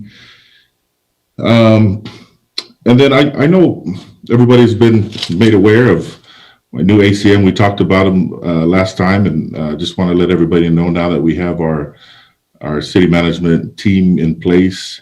We have met, and we will be discussing. We have had our first meeting to discuss who's reporting to who, and have our organization. We've had our organizational structure meeting, and we'll have another one within the week. And we'll be sending out to you, council, and of course the staff, letting everybody know how we're going to be structuring organization. But really excited, and really excited to drop the interim off of a lot of titles that we've had, and so perfect timing for the new year. We're excited to have that set. COVID, just a couple of updates on COVID. Our Red to Green campaign has begun, and this will be a city and county effort. We have met with the county. I appreciate Mayor Pro Tem setting that up with us to coordinate. But it's been a good coordination. We came out with, you've seen what we've come out with, and it's going to be a continuous process. RPI will be in contact with theirs. Appreciate Eric and Mandy Gus and her team putting that together. And again, there's more to come with that, but just to let everybody know that it has been kicked off. Some other updates. The first round of vaccines, as many of you know, began last week with hospitals and healthcare providers. And in order not to discard any vaccines, 50 of our firefighters have received the vaccine. And so a second round of vaccines is scheduled to arrive today. And so we're internally discussing how we, policy wise, as this comes through all the first responders, essential, employees, how we do this. There's certainly some policy that we need to talk about with staff, and but we have again a plan in place for that. It looks like numbers have gone down. I mean, it changes. It's really volatile. The average of new cases on December 9th was at 174, and as of yesterday was 113 as the average. But we know that fluctuates, and I think most are bracing for a spike after the holidays again. And so we're certainly aware of that. I believe that's all for COVID. It was mentioned about the trash. I think Councilor Flores talked about the trash change. Yes, please, if everyone could, all the residents should have received their letters. 25% are changing effective January 4th. Most of the changes due to the growth in the east side, and it's just about changing the routes so they can balance out to accommodate for that growth. And so please look for the letters and review that information. And then, I don't care to weigh in on whether or not we have a meeting on next Monday, but just to Councilor Flores' point, we do have 3 leases that are waiting for the fee for the new rates. And that's, like I said, we could accommodate whatever the decision's made, but there are 3 leases that's waiting for that. And then an outside consultant that would need to be rescheduled as well.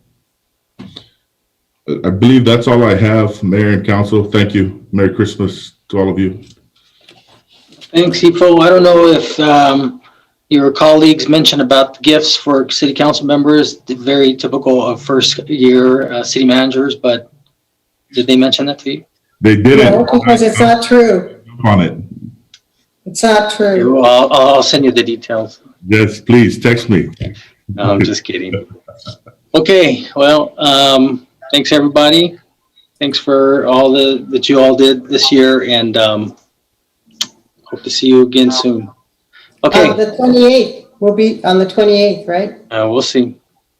Oh, Happy holidays, everyone. Happy holidays. see you next Move to Monday, adjourn. everybody. Yeah, I need a motion, a Motion to second to adjourn. Motion, Oh. okay, there's a motion. There's a second. Bencomo. Motion made by Councilor Sorg, second by Councilor Bencomo that we adjourn. Roll call vote, please. Christine? Mr. Mayor. Motion to adjourn the regular city council meeting. Councilor Betastuvi, Yes. Councilor Vasquez is absent. Councilor Bencomo, Yes. Councilor Sorg, Yes. Councilor Flores, No, I don't want to adjourn. We have to stay here for this. Yes. Councilor Gondara, Yes. Mayor. Yes. Okay, see you all later. Merry Bye. Christmas. Merry Next Christmas. Monday. See you all next Monday. Well, if you want to join me for the agenda setting meeting. Bye. No, yeah, whatever. Bye. Bye-bye.